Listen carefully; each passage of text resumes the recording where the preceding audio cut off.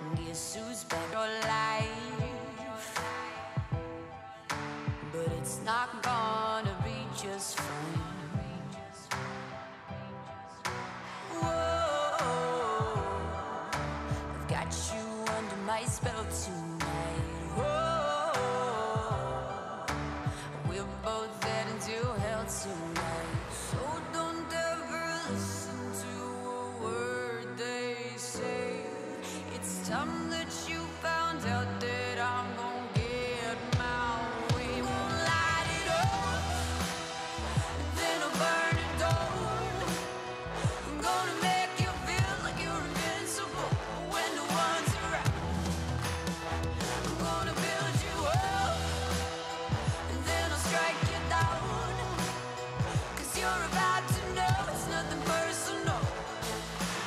Sometimes good people do bad things.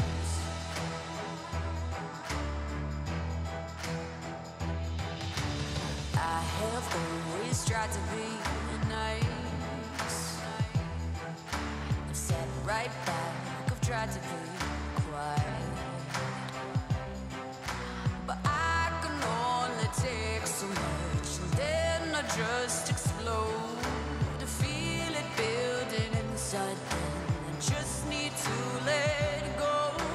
So don't ever listen to a word they say.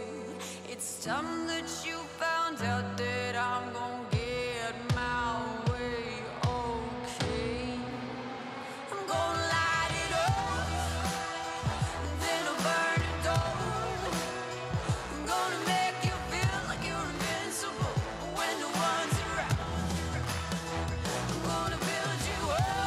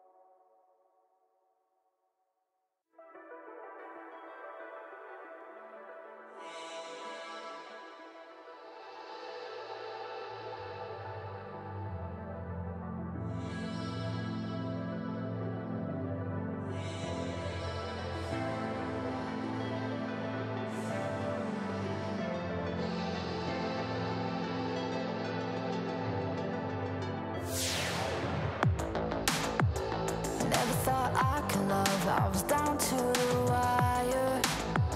You took me on by surprise. There was summer inside.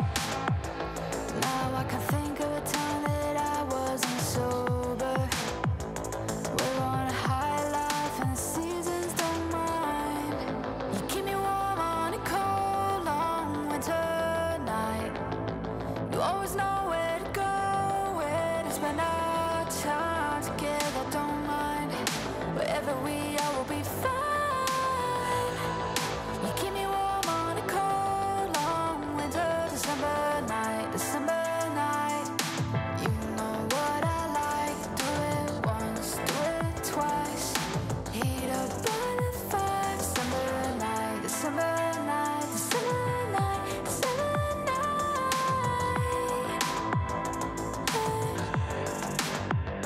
On a throwback to summertime. Drink a red cups and see the lights. And with a burning heat, we just fall asleep till the seasons change. You said I'll be your fire, I'll be your savior, I'll be your lighter, lighter, no, no.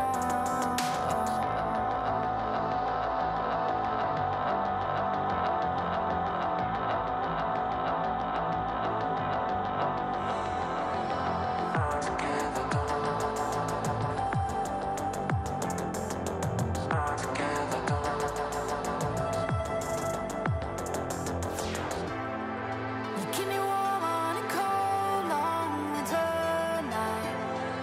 You always know where to go, where to spend our time together. Don't mind wherever we are, we'll be fine. You keep me warm on a cold, long winter December night, December night. You know what I like. Do it once, do it twice. Heat up by the fire. December night, December night, December night, December night.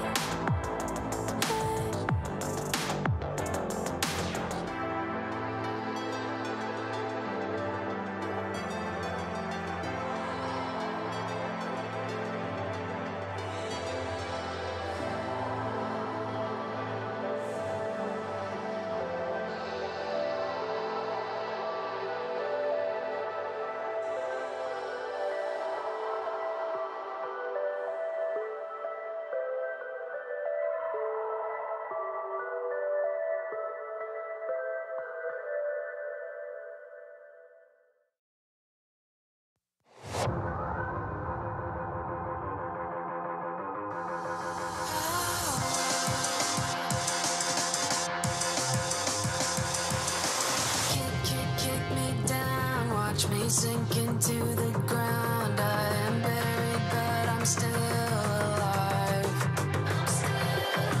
Burn my wasted dream. I know I was so naive, but I'm standing up to fight this time. Fight this time.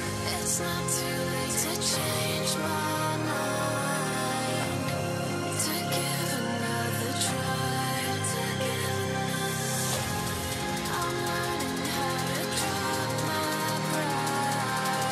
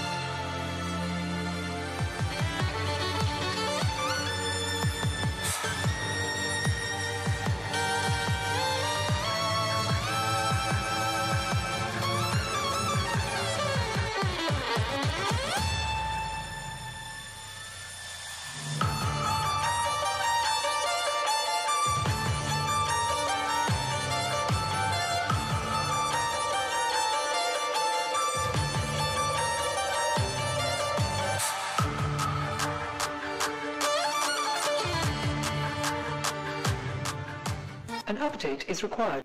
Financial system updating.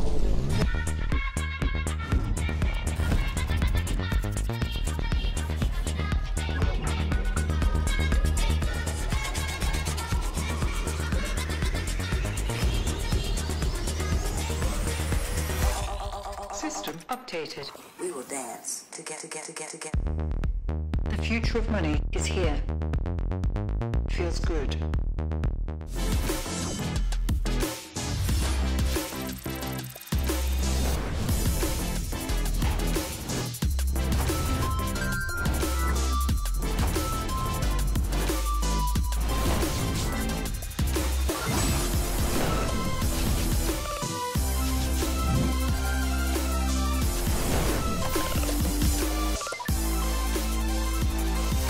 The greatest players in the world are here. They can just burn this one down. Oh my god, he'll forward by 9! You are going to see them like you've never seen them before. Propped it will as the Arcane Storm doing so much work, and Genji! They are just going to ace them! 누굴 만나도 이길 수 있다는 자신감 정도로만 생각하고 있습니다. Genji, the EWC winners! Alright guys, I just landed in China. Let's go.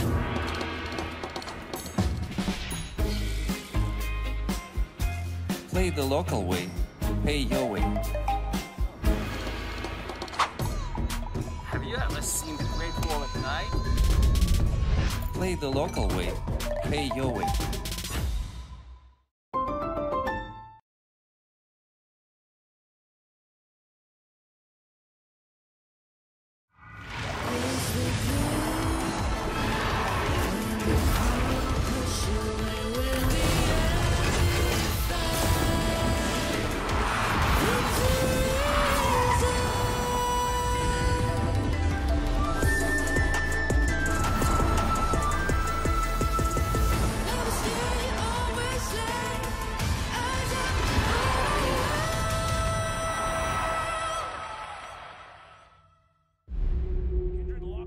Drake is now Doran, decent position, double Break down my walls, but I won't rise again.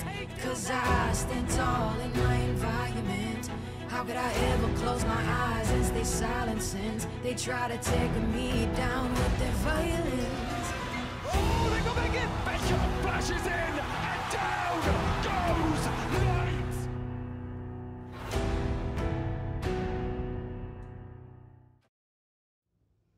So slow.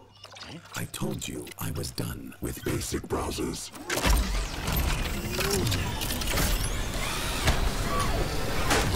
Your setup wants Opera GX, and you're holding it back.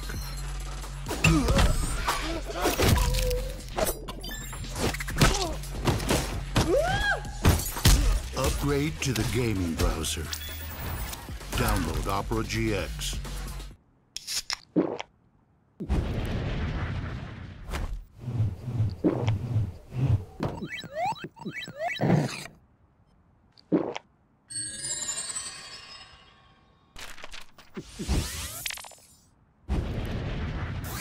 Red Bull gives you wings.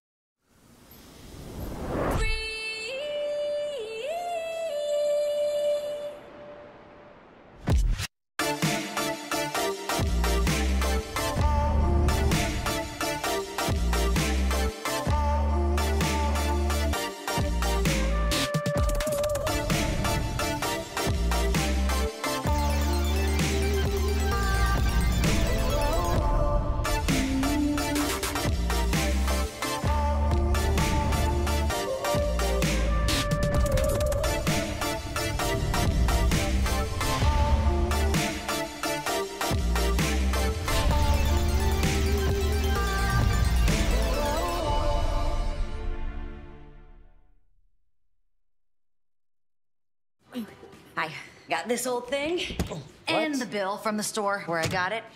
Figured you could beat it with a better deal on one of these big boys. It doesn't work that way. Guess you're not as cool as Verizon. Bring in your AT&T or T-Mobile bill for a better deal. You don't know that?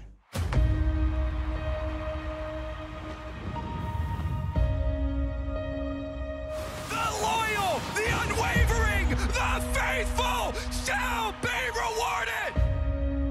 It's at Worlds where legends will fall. This series a stake and a turn! And he still lives on! The stage is set, the curtain is drawn. Through all the doubt! Through all the disbelief!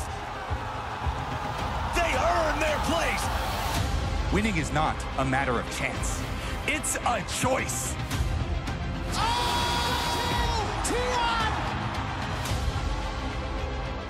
Jin! He's in the base! Jackie Love just found everybody! Body block kick it up! Who's he called? Pick it up! Oh, hell, the new kings! Samsung Galaxy! Double circles, double galleons! Pain Gaming have done it! Look at the teleport! He stopped him! These guys came to fight! What's a god to 5 non-believers? Oh! Are you ready?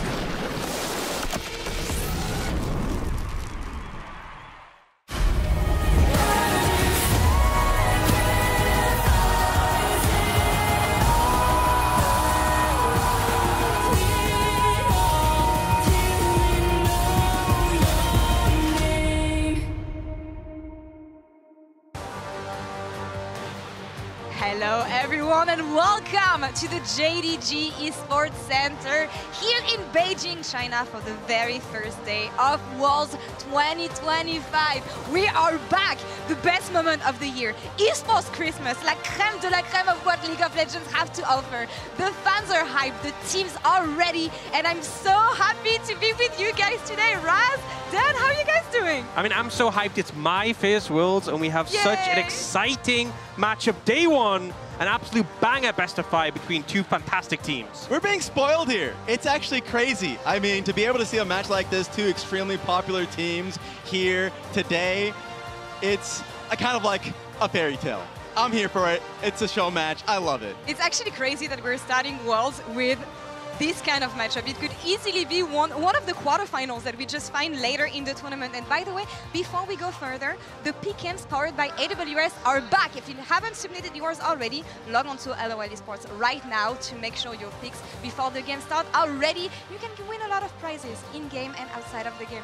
I'm so excited. Yes, I actually had to do it like 2 minutes ago. I saw you do it, you know? Yes, it was a little. You have a few more minutes, guys. You can get them in right now if you have the time. Yeah, absolutely. Get him in right now. There's a lot of new things at Worlds here as well in 2025. We have an updated format, so let's get up to speed on what we can expect over the next month of competition. Worlds is back, and the competition has never been more fierce. Here's a rapid-fire review of what you need to know. 17 teams from around the globe will face off in 3 stages. On play-in day, the 4th seed from the top 2 performing regions at MSI will battle it out in a single elimination best-of-5 match. This year, teams will also need to contend with Fearless Draft, which means champions that have previously been picked by either team cannot be played again in that best-of-5 series. The winner of the play-in match will join the other 15 teams across 5 total rounds in the Swiss stage, where teams will always face opponents with the same win-loss record. Secure 3 wins and you advance to the knockout stage in Shanghai. Suffer 3 losses and you're eliminated from the tournament. Teams that secure 3 wins in the Swiss stage will then compete in the knockout stage in best-of-5 matches, going from quarters to semis to finals, with one team crowned world champion and earning an immortal legacy. Check out the full format explainer on LoL Esports YouTube channel and catch all the upsets, comebacks, and hard-fought victories from October 14th to November 9th. Got a lot of new things to be excited about here at Worlds, and you start right now with this very matchup, IG versus T1. Now, T1, I feel like we know them pretty well. We saw them at MSI. They won Worlds last year. They won Worlds the year before that. But when it comes to IG, last time we saw them was in 2019. Kajol was still a pro player back then. My region was still relevant. So Raz, talk us through who is IG again. We okay, both of those things are washed, but IG's not, all right? IG is not washed. Like, the funny thing about them is like the vast history that they have for old heads and you can like love them for what they are. 2011, like they were an organization that was bought by the 3rd richest man in China, Wan Sikong. And I remember this moment in Worlds Season 2 where like they're just an incredibly aggressive team with different play styles. I remember PDD, of course, like Xiao Xiao and the boys. And like for that team, they were like the 2nd most popular team in China that was rivaling WE. That was an organization that was really beloved, and they were the team that like, stopped their win streak and all of that. But then they had tough competition within the region with OMG and everything, so they needed to adapt. So they went to KT Rolster. Laura. You're welcome. Yes, and we appreciated them. We got both, like Kakao, we had Rookie, we even got in Mopum from KT Rolsters B. But the problem is, like, when we, like, they still needed more tools. So they got Jackie Love in 2016. He was 15 years old, so they needed to wait on him a little bit more. You got to see the Team WE logo for the Shy. That's the Shy in front of you because he was a streamer. Came in on the team, and so like they started to really build up the Dragon Balls to find that legendary piece until they got to an incredible phase. It was the IG era. This was peak IG. The glory days. The glory days, yeah. And it was an incredible year for them. Not so much if you're a European fan, a KT fan as well. True. But yeah, 2018, 2019, man, I remember this team. I feel like it was the peak performance of all the players we had in this lineup. Exactly, because Jackie Love was available to play. He was of age. They were going through like 6 different AD carries until they were able to finally get him. Even though it was like RNG's Golden Road where they were winning, of course, spring and summer, they couldn't finish it. It was Invictus Gaming that ended up taking it. And then they won Worlds before they even got the LPL Championship. So you're right, in 2019 they were able to get that. But then was the next phase. Unfortunately, from MSI onwards, thank you Team Liquid at MSI, they were starting to really be on a downward spiral. And so you go into the 2020, they lose Jackie Love, he goes to Top Esports, you see the V5 logo there for Rookie, he goes from team to team. Like, this was a team that then started to like upgrade the Invictus Gaming Young Tier 2 players for this organization. You even saw YSKM there, like a really like passionate, loving guy, but of course they were losing a lot of games. So when things aren't working out, guess where you go? Back to the old reliable. The Knights of the Old Republic. It's basically going back to what made them popular to begin with, and it's why they're the most beloved team here in China. So it's interesting to see that. They even brought back Mafa just for the old charm. Yeah. And here we are today, now qualified for Worlds once again. I mean, that's the thing.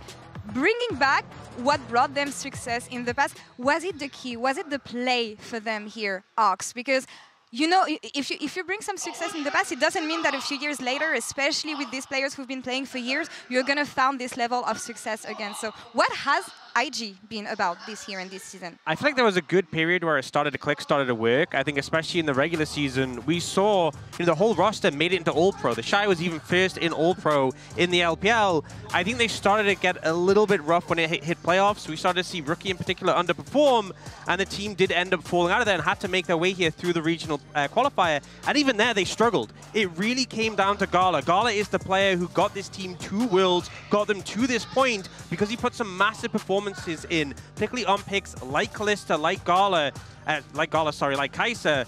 He managed to take over these games, and honestly, without him having these absolute carry performances, I don't think this team would be here today. It's insane, because even, you're right, during the regular season, beautiful, all pros across the board, and then you get to see basically what felt like this team really starting to degrade as a unit, so that being able to see Gala come up to form on picks that I hated, like Kalista wasn't a believer until we got to see it in Gala's hands. Yeah, but that's the thing, you see picks that we hate, but I see picks that I love. For me, when I think about Gala, I think about Kai'Sa. Do you feel like he's still the player he was at his peak when we discovered him on these kind of champions? That he still have the same kind of firepower? I mean, I think he showed that in the regional qualifiers. He is definitely capable of carrying games, and he is really the threat that T1 need to look out for today. Yeah, because I just was not a believer, right, for this team. They were losing early games so consistently, especially versus JDG, where I was like, you know, Coach Clearlove, very happy, and I was like, this looked like an impossible game for IG to win, but then Gala just, you know, stamped his foot down, not letting it happen. And on the other side, stand T1, but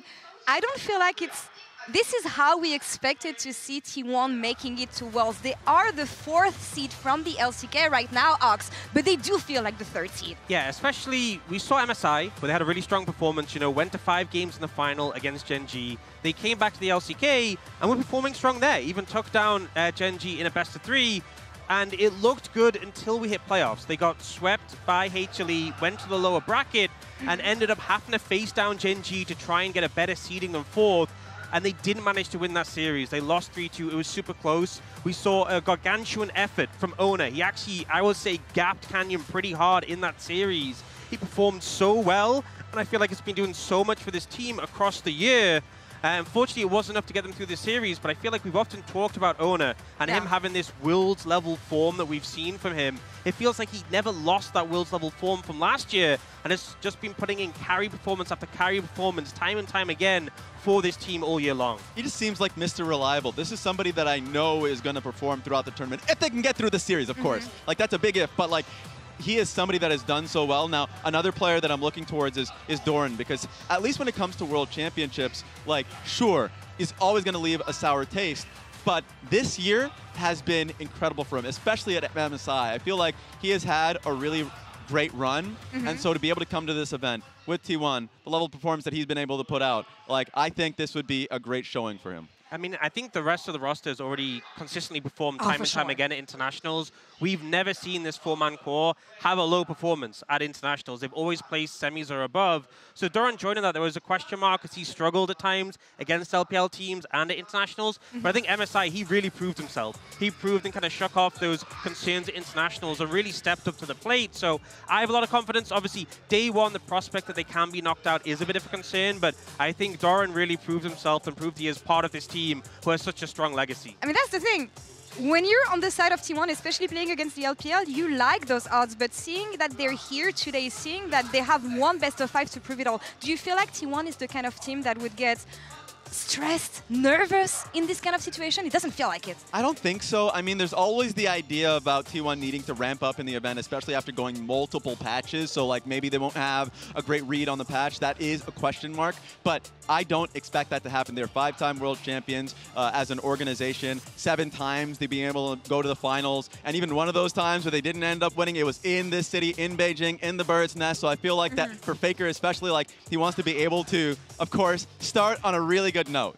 I want to take a moment to talk about Faker. We all want to take a moment to talk about Faker because there's no Worlds without Faker in them. And guys, he is celebrating his 10th Worlds. There's no player like him. No one else could do that. Damn. I mean, I think it's such a crazy legacy to have, but also even recent history, like you think, what was the biggest play from 2023 Worlds? It was the shuffle onto Ruler from Faker. Yeah. What was the biggest play for the 2024 Worlds? It was the Silas play when he stole the quickness and turned that series around from BLG. So despite the fact that he's had such a long career, so many World performances, he's still making those big clutch plays when the team need to get them those trophies.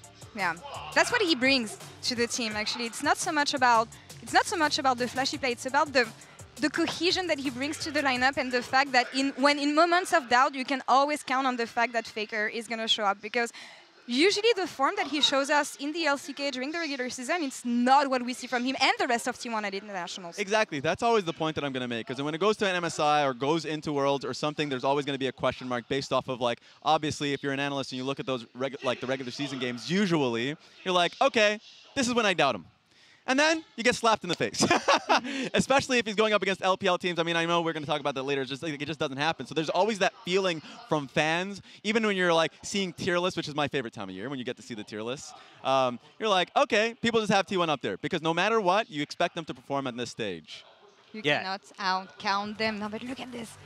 Most participations, most titles, most finals, most games, most kills, most death as well. But I mean, he's been here for a decade. Just the most. A decade. Just the most, you know, in all of these categories. And I feel like just that ability to clutch, that ability just to lock in at the right time has so consistently been there for this player. Yeah, and that's what we're going to be looking at today. The general Faker leading his lineup. I'm not that worried for T1. We'll see about this, actually, because odds are in their favor. That's the kind of moment where things can go wrong, especially because they don't have the crowd with them this time. It's an LPL crowd. That's true. I'm actually looking around. There's a lot of T1 jerseys, but from the fans that I've seen outside, it's all about IG. I feel like IG fans never forgot what happened in 2018. They're holding on to that hope. Exactly. They're holding on to it. Also, whenever you hear about scrim rumors, you're like, okay, what does that actually mean? Like the IG scrim rumors about them like beating Gen.G, HLE, DK, stuff like that. Is like, is it valid? What does it mean? Do I actually take some scrim bucks out of this and have some faith in IG? What do you think, Dan? Do you have faith? I mean, I think it's heavily T1 favored. Okay, you know, I think you're asking the LCK guys, right? I mean, not the best. But you're like a former LPL guy. Maybe you like this jacket. Maybe you like the vibe. Doesn't it look nice? It's a great jacket. Yeah, you bought it's a cool jacket. This is like from 2018. This is when they won. Doesn't it look nice? It's like an archaic one. He's trying to bribe me. Yeah. Damn. Lore. Yeah, I'm gonna take that. There we go. There we go. You know what? I've heard enough for you guys for now. I actually want to hear from the grandpas at the caster desk. I want to know their memories, their best memories from these players, this lineup, because we have a lot of veteran players on the Rift later today, but also on the caster desk. Guys, take it away. Thank you so much, Law, for delivering us the camera, and now we can take you through what we know about these players. Of course, the grandpas in the mid lane is what we're talking about mainly, because these two teams have not faced in 6 years, but the legacy between especially Rookie and Faker goes back like, what, 12? Yeah, and also it's the Unk cast, thank you very much, not the Grandpa cast. But yeah, we were talking about how long of careers Rookie and Faker have had and how long people have wanted to see them match up and how few chances people have actually had to see them. But we have cast the few that they actually have. You cast them at Rift Rivals playing against each other. I was casting them at 2019 at MSI, which at the time was the fastest. The first matchup was the fastest professional game of all time. The 16-01 defeat where Rookie and IG actually defeated T1. And the very cool thing is in MSI, they came back and they won, right? SKT were actually able to take down IG, so it was 1-1. But immediately afterwards, IG actually managed to find their form in Rift Rivals. That match is actually super awesome. I went back and watched it. It had been a very, very long time. There was some nostalgia that I had to sift through, of course. This is the Grandpa cast, so we are going to have to sift through a fair bit of nostalgia. But, like, just that game was so, so good, and IG looked amazing in it.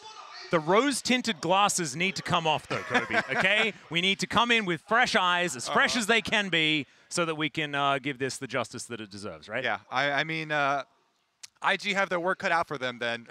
If we're looking at current forms for them, you know, T1 definitely gonna be a very difficult opponent for them. Yeah, and I think Orcs is probably gonna go into it, but my favorite thing about it is that IG are catching SKT. What? SKT, see? I'm slinking back. I'm living in the past. They're going to catch T1 at the start of the tournament, which is where T1 before they ramp up, don't have it all together just yet.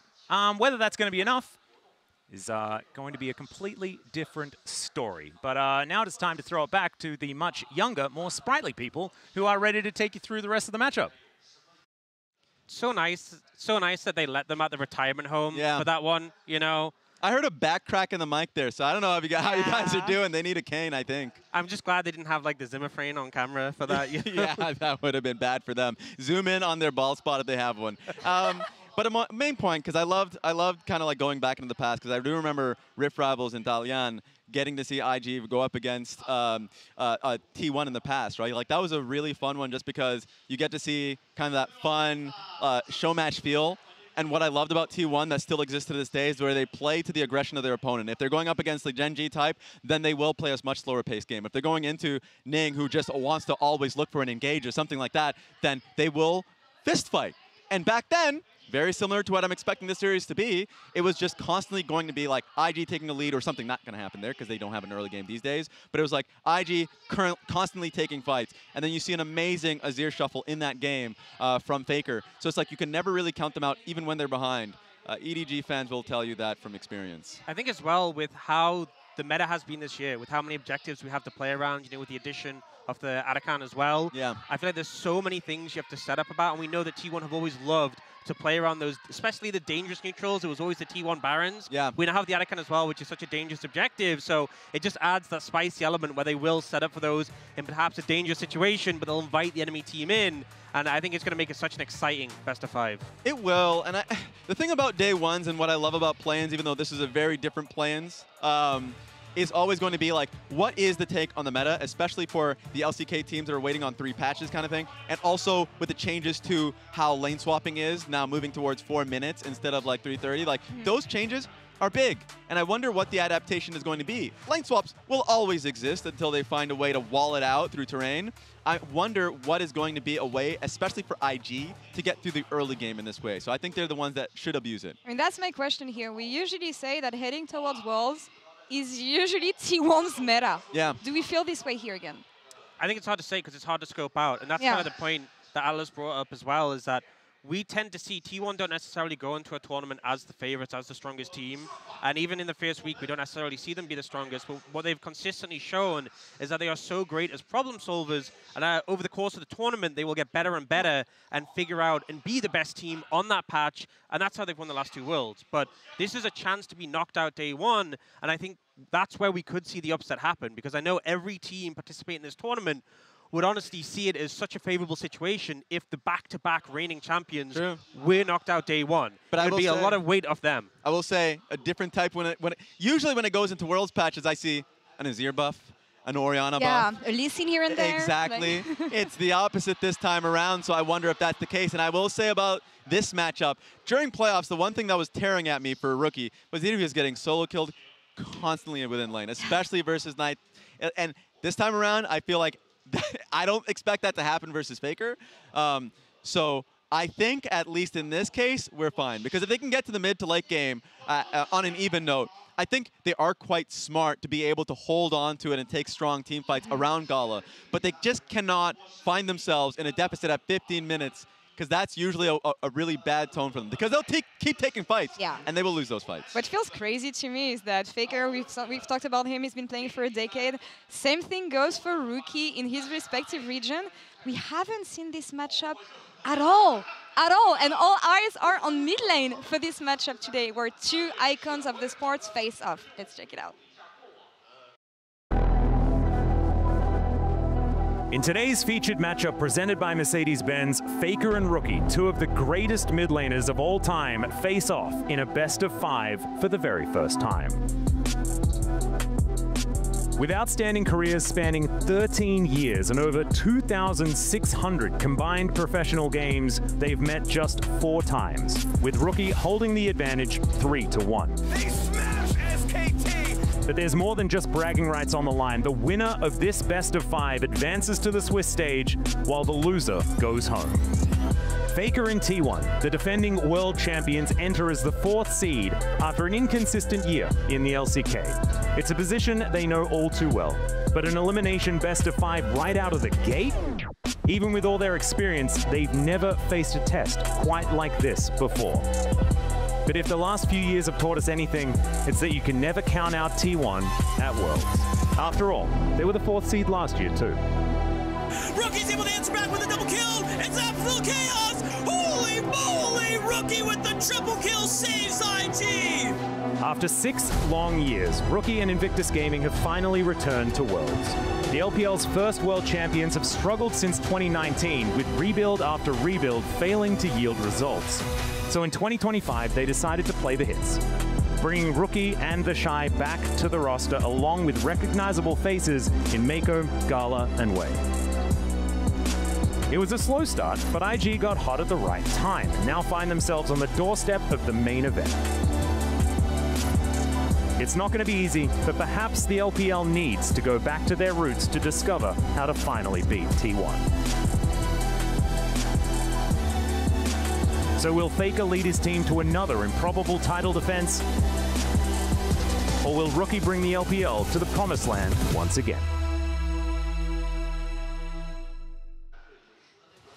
Oh my god, the chills watching these videos, the trophy lift. But what is crazy to me is the fact that those players kept on missing each other at internationals. Look at the amount of games that they've played in their career internationally. I can't believe we didn't have this matchup more. It is crazy, right? Because it does feel like a dream match. And as a boxing fan, it's like a Manny Pacquiao going up against a Floyd Mayweather. It happens way after their peak, but I am still here for it as that old man. I feel like so many fans were wanting to see this matchup, but it feels like they just missed each other, especially since the Worlds that Rookie won was one that Faker didn't attend. And it just feels so fortunate that now we're finally getting that matchup. You know, so many matches from both these players, but just separate, not having this best-of-5 till now. And we've seen that the record from the players from IG at Worlds specifically hasn't been favorable. It's so hard to win against Faker at Worlds. We have seen players like Gala and Wei do great against him at MSI, Mako as well. But it feels like Faker at Worlds, it's his domain. It's like he does domain expansion, and it's just he gets the auto hit against them. It's so hard to challenge him. It's like his home turf when he gets to this tournament. IG can do the entire LPL a solid here today because it's not just them. The fact that we get to this position and, you know, it feels like they have an aura.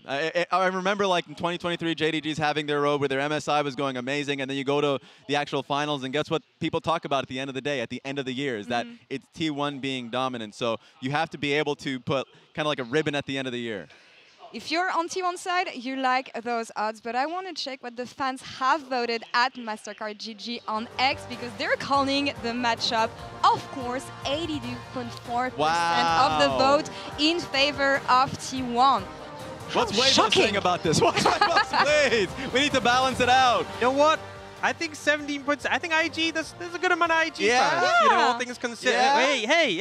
I mean, T1 has the trophy, IG has the home buff. How is it going to come together? T1 also has this buff. This is Dan's drawing, by the way. This is Dan's drawing specifically. My drawing? Yeah, this is your drawing. No. Is that supposed to be Keria? No, yes, it is. Raz, do this. Raz, do not put this on me.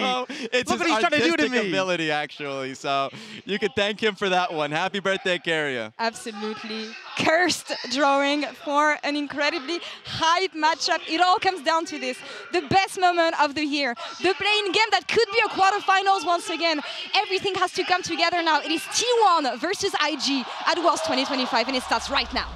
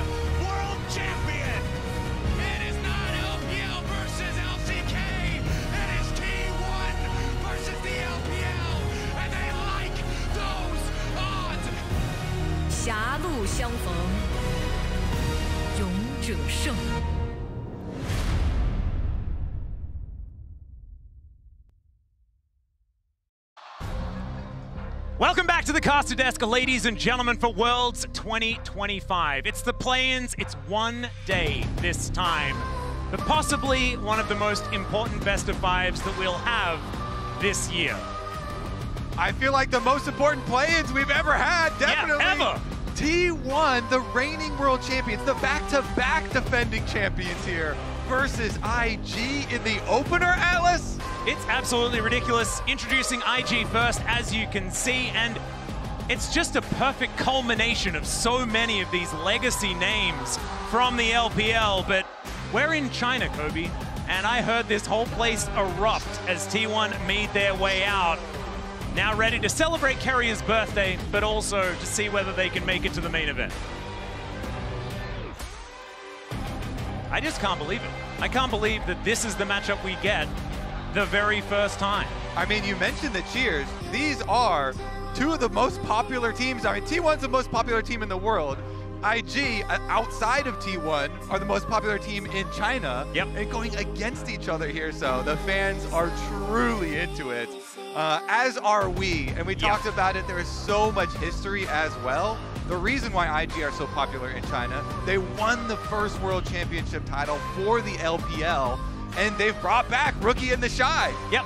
And the thing that's also amazing about it, right, is that there's so much after this for both of these teams, right? Like Rookie meeting his old team, KT, potentially at some point in the Swiss stage, maybe the knockouts. Like, there are so many storylines that can culminate, that can come together, but it's going to be all over for one of these squads. We're not going to have T1 defending their world championship if they don't manage to win this best of five right here today. And I think the odds were a little skewed, okay? From X in favor of T1, that's generally what happens, but not that skewed, Kobe. I think that this is still going to be an uphill battle for IG. Yeah, IG definitely have their work cut out for them, of course. They really did stumble in playoffs, but we've had some patch changes, and people have brought up, you know, T1 usually being slow tournament starters. So they're trying to use that as a possible way in for IG as well. You know, like you said, we're in uncharted territory here, starting out with a best-of-5 elimination right at the beginning for T1, so not a lot of time to get accustomed to what are your picks going to be. Yep. How is your fearless draft really going to fully flesh itself out? And if you are an IG fan, then you're hoping that Scrim Bucks actually mean something. Yeah, the Scrim rumors have been flooding in. And if you get enough investing in it, then the value can go up. You know, Kobe, we've just got all come together. The Scrim Bucks bubble. Exactly. And it might be on the verge of bursting. It's not something that I would ever really recommend investing into personally. But certainly there have been whispers, and you don't know what's going to happen when we've changed, like the LCK, for example. It's been 3 patches since we've got to this point, right? Champions have gone up and down in that time. And of course, we've been scrimming, but we don't necessarily know what's going to happen as we dive into the draft here for game number 1 of this best-of-5 to start Worlds 2025. And one of those champions, Atlas, that we were talking about a lot was Kai'Sa, of course. And whether T1 we're just going to like permaban this the whole time versus Gala, who may very well be the best Kai'Sa in the world. Yep. And it being kind of a hole in Gumayusi's champion. So it looks like, at least in the beginning, they are going to start out by banning it. You need to have played in the LPL to be good at Kai'Sa. That's why in the LCK we only really allow Viper and Ruler to play it. Diablo's an exception because he is a prodigy. But he's not here, he just won ASI. On the other one, I also really do like the Jarvan ban from IG, specifically because, you know, we were going to have our eyes on Gala, especially for IG, for carrying them. But for T1, we are definitely going to have our eyes on Owner. And he very well may be the best Jarvan in the world. So banning that one out from Owner as well is big.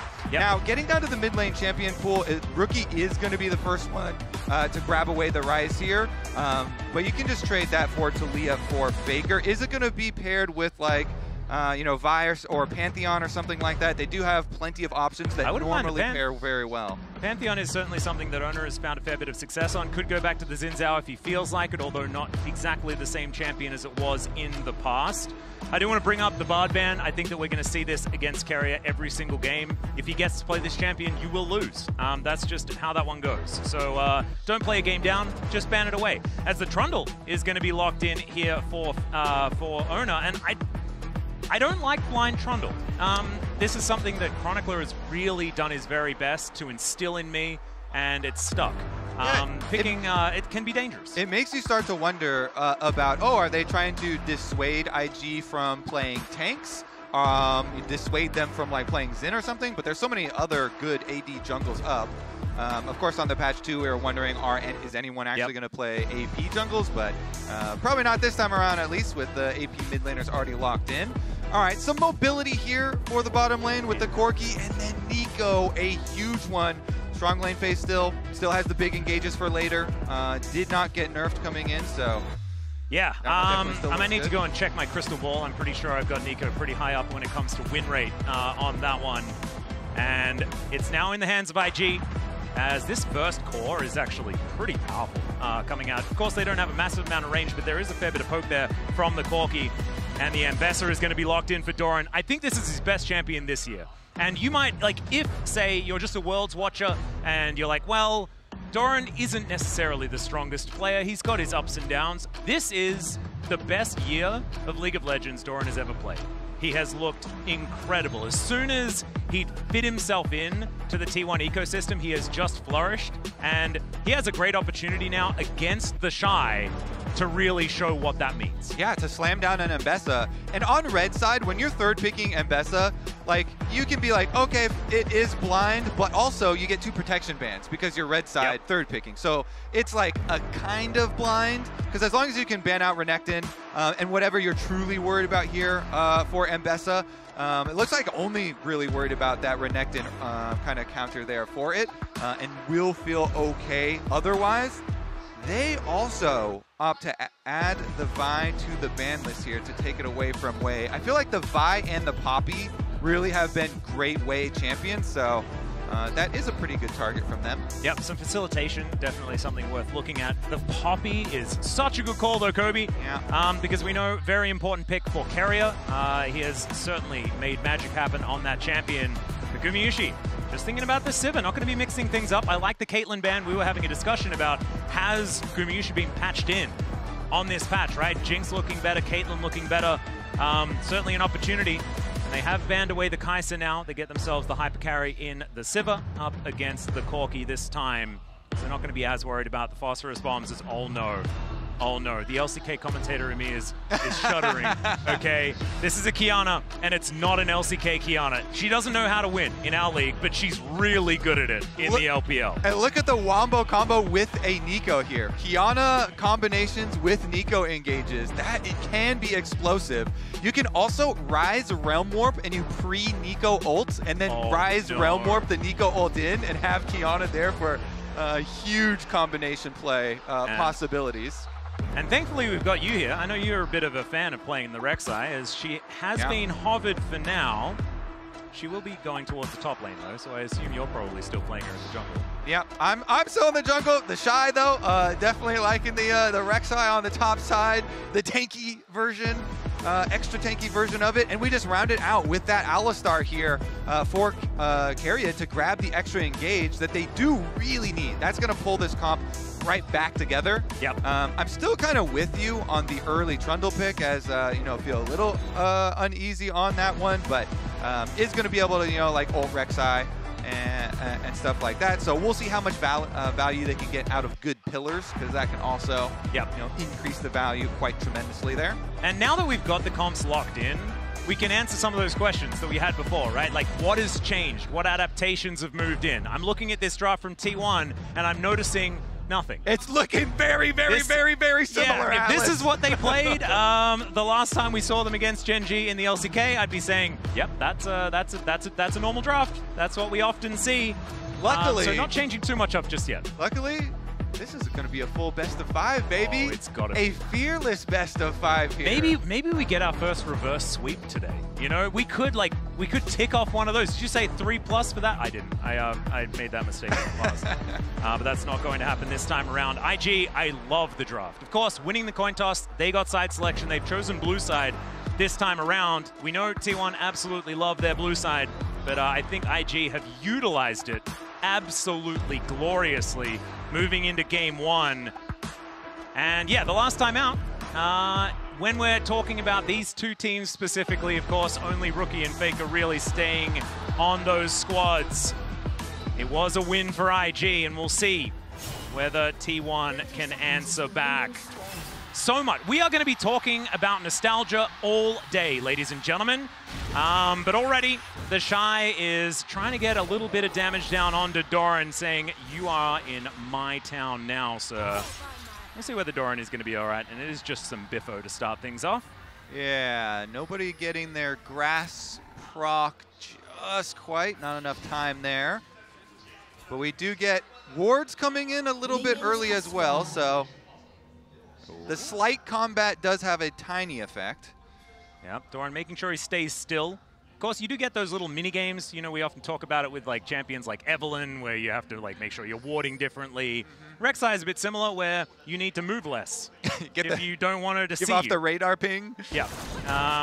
So we'll see whether Doran is going to be holding position more often than not, as Rookie and Faker will meet in the mid lane for the first time since 2019 Rift Rivals.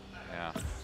And definitely Rookie not in the best form coming in, and Faker's lane phase isn't as good coming in, but we'll see, because Faker has really opted a lot into playing these side lane plays and dropping CS in mid lane.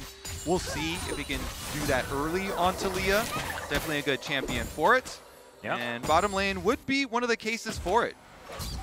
Well, so far we've just got a little bit of damage going back and forth. Mako looking a little worse for wear, as Carrier has just been constantly headbutting, and Gumayusi just throws Beyblades everywhere.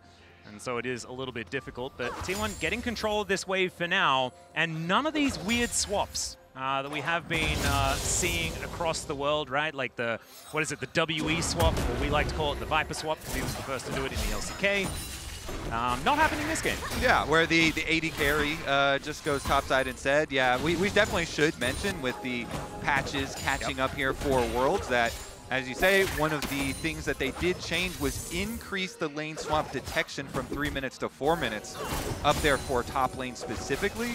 So that does make, you know, the possibilities of those AD carries, you know, swapping up topside early on less enticing. They're more dangerous because you have to play the bounce back wave, and there's also more time for junglers, you know, finishing full clears and having options to go up there. But, you know, pro players do still love to cook ways to lane swap. Yeah, I think that lane swaps will always find a way. You've just got to stop fighting it. Just double jungle for a while. Or yep. That's what some of the theorizing has done. However, we haven't seen it just yet, and I would like it if we just get some 2v2 laning as the Shy and Doran just, you know, trading blows a little bit here, but we know that Rek'Sai is pretty comfortable going down low, just builds up more Fury, and then gets all of that health back. As you can see, going in once again, Doran losing out on that trade pretty massively. Yeah, meanwhile, we had the junglers trading their Scuttle Crab, so it is going to be a little later recall for Wei because he had to get chased off and go up for the topside Scuttle Crab. So he's going to be a little bit later on his recall. It's not going to matter too much, though. Does mean that Owner is first up to his Krug's side, up by top. Yep, Demolish proc there from the Shy as well. Getting towards that first plate. Gumayushi, decent spell shield there to avoid a bit of damage. Tanglebubs could have been a problem as Gala taking back some control on this bottom side. It's a bit what we were expecting. This was, in the LCK at least, the most powerful lane you could get for a very long time. The Nico Corki was absolutely terrifying, something that even T1 were able to use to great effect as Faker finding a fair bit of damage here onto Rookie, who's stacked up this wave quite a lot. Should be able to get rid of it and then make his way back. No teleport used here for the Rise, so right now he's playing with a little bit of extra space. Yeah, and Guma just farming up down there on the Sivir. Doing pretty decently for himself, getting his CS. We'll see about scraping together the rest of the CS under tower. But no big move quite yet. He's gonna have re-clears for both junglers as well, ending up on bottom side. Yep. And we're probably not going to expect too much craziness, at least until level 6s have been hit, unless Doran just goes ahead and dies towards the top side of the map, down to about 100 health, and will have to go back home as now Faker in trouble. Rookie made his way back in and gets the flash out from Faker. Get out of my lane, he says. Nice punish here from Rookie, coming back on the teleport. Gets the flash out of Faker. Topside. Flash in from the Shy, looking for Doran, who's dashing around, finds the ulti, and down goes the Ambessa, but Gumayushi will answer immediately afterwards to try and balance out that money, but the Shy already finding some prey. Oh, the Shy does it. Gets level 6 under tower, Atlas, so he knows with the Rek'Sai ultimate, he can go for the kill. He charges it up there, up the Fury, gets the true damage on the bite, gets the ultimate to finish, and then into the waiting arms of Guma. So T1, it's actually not the end of the world there. Even with Doran getting soloed under tower, Guma's able to collect, and that actually puts the money on the Sivir as we get a convergence here towards mid lane, trying to push out the wave. They're going to get snared up here by Wei. Looks like it is just a battle for the wave. Owner moving on over, puts down some chilly ground, but should just be T1 claiming the position, moving these minions out of the way, and a possible fight for this dragon could ensue. First one will be a Chemtech, so not going to have to type too many orcs sus in the chat this time around. It's very interesting too because the Shy is still topside and he has teleport, but the Sivir is applying, you know, pressure to the wave, trying to push in. So if they do have a lot of, no, they're actually going to teleport topside to overload. Yep, we'll see. The Shy is down relatively low, but you can be pretty tricky on this Rek'Sai as Carrier finds the Pulverize. It's just going to be a bit of damage as he does make his way out. Picture in picture, you got Gala up against Doran here towards this bottom side as both waves are going to be crashed in here by T1. Decent little move. No dragons to be attempted just yet. Both teams with vision in the area. All right, so T1 get to keep farming up their Sivir. The Shy on Rek'Sai, though, does have some teammates in the area you can see on the mini-map trying to come up. Yeah. Way they're finishing up the Gromp, level 6 Kiana, ready to make a play, but not going to stick around and force the issue. Or are they? Yep, there's the Pulverize. Carrier going down relatively low. Another Void Rush coming on through there from the Shy, but not enough to take down Carrier here. Gumushi now just trying to walk him down, as there it is once again for Guma. Mako now in a bit of trouble. He has to flash to get himself out of the way, and this Sivir is now very, very fed. Meanwhile, on the bottom side of the map, some public execution onto Gala here, but no one else really turning up for that show, and he will be okay underneath this turret for now. Atlas, Wei went back to base. Owner stays there. That's why T1 forced that play. So they have Carrier go for the engage, and Shy was kind of asking for it, but Wei had gone back to purchase. Yep. Turtle port in from the Shy is not going to get him quite in time. So we're going to have a look at some grubs going down here towards this top side of the map. Mako will be able to help Wei out, and that is going to be the Kiana securing all three of them. Let's have a look at this replay once again. Yeah, Wei's recalling, you can see. So as Mako and the Shy go in for this, and Carrier is able to flash out without dying, just survives on a sliver of health, they have Owner still here. He commits to the play. They get the chase down, and Atlas, again, more money into Sivir is exactly where they're trying to funnel this here, right into Guma. Right into the Sivir, getting the ideal last hits. And if this is how T1 are going to win this game, through Gumushi, through their Sivir, then that's actually a lot of character development from T1. One thing that they've really struggled with, and this is something that did spoken about extensively, that is playing through Gumushi is not the way that T1 often win the game. Often it's leave Gumushi, facilitate everyone else, and he'll clean up. This is going to have to be playing through the Sivir, allowing him to carry, and that will show another string to the bow of T1, who didn't need too many more. They have won a couple of worlds in a row thus far. Yeah, and we'll see how powerful the side lanes are for them as well, with Doran testing a little on the top side. In his ground, but he's going to do a fair bit of work here as Wei makes his way in. Probably not going to be too much more, as Doran does have to flash. So solid little gank here, but the Kiana not quite getting off the ground just yet. And we also haven't seen the big moves from the Ryze or the Taliyah quite yet. As far as Realm Warp and Taliyah Ultimate making those moves to the side plays, but Dragon Beam started out, is going to draw them over. Yep, Carrier will be able to find the Shy, who tunnels his way out. Gets a nice little knock-up. Void Rush just trying to void death, but the trample immediately catches him. And down will go the Rek'Sai. Faker taking the long way around, but Ona will be able to claim the kill with his bat. And Carrier keeping his eye on where Mako is. IG going to struggle to re-engage, although Carrier isn't exactly at full health. He's not too worried about it. Ona moves over, and looks like T1 are not going to be able to pick up the Dragon here. Yeah, that was a great pillar from Owner here onto the Shy, and Carrier had a control ward in that Pixel Brush that is still there, the Alistar just waiting for him, but they did get the kill, they didn't get the Dragon afterwards, so IG will pick up the objective. Yep, the problem is a couple of waves were just lost towards that top side of the map. Doran, who was under fire earlier on in the game, is now going to find himself with a decent advantage. Level advantage, as you can see already, but also a couple of waves in the lead as far as that farm. So the Shy got some work to do to catch back up. So there's the control ward I was talking about. Carrier sitting on it and standing still. So the Shy goes in, Owner's able to pillar him, they trap him on this outside, and they are able to chase him down for the kill. Yep, it's going to be feats of warfare there as well. So we're looking at first turret and the objectives. See who's going to be able to pick those up. A couple of objectives already going the way of IG though, so only needing one more could be a big deal.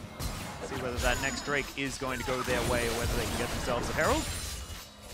And yeah, the early money on Guma does result in an early Essence Reaver for him, so just plant Sivir in mid lane, constantly just shove that wave instantly, and Carrier taking care of a lot of this vision around mid lane for them to make these plays off. Yep, Execution is calling, also completed here for Doran, so in that 1v1 going to be feeling a whole lot better. Regeneration of this Rek'Sai can be pretty problematic. Tangle Barb's going to connect here by Mako. As Wei over to the side as well, but Triumphant Roar coming on in there, and Carrier really wanting to find something. Wei tries to go into the stealth, but doesn't quite find it, and there is the pillar to lock down the Kiana. Still no joy here for T1, but you can see they really want to fight. They definitely did, and Carrier no ultimate on Alistar now, chunked out kind of low. Summoner's spell healed, not that big a deal, but the ultimate decent cooldown early on. So we'll see as they then move into the jungle a little bit there. You know, it was a small timing for Mako to try and get some deeper vision, but he wants to make a little pass towards Guma. Yep, Guma currently about 900 gold in the lead. And this Sivir is only going to get more and more terrifying as these items start to come in. Of course, 3 items for the Sivir is what we talk about the majority of the time. But if you're accelerated, it's just going to be problematic from the jump. As Faker here towards his bottom side is going to crash yet another wave in. And T1's lane management has been pretty good so far today.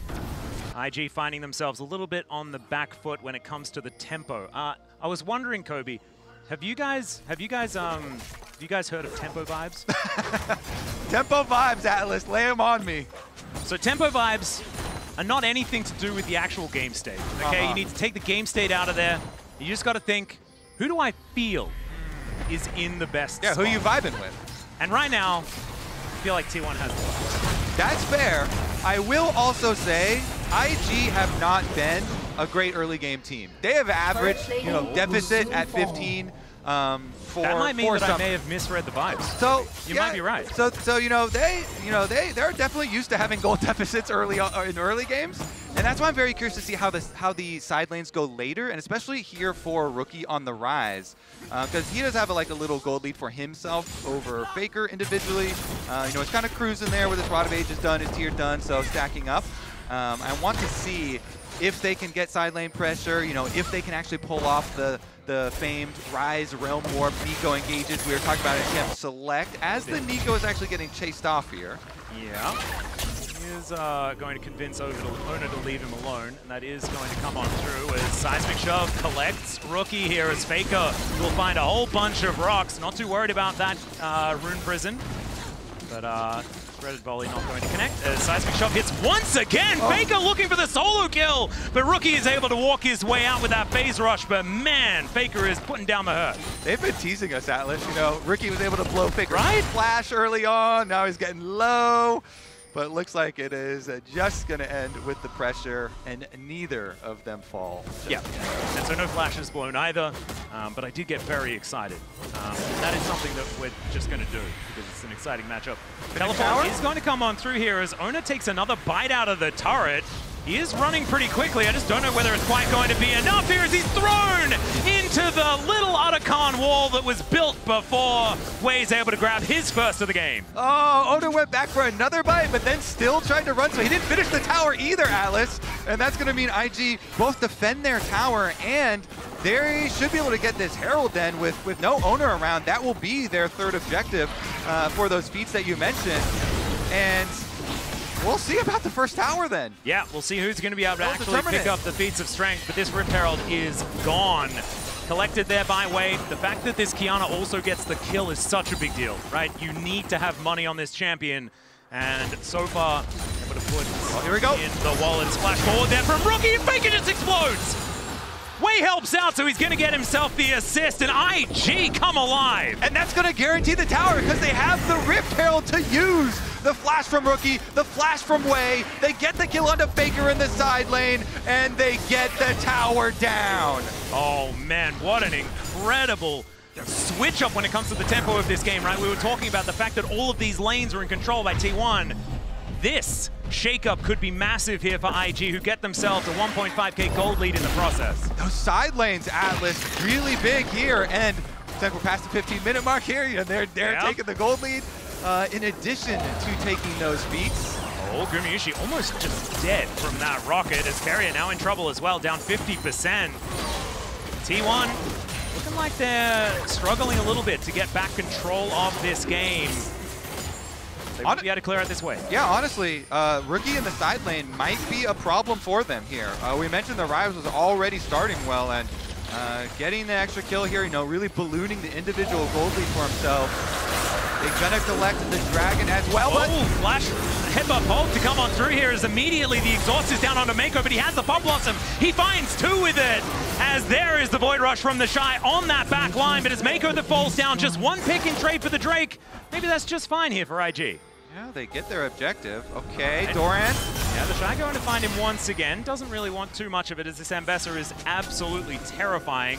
And Doran, I think, going to have to be a little bit more involved in some of these fights because he has been the benefactor of a lot of these skirmishes early where he's been sitting inside lanes, lapping up the gold. Well, they might make a play right now. Yep, as I was saying, the public execution is going to come on through as the Shy goes down once again. Carrier collects that kill somehow as Gumayusi under fire here in the mid lane as well. We've got backs coming on through, but the Realm Warp is going to come down. Gumayusi in so much trouble as Gala going to be able to help take down this kill, keeps himself alive, and it's another one for Wei. Yeah, Guma down, no barrier, no flash for him or for Gala. After that play, the action Atlas just continues and continues. Gold lead being chopped down, but of course, Carrier actually getting the last hit. You were just asking. Yeah. You were just asking to get Doran here some more money, some more involvement, and they did make the plan of offside, but oh dear, Mako in a little bit of trouble here as the pillar does go down. He's going to have to flash, gets lit on fire as well,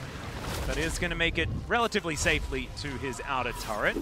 I'm just worried about this Kiana, man. I know what they can do in the LPL. I wouldn't be as worried if I was in my league, but this is a very different beast. 2 items already completed as the Umbral Glaive is now done as well. Yeah, and these are very cheap items. You know, they reduced the cost of Profane Hydra, made it really nice for rushing, and then Umbral already pretty cheap, really good vision control there too, and gives you a nice lethality spike. So we have seen that burst damage really coming in handy for Wei, for IG, and getting some of those burst kills, especially on the side there. Yep.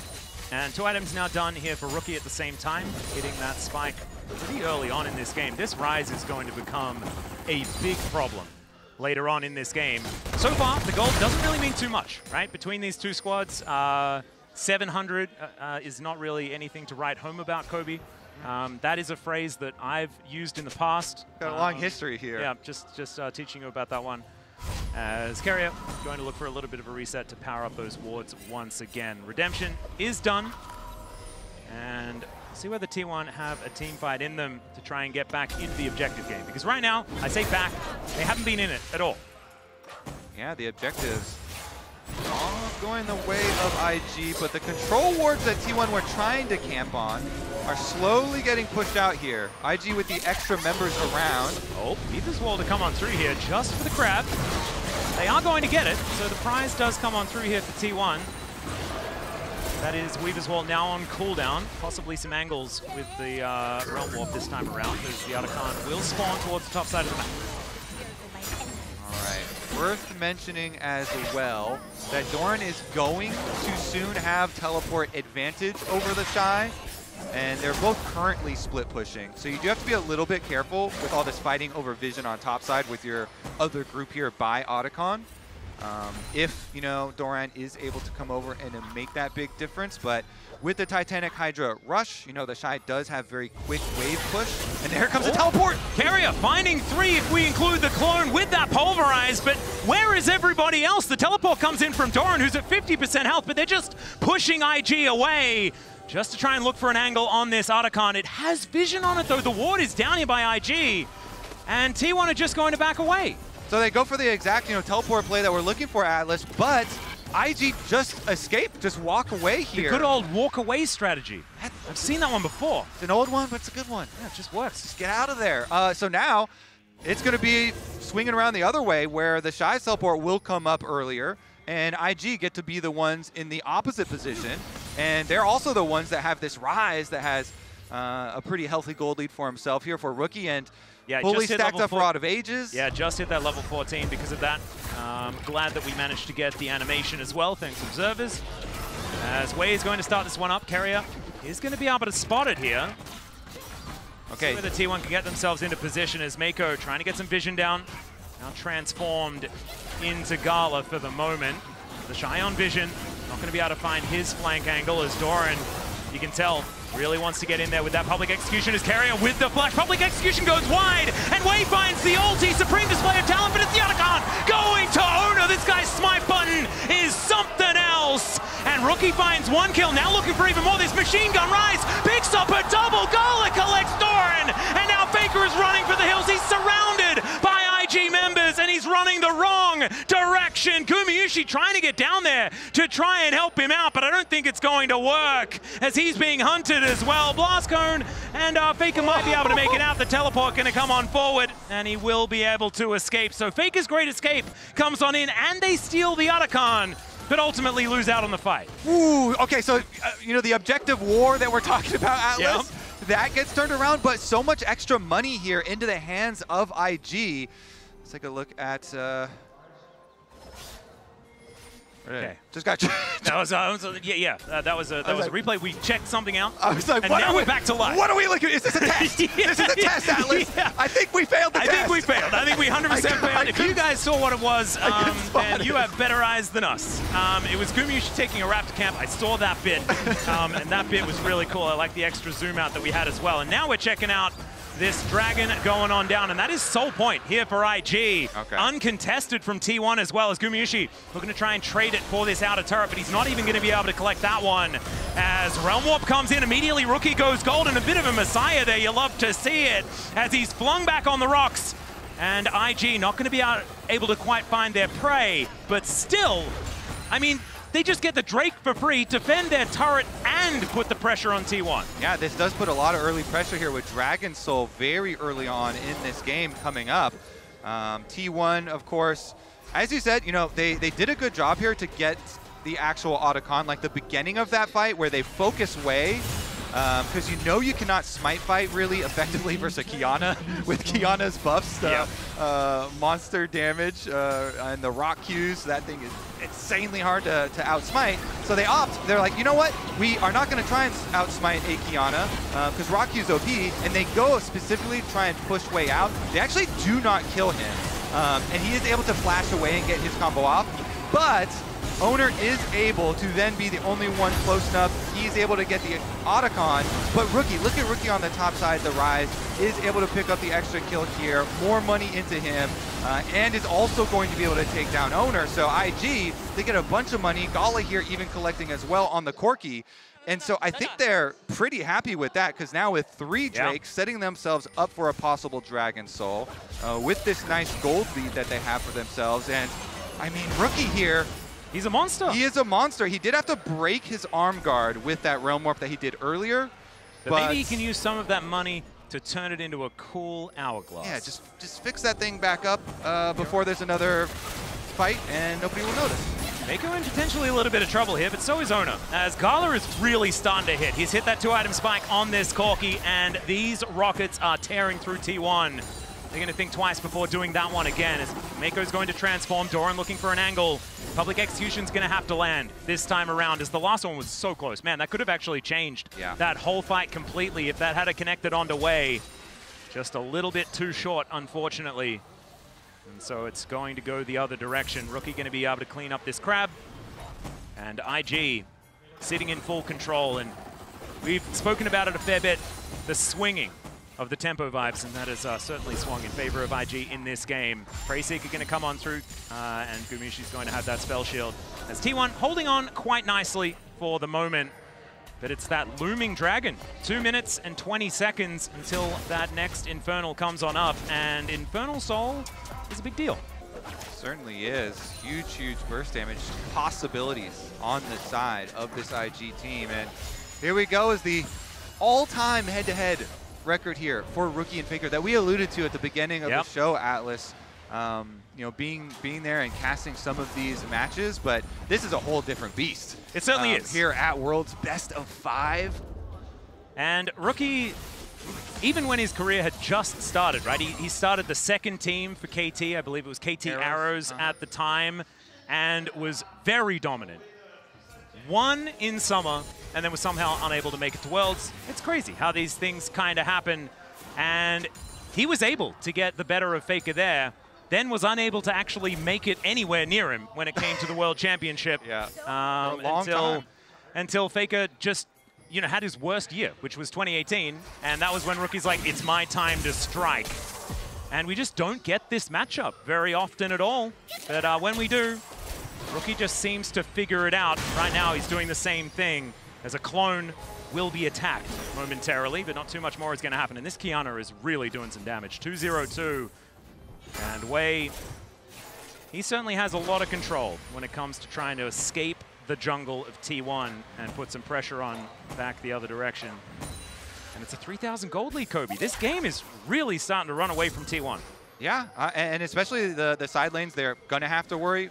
Rookie has been able to fix up the broken arm guard into the hourglass and can apply that side lane pressure. Same thing with Rek'Sai here for the Shy. Push the wave very quickly. You just create your network of tunnels. So you are insanely hard to go try and trap.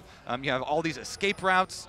And some big possibilities here of IG's macro just being too much for T1. T1 going to have to focus on some fights here and winning out through their fights if they're not able to handle these lanes. Nice little snare once again onto Carrier. He takes a fair bit of damage, but he is an Alistair, so he should be okay.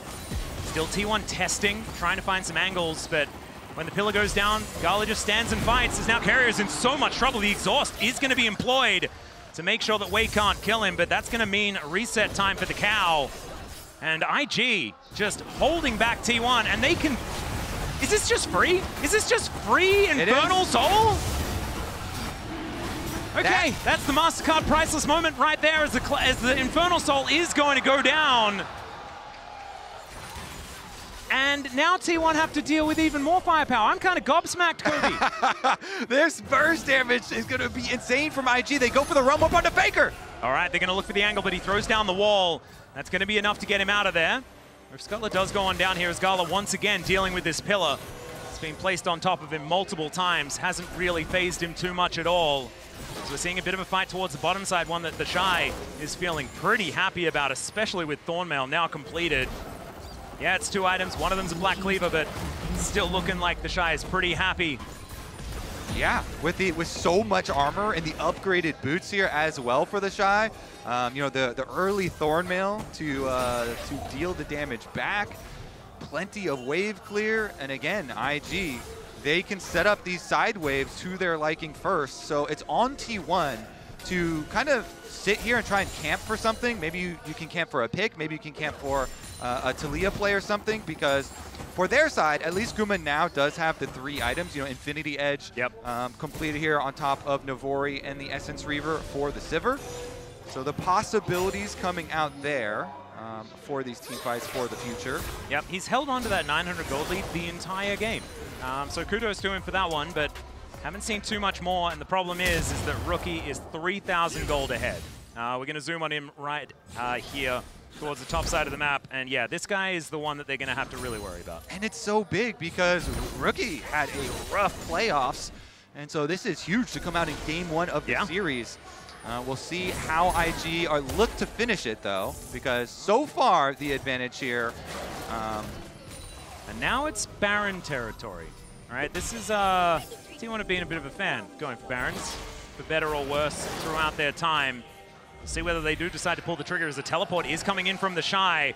Carrier wanting to get into position, but the Shy is going to be spotted immediately. Good spell shield as the Supreme Display of Talent doesn't find the angle, and then Protect the President comes on through from T1. Void Rush not going to be enough, and it's Gumayushi that gets the better of the Rek'Sai. And the Shy may have thrown a bit of this lead away, but IG still standing. We'll see what they can get from this. It's a decent stun onto Ona. He's out of the way, but the side of the shot comes through. Pop lots him only onto one as Gala's forced to run away. Such a low health bar. As the boss responds, not quite enough. Rookie goes down. Gumayushi's free hitting, and it's another one for Ona as T1 just make a team fight win out of nothing. Oh, that is just one Rek'Sai tunnel too far from the Shy under the tower, Atlas. That dive and the Shy going down opens up the possibilities for T1 to go for their 5-on-4 team fight, and that's going to be a Baron. And immediately they get to just put themselves into a winning position because the Baron was right there for the taking. It was into Infernal Soul, Kobe. Oh, IG, they got a little too antsy. They wanted Guma too much. They full sent under the tower there. The Shy goes over, and Doran is able to peel for him. Doran's Mbessa ultimate is enough to keep Guma alive under the tower. Oh, man.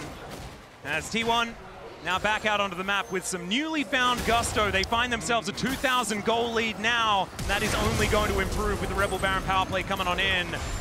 we're going to have a look at this one more time as the Shy just so deep to try and kill Gumayusi. Yeah, after Wave forced the summoner spells, you know, I don't know what the comps were like on IG, but yeah, he decides to full send under the tower, and then T1 are like, okay, he's still here, he is low, but he can add damage, so we go for the re-engage here, and Keria just pops Alistar ultimate. He's okay kind of playing frontline and soaking that re-engage from IG, and so there was nowhere for Rookie to get out. And the aggro management was absolutely absurd. Everyone on T1 was about the same level of health bar. Yeah, Faker got that seismic shove on 2, and so they get the extra kill, they get the Baron, and now Atlas, this game, right back the other foot, T1 taking towers with the Baron push. Yep, and it's going to be even more of a swing. As you can see here, inner turret goes down, that's even more money. And now 3,000 gold lead back in the favor of T1, as now they're looking for even more. The Pulverizer only connects onto one. Supreme Display's talent goes absolutely everywhere, but it doesn't do anything. They're able to take down the turret, and T1, they're just going to move their way back out. They're just stealing all their stuff, Kobe, and they're watching. And there it is, the public execution. Mako just pops like a balloon. The inhibitor goes down. It's a fair bit of AoE as Rookie is still tearing them up alongside Gala. And the Shy gets into the backline with that Void Rush, but now he's in an uncomfortable position. Decent knockup comes through as Faker's trying to hold them at bay to give enough time to Guma to take down the Shy. And IG back to walking backwards once again, and Faker flashes forward, finds Gala, blows him up, and this should be the end of the game. T1, after losing for the majority of it, just come out on top, and they're going to look to put themselves 1-0 in this best of 5. Unless Rookie can do something miraculous underneath this turret, but he's not going to be able to. The seismic shove, all too set up here for Faker to take him down. What a way to open up Worlds 2025, Atlas. T1 here looking to finish the job in game 1. Well, Mako looking to try and fight back here, but once again, just into the tennis racket of Faker, as Wei not going to get thrown back this time, but the rocks will be enough. A double kill for Faker. The GOAT sitting at 4-1-5 at the end of game 1, and it is an ace before the Nexus is taken down. T1 will lead the series 1-0. Man, IG were winning though, man. They were winning until the game was over. Like, guys on the desk, like, what happened?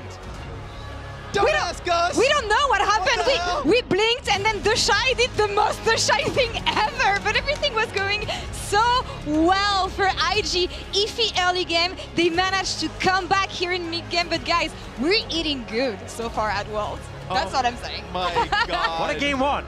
It was just back and forth. T1 getting the early game, then it was IG picking it up. Wei was looking amazing on the Kiana. He was so far ahead in this Kiana, so fed, so farmed, and it just felt like all they had to do was just play it slow, find the right angle. Oh, no, with TP behind them. They had Infernal Soul, yeah. They had Soul, how do you lose that game? Well, we saw how they lost it. Yeah, and we're going to check that a bit later, but before we get there, I want to talk about IG and the steps that they took to get that lead. And I want to talk about the Arakan especially, because for me it was the epitome of a good IG team fight and what was going well for them. Yeah, I mean, for me, it was that Nico ulti. It was beautiful. Even just like starting the Otacon, knowing that Sivir had a long trek to come back, so so T1 really needed to basically put the metal to the pedal and start the fight immediately. Rookie came in, and it was a really hectic fight, but really tough for T1 and how it started. I think as well, the fact that the Doran ult didn't connect onto Wei at the start hurt a little bit, so he was able to get away. But also the fact that, you know, it looked like initially if they got the Otacon, if they got the healing onto the Trundle, that'd be enough. But the Nico got so much value there. I love seeing players' reactions here, but like, yeah, I mean, the problem is what happens next, actually, thanks to our HyperX reflex replay, because the Shy goes in a bit too much, but Doran seizes the opportunity to turn that fight. Yeah, this was great from Doran, Faker, and Guma. Doran and Faker coming in to save Guma here. And then you see IG trying to stay in position to have control over the Baron area. T1 want to contest it. Guma even wants to reset, but he knows the fight's still happening, so he moves in. And then this great flick from Faker catches 2. The follow-up is there. They move forwards. Rookie's in a bad position, and they end up finding this fight that gets them Baron and gets them the game win. And what was surprising was how quickly they ended it from there. Yes! Yeah. There's no comeback, because I'm like, they had a reasonable lead. They had Soul, they had a scaling rise, they had a good position Corki, if I remember correctly. Yeah. How did they not manage to come back even after that team fight? Because they looked clean. I was starting to believe the scrim rumors. I was like, okay, because the full control that they had around Drake, the fact that they got Soul, everything was looking beautiful. One mistake, when one mistake happens, fine, let's let it go. We don't have to run in like lemmings, right? But it felt like everything, because your point that you made about needing to keep position for Baron. Yeah. Because Baron was going to be taken from T1 no matter what. And it was regardless about like if T1, if IG was going to let it happen and still be competent with the Soul, and if they can take the next fights. But that was tough. Happened. I think they wanted to maintain control while they thought Guman was back in, and I think they just played their cards too aggressively. I think as well, you know, the fact that they had the lead, the Arakan fight came in when they had great spikes, you know. Yeah. Rookie had just got the level up from the Rod of Ages. You had the 2-item spike coming in from Gala. But when that fight that they actually went aggressive onto Guma and backfired, when the Baron went over, that was when Guma had 3 items. Yeah. And as soon as they got the Baron, they just took a ton of structures. They felt super powerful. And it really is that thing where you only get to make one big mistake against T1, and that's the game. And remember, it's like one series, you're out. So IG needs to take a step back, relax, untilt from a situation like that, because there were so many things that were going well for this team that we did not expect if you were watching playoffs and regionals. That you're like, okay, there are good building blocks. That happened, that was a moment. We need to be able to get to the next game because it will be awful if they get into game 2 and lose out for that. And we see this on that gold graph, actually. Things were pretty even on both sides. We've seen everything during this game, but what have we learned so far about both teams? On IG, I want to say it's not only about Gala. Yeah, at least from IG, this looked great from Wei's perspective, because I was looking at the BLG series and playoffs, and I'm like, Batron is outplaying Wei. Wei, I felt like, was not having a good playoffs run at all, but this was a really good game for him. So I think be confident. They looked very confident, like willing to take fights. That's what we need to see from IG to take T1 out. Yeah, I think for T1, even though obviously they won the game, I think there was some punishment in the side lanes, some overstaying from Ona, and also Faker got punished immediately after, which led to that bit of the gold swing in IG's favor. We see, though, Guma and Siv has just been phenomenal this year in particular, and it felt like the early game was a lot about getting that gold on him, so even though the game bounced back in IG's favor, when it came to that key point and he was able to survive that fight, they had that value already invested. Anything we want to see from T1 next game? We've talked about patience for IG, but quick thoughts on T1. Not overstaying, because if you give IG something, they will continue to run with the game. So just like Owner made that one mistake, he's not going to make that mistake again. I think a better pick for Owner, because I feel like the Trundle into the Kiana, you just can't really do much with that matchup. You know, we saw them ban away the Jarvan, but I think there's better picks for him. We've seen him have a lot more success on things like the Xin Zhao. We see them backstage getting ready for Game 2. Worlds 2025 is on here in Beijing, and it is T1 taking the first game in this best-of-5 series. Let's see what happens next.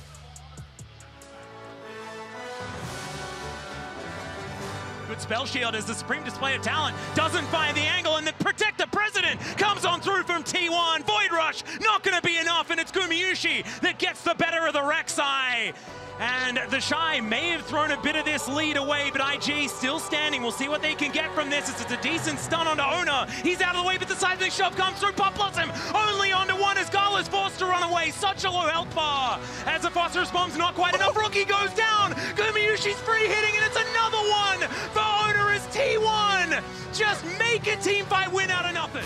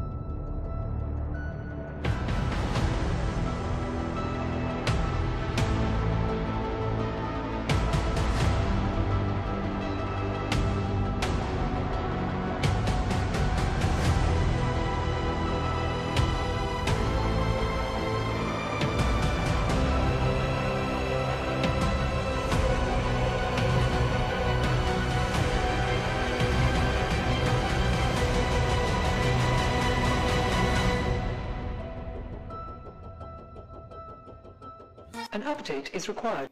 Financial system updating.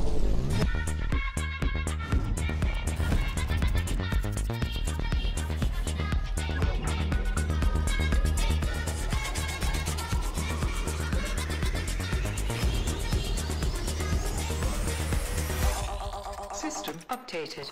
We will dance together. The future of money is here. Feels good.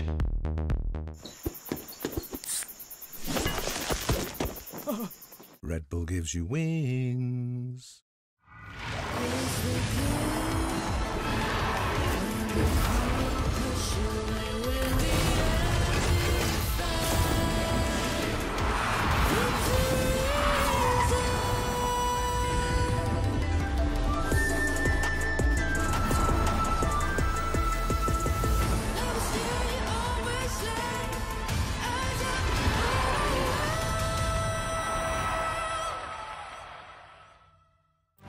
Players in the world are here. They can just burn this one down. Oh my God, forward by 9. You are going to see them like you've never seen them before. Rocket Will as the Arcane Storm doing so much work in Gen G. They are just going to ace them. 누굴 만나도 이길 수 있다는 자신감 정도로만 생각하고 있습니다. Gen G, the EWC winners.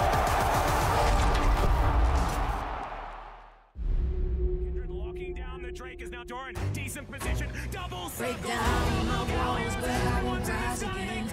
Cause I stand tall in my environment. How could I ever close my eyes and stay silent since they try to take me down with their violence? Oh, they go back in! Bishop flashes in, and down goes Knight!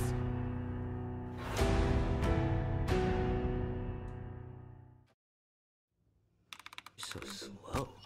I told you I was done with basic browsers.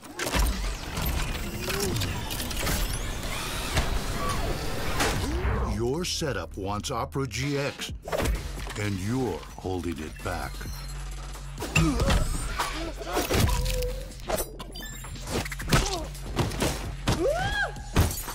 Upgrade to the gaming browser. Download Opera GX. I got this old thing and the bill from the store where I got it. Figured you could beat it with a better deal than one of these big boys. Man, it doesn't work that way. Guess you're not as cool as Verizon. Bring in your AT&T or T-Mobile bill for a better deal. You don't know that?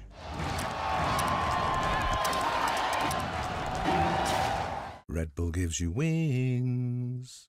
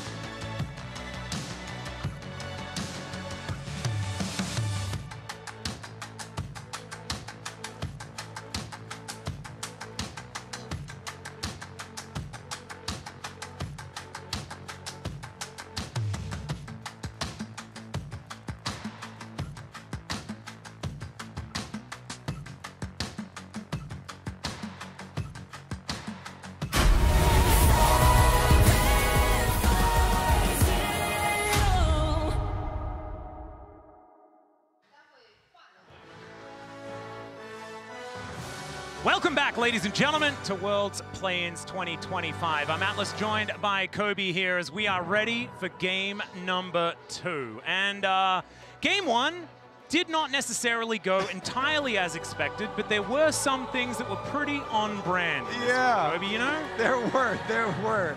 You know, people discuss the Shy and they're like, well, surely he's not doing it intentionally. Sometimes he makes it look really funny. He certainly does. Honestly, I am more worried for IG after that game, because if they cannot win that game, I feel like it's going to just get harder for them in game 2 and 3 here as we move deeper into the series. Yep. Speaking of moving into things, we have moved into the Champions Select powered by Omen and HyperX, Kobe, and we are already banning the same champions. The Kai'Sa needs to come in next. I've seen it in the crystal ball. I think I agree with you. Like, I feel like that is the way that you do see IG actually taking a game off of T1. Yeah. Is Gala Kai'Sa or something like that. You know, some kind of Gala big carry game. And so, yeah, don't give him that champ. That seems like a good start. Yep, Galio nod to go over to Faker there as well. One of my favorite champions when talking about both of these players from back in the day, as when they met, I believe it was Rift Rivals in 2018. Galio was sort of at the height of his glory post-rework, and Rookie and Faker were pretty good at the champion. 2019, another case of that, as well as the Poppy moving up and will be banned in this round this time. As IG, what is going to be the prize this time? So interesting, whenever you ban Galio as well, that kind of ups even more like Rumble priority, because like Galio and like Ornn are kind of the tanky answers into Rumble. And I think that on this patch, Rumble and Jarvan together is a crazy good combo. And the Jarvan is left up. That's what the Galio's in position of. And so the Orianna does come on through for Rookie, one of his most played champions this year, and also just of all time, right? If you're curious, if you're, say, someone who watches more LCK, Rookie and Faker have very similar champion pools this year. As the Jarvan, bit of a no-brainer. And Ona, if you were waiting for him to pop off, you know, the Trundle, not necessarily a pop-off champion. This is probably where it's going to happen. As Pentakill, maybe? Is going to be locked in already. Yeah, I think possibly, yeah. Pentakill on the table, Jarvan. Come back again. Yeah, honestly, Owner has been insane on Jarvan. So, yeah, I was kind of expecting a Rumble with the Jarvan, but they want the Rakan. That's super high priority too here for Keria, you know, for the engage. So, also a very good lock-in along with the Jarvan. Now, since Jarvan is taken away, which again is such a good combo with Ori, as you're kind of talking about, the Wukong here, still strong despite the like slight nerfs on the patch here leading into Worlds. So it's a very good team fight. Lots of good AoE here set up for IG. They're going pretty standard team fight and just slam down that Sion quickly here for the Shy. He has played a lot of tanks and he's taken up the tank duty.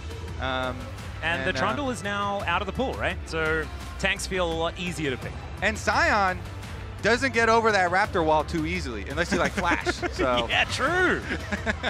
He can turret dive pretty comfortably. Yeah, he can ult in there himself under it. But he can get back up as a zombie. True. He can still be useful and make use of the passive as well. Like I really wish more players did. The K'Sante going to be the answer though into the Shy, so a bit of a tank battle, some wet noodles towards the top side of the map. Doran hasn't played all that much K'Sante so far this year, but has been something that he's played many times in the past, so shouldn't be feeling too worried, and this is kind of an LCK flavor of answering the big beefy boys in the top lane. Nice comfortable answer here into the Sion. And gives you a lot of possibilities for later as we get the Lulu ban following up here. So they're seeing this very standard team fight from IG and this you know, well-rounded front line that they're facing, and taking away the possibilities of your Enchanter supports here for Mako. Anything that's going to help Gala carry, T1 don't want that. Well, we'll see what the final ban is going to be. Protecting Carrier on this Rakan pick seems to be the way, as of course Xayah still up and available. The Braum going to be taken off the board, and I think that should trigger a Xayah ban, right? Unless Gala has a plan. And we've mentioned it already, Jinx and Caitlyn feeling a little bit better on this patch than they were in the past. And so they might just have an answer to the Lovers duo instead of having to ban that one away, but still taking their time to think about it. I don't know whether giving Xayah to Gumushi is all that much of a good idea. This guy is a mastery player. And that's one of the champions he's really good at. Yeah. Okay. There it is. We'll be back. It took a while, but you know they could be Got there in the discussing end. other things as well. But yeah, the classic there, banned out, and that safety would have been nice playing against the engage that IG are showing already. So, what's it going to be instead here? Akali into the Orianna. Okay, put some pressure. Okay, yeah. Yeah, back to this. Victor's This one's so way more boring, fun. dude. Victor is so boring. Get back in there with the Akali. You can actually put so much more pressure. And Orianna with the nerfs for the patch, gonna have to max Q instead of W probably now early on. And the side lanes are gonna be way more difficult for Orianna to play. And they can put a lot of pressure there with a Rakan and Akali and Jarvan. This Orianna's gonna have a lot of stuff to dodge. And there's the Caitlyn to come on through. Caitlyn Karma, my goodness. They were saving Guma's pick just to see whether something like this was gonna happen, but with the Rakan already locked in, it is still going to be difficult times here towards the bottom side of the map. Yeah.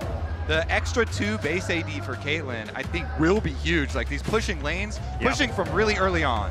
So this is going to be a lot of damage. This super high damage potential pushing early on for IG. So much team fighting already represented by IG with this composition, right? The front to back that you can see, the engage from the Wukong is probably where it's going to happen. You can also drive the Shy into the enemy team.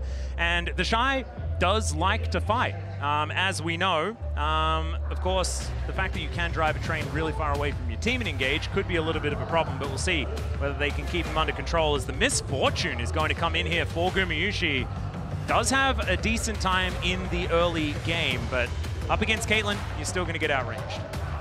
Yeah, all right. So Misfortune, the other thing that Misfortune does bring is a really nice mid game where you transfer her into mid lane and you get mid lane priority as well. Get into an early Bloodthirster, get that pushing. So when you have an Akali and you want to have Akali side lane versus Orianna or something like that and have your side lane pressure, really does help to have a Misfortune pick like that later too. So I think it will be interesting to see the mid game here from this T1 lineup and if they can kind of capitalize on that. Yeah, I'm intrigued because I think if I had seen this draft from T1 in the past, especially this year, I'd be like, well, this is a little bit dicey, right? Akali damage, not necessarily consistent. Faker doesn't have a lot of utility to add, but this is World's Faker Akali, right? And the Shy can tell the rest of his buddies that that's something that you really do need to watch out for when you're on this stage. And we'll see whether once again he can make that magic happen as IG on the ropes, but they did demonstrate that they could get themselves into winning positions. They had tempo vibes the majority of the game. That's the last I'll mention it. I apologize. I'm a little bit obsessed. But this is something that IG now know that they can do. And they're going to have to knuckle down and make it happen. They have an easy-to-execute composition. I think that's a fantastic move. But now we are onto the Rift for game number 2 of this best-of-5 series. And we say all the marbles quite a lot. That's exactly what this game is for. Either you're into the Swiss stage or you are out for good. Your year ends. And the world's labeled marbles that we have. Yeah. And then they'll pull the labeled marbles out and there'll be teams and bits of paper, but your name won't be on them. Exactly. Oh, okay. So we actually do get a little early invade here for a deep ward. So T1's going to have vision on Gromp Blue to start out. Oh, I mean, it is... Are we going for the WE start here as well, as we are going to go into sepia mode momentarily. That's exactly what is happening here, and we'll get it sorted out as soon as possible. It's so interesting, because I think they are going to swap out of Caitlyn Karma, but how are they going to pull it off with this 4-minute timer, Alex? Yeah. This is the thing we talked about. Is this going to be the scuttle thing? Are we going to be sticking around and hanging out with our jungler until grubs and stuff like that? Is Kerry going to be level 1 all game? I will say, even if he has to play the pushback wave, Sion's not that scary. So I think it actually works here, even with the 4-minute timer on the top lane swap detection. But if you're not a fan of lane swaps, you're praying that it doesn't work, actually. Because this is the first time out, and if it does work and T1 gets off to a great start, it may shape things to come. See, Alex, that's why we brought up the topic really early on in game number 1. You got to ease people into it. You got to let them know, hey, this could happen. There's a possibility. You know, they have taken some steps to try and avoid lane swaps. We've been trying to get rid of lane swaps for 11 years, and it's sometimes worked. I mean, do you want to lane into a Caitlyn Karma? No. Oh, yeah. Nope. So I would just prefer not to do that. Blame them. But we'll see as well. You know, there are also early options. Owner on Jarvan has been an absolute terror. He can go for some early plays. He can be very creative with it. So and also, like, that does make it a little bit more dangerous to put the pressure on immediately, try and grab plates towards that bottom side because you're pushed so far up, and maybe the setup is going to be enough there from Doran once he gets a couple of levels in him to allow Owner to help out. But I believe the pause has finished, and we are back into the game. The problem that we had that I know all about has been solved, Kobe, so you don't need to worry. Okay. I don't know anything about it. He knows. Well, there is a problem I see on our screen. And what's that? The lane swap is happening. Okay. Yep. So we do get confirmation after the pause is released. Guma is going for the swap here. So we got the 4-minute timer. This will be interesting. We'll track it. Of course, the Jarvan as well can be way more impactful pre-6 than a Wukong. And Wukong and Sion, not the scariest early combination. So we shall see. Owner actually is doing blue buff here on Jarvan and going for the invade immediately. Oh my goodness, there is a defensive ward here though for IG, so they will spot this. But it could actually just confirm their worst fears, right? Because this means you have to be a little bit more careful towards that bottom side of the map if you know that Owner is sort of lurking around. Faker already looking a little worse for wear, but that's kind of how this matchup is going to go. Wei moving off vision that T1 had placed down earlier. I mean, it's an information smorgasbord here about these junglers thus far.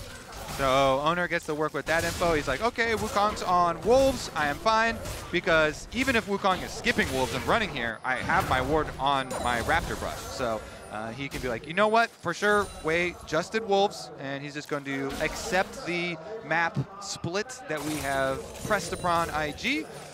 But and honestly, vertical jungling, I feel, does kind of work out for T1 to try and protect. What about the bottom lane, though? though? Are they going to react to the...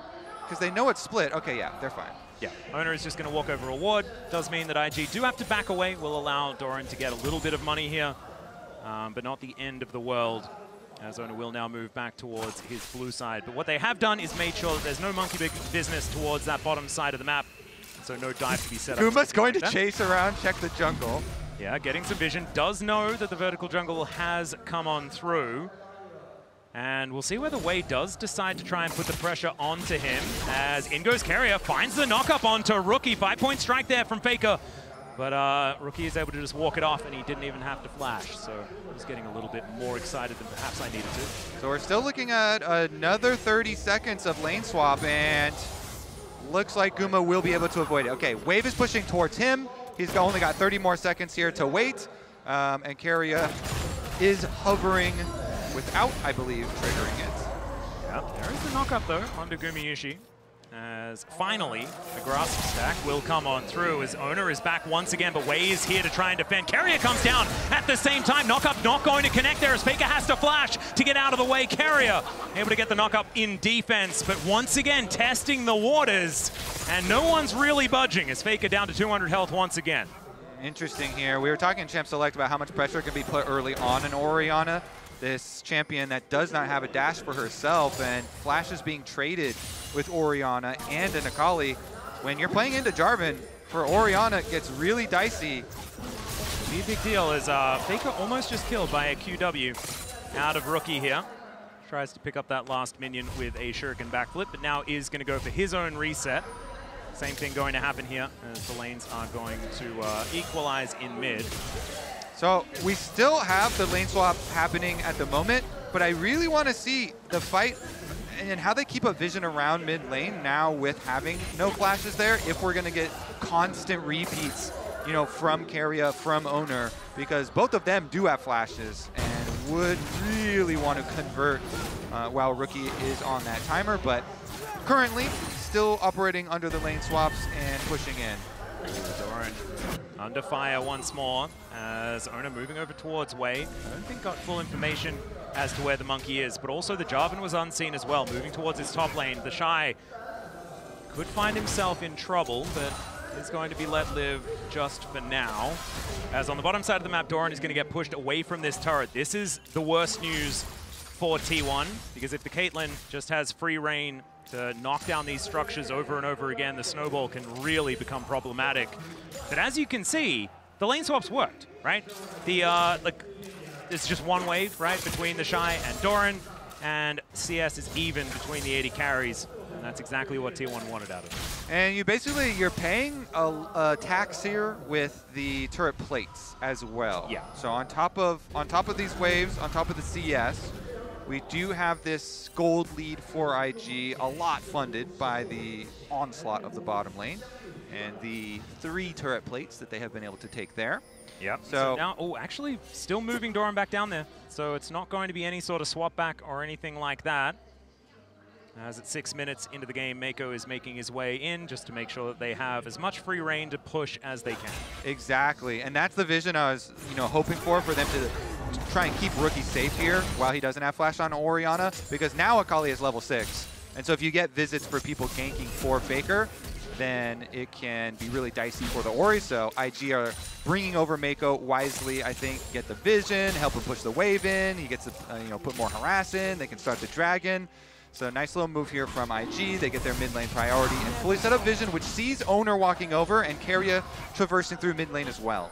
Yep, Owner is not going to even bother getting rid of the ward, knows that he needs to come down here to stop this. There is the snare, great knockup comes on through the grand entrance. The wombo combo here between Owner and Carrier is fantastic, but that's going to be a 2-man shockwave out of Rookie, playing the great defense as Faker finds himself isolated off to the side, and First Blood goes to Wei as he will find Carrier. Now Gumayusi has to deal with the Shy, who is just wandering him underneath the turret. Will not dive him this time around, but IG once again off to a great start. Yeah, I mean, Keria uses the flash here. They go for it. T1 don't have the damage, even though they're focusing the Ori, trying to punish the no flash. They can't pull it off to get the kill onto Rookie, and so the punishment comes back from IG. In addition to the dragon they were already taking, they also claim the first kill. And Wukong getting accelerated is a pretty scary thing as well. That Trinity Force going to be coming in a little bit faster. Of course, you want to grab the Sundered Sky, the forbidden item, which is just too incredibly powerful. Somehow that knockup actually managed to land, and this looked like a decent start. But as you say, the damage just wasn't enough. Yeah, Mako's got heal. The Karma's right next to Rookie, so they've got Orianna shields, they've got Karma shields, and then they can get the chase down on the Keria on the way out as well. Really nicely played here by IG, and they just had more people towards that bottom side as well. Able to make that one happen is now Faker. Able to get some harass off here, going into the Twilight Shroud, but I don't think Rookie's going to be too worried about it. He's got a couple of Ruby Crystals keeping himself healthy. And Mako just patrolling the river. Grubs up and available, no one really going for them just yet. And we'll see whether T1 do get more than 0 objectives before 35 minutes. That wasn't quite that long, but it did feel like a long time before they got anything. Yeah, IG starting out pretty nicely for themselves. Dragon, 1,000 gold leads. Okay. Wave onto Faker, but Rookie not going to be able to kill him, but will convince Faker to leave the lane. And the Orianna doing some pretty great things so far in this game. Mid-control going to be there for IG, as now T1 going to be pushed away from these grubs. Mako and Gala just taking pot shots here at T1. Gumayusi having to flash himself out of the way. And T1 just getting strong-armed here in the river by IG. Yeah, nice one by them. Huge value for IG, getting the flash off of Guma. The vision's still here around the grubs, though, and Owner slips into the back of the pit. Okay, let's see whether he can find the angle, as all of the grubs are going to reset. The Shy farming behind the turret, and so is Doran.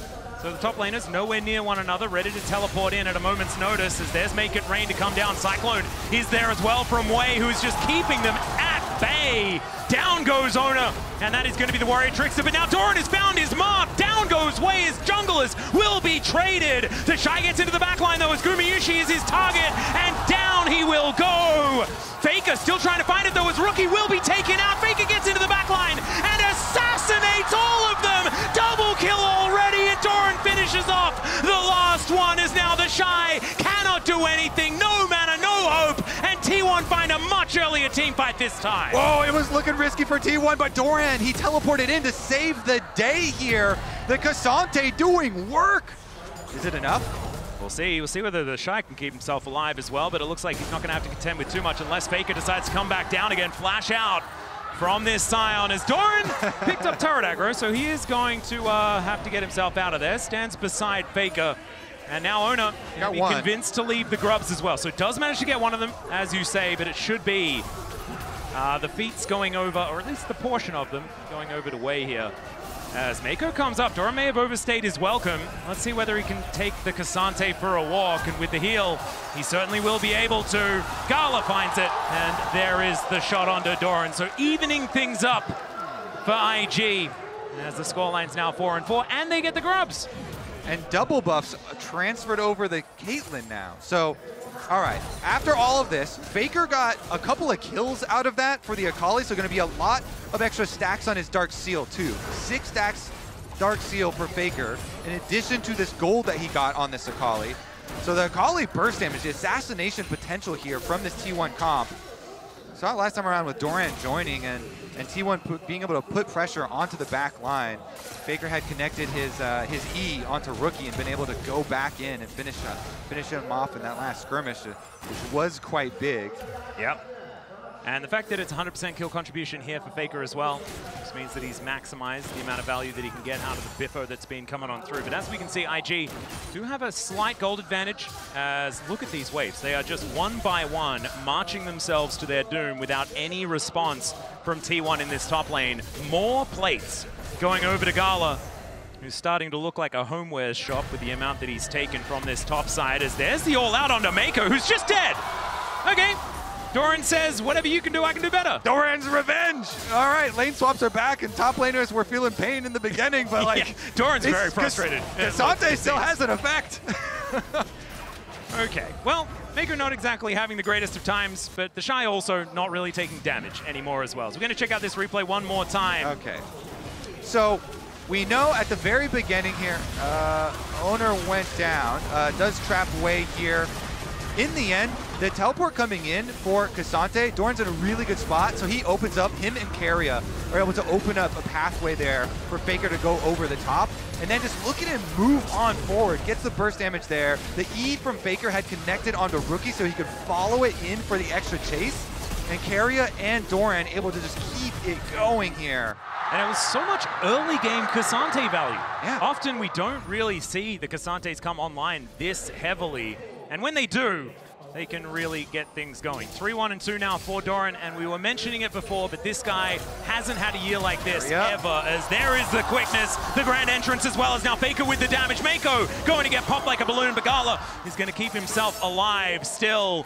Faker getting more kills. IG fans, beware. Yeah, he's got the damage now with his Dark Seal stacking up with the extra money. And Keria's Recon, once again, you know, in the last fight, we just saw him right there with Doran, getting the engages. Here comes through with Faker, able to get Faker more money as well in the side lane. And the side lanes are going to be the dangerous part for IG. They really want to fight as a grouped up team, much more front to back setup for them. And so when they do have carries and stuff, especially that don't have flashes, you have to be a little bit careful. You certainly do. Shuriken backflip going to come on through as the ace in the hole is going to be there. That's going to guarantee the outer turret here for IG. They will be able to secure that one. Feats of strength going their way as well. But at least a Drake is going to go into T1's hands for the first time in this series. And now Keria is looking for a little bit of a mark here as in comes Gumayusi looking for the angle. The flash out is going to come on through, and now they're turning it on to Keria. Cyclone is fantastic, but he just dashes away. And Keria is going to survive. The Shy really wanting to take him out. He's not out of the woods just yet, but IG not interested in following up, and now the Shy might be the one turned on as Owner is going to turn up. Gets himself the flag, and Keria will be successfully escorted to safety. And I say safety, he's out. The rest of T1 looking for potentially something. And IG are blocking them from mid lane right now, so they're taking mid lane tower. Okay, Doran looking for an angle. I don't really know what it was, but my God, the Shy is able to eliminate him for it. A little bit of gusto, and I don't think that plan necessarily worked from the T1 top laner, as finally Bullet Time going to just eradicate this minion wave. And Gala He's just doing exactly what Caitlyn's want to do, and that is only hit turrets for the entirety of the game. Yeah, pushing down there. They got a lot of damage on it. Side lane now, though, Faker. Well, Shuriken backflip not going to connect there onto rookie. Some Alcove Gaming to come on through, and Faker is just going to back his way out. Picture in picture. You've got the Shy being very aggressive on this Scion. That is on brand, but this champion will certainly take a whole lot more to kill than the Rek'Sai of game 1. Yeah, and that whole big last run of play here from IG, able to just take the inside route, take control of the jungle, and make it harder for T1 to rotate between objectives. Faker did just stay topside and was able to push that wave in, but T1 on the resets will come over towards the Rift Herald. Looks like they should be able to get this one. Yeah. Should go over to them. We'll see whether they can use it to get themselves an outer turret in mid lane. It's certainly open up the map here for T1, and an open map means a whole lot when you've got an assassin like Akali and you've got Faker piloting it, who's 3-0-2. You'd be feeling pretty good about that one. And we'll see whether they can actually create that space to allow this one to happen, because it is a finesse composition out of T1. It can look like it's lacking damage if Faker is not able to hit all of the priority targets with his abilities, and Gumiyushi's ult isn't able to find the mark, right? There are some things that we've had issues with when it comes to what they can do, but of course this is T1. They've made the magic happen before with other comps. It's now Mako off to the side. Way looking for an angle as Rookie clears out that turret. Cyclone comes in. Way looking for the knockups. And there it is, the shockwave onto 3 from Rookie as Doran just trying to get himself all the way out of there. And it might actually happen as never mind. The orb is going to catch him. And down he will go once again. Faker looking for the angle. But the Peacemaker comes on through and Faker says maybe Peace is okay for now. The Shy is also rotating over here, passing through mid-wave. IG can be able to push both waves. Bottom side as well. I mean, Owner and Faker are trying to get jungle scraps for themselves together, but... And now, Faker level down here against the Shy, but the Shy doesn't quite have the damage to stop him from being able to do what he wants. And Cannon Minion will go over to Faker there as Owner. Push him up. He is looking to try and walk his way out of here, but he is going to get slowed down, flag and drag, as he looks to go for the back, because he knows he is well and truly dead. And he will be taken out. Some aggressive positioning, you could say, as Faker dashing towards the Shy, but it looks like this Scion is really reaching that mortality stage. I mean, the IG comp is so much easier to play, so much better in standard, front to back and pushing them out, and IG able to get the advantage here, chase them back through the jungle. They just force the play again. Wukong and Orianna so good together. Wei's able to start it out. They get their shockwave. They get their chase down kill. IG will be strong as a group. The Shy as well on Scion here is just going to be a massive block. Yeah. So that he might even be able to last long enough for his team to catch up as well. And that's the thing that's very scary here for T1, because if he's going to stay as aggressive, he can work as that engage, because this is a Karma composition, right? You have just inherently less abilities to start fights without having that engage support towards that bottom side of the map. So the Shy going to be encouraged to try and make these plays happen and be that front in the front to back like you were talking about. As IG settling back into a little bit of a farming position until we get to the 20-second mark, as this Drake is going to be spawning. Mountain Soul this game as well is certainly terrifying. I don't think T1 ever want IG to get any of those, because the Shy will be unkillable. Yeah, they definitely don't want to increase the threshold to kill, because T1, they have to, their comp's harder to play. They got to get some more bursty looking kills, some good flank angles possibly from them to get some assassinations off. But here we go, good wards starting out for IG. They ward all of the river here. Control wards are down. They start up the dragon. Yep, Doran was tethered momentarily, as now T1 get themselves into the river. They do not want to let this one go. As we can see, Make It Rain slows down Rookie. Faker on a flank angle, but he's spotted. Doran finds 2 with the Q, though, as now Ona looks for the knockup but misses, and Rookie is able to take him down. He gets into the Rift Herald. Oh, Ona, we've seen this play before, and he's going to run his way out, but Carrier is going to get taken down. Faker gets into the mix, though, and already out of the fight is Mako. The ulti comes on forward, but Faker doesn't find the backflip, and Bullet Time gets no joy as well. Doran now out of the fight via the Death Chamber as Gala gets the ace in the hole. And yes, that was some cute play there from Ona, but him doing the Krugs is not going to help them. No, it's not. IG are too tanky. They are too strong. They're going to get even tankier now, Atlas. Mountain Dragon will be their reward. And Mountain Soul going to be prepped for them as well. Soul Point will be the next one on the docket. Let's check out this fight one more time. So they pop the Herald early for later combat use, and then Doran just tries to start it out. Backside, Owner's not able to get his EQ onto Rookie either. And Owner just gets put in so much pressure here that, yeah, he does live, and he gets inside the Herald and gets some knockups here. But T1, look at this. Guma's all the way over by the other side, so didn't have any damage to support Faker and Faker's attempt to go kill pressure onto Gala.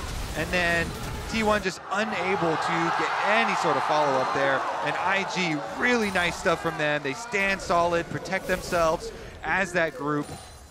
And you saw Danny there, the left of your screen in the coach's booth, of course, was working with T1 when they were trying to figure out their roster back in 2021, and then was against them 2023 World Finals as well. Now, another chance for some revenge. See whether he's going to be able to find it right now. In this game, looking pretty good as they're up 3.5k gold to try and even out this series. Otacon up once again, though, and T1 were down in the last one.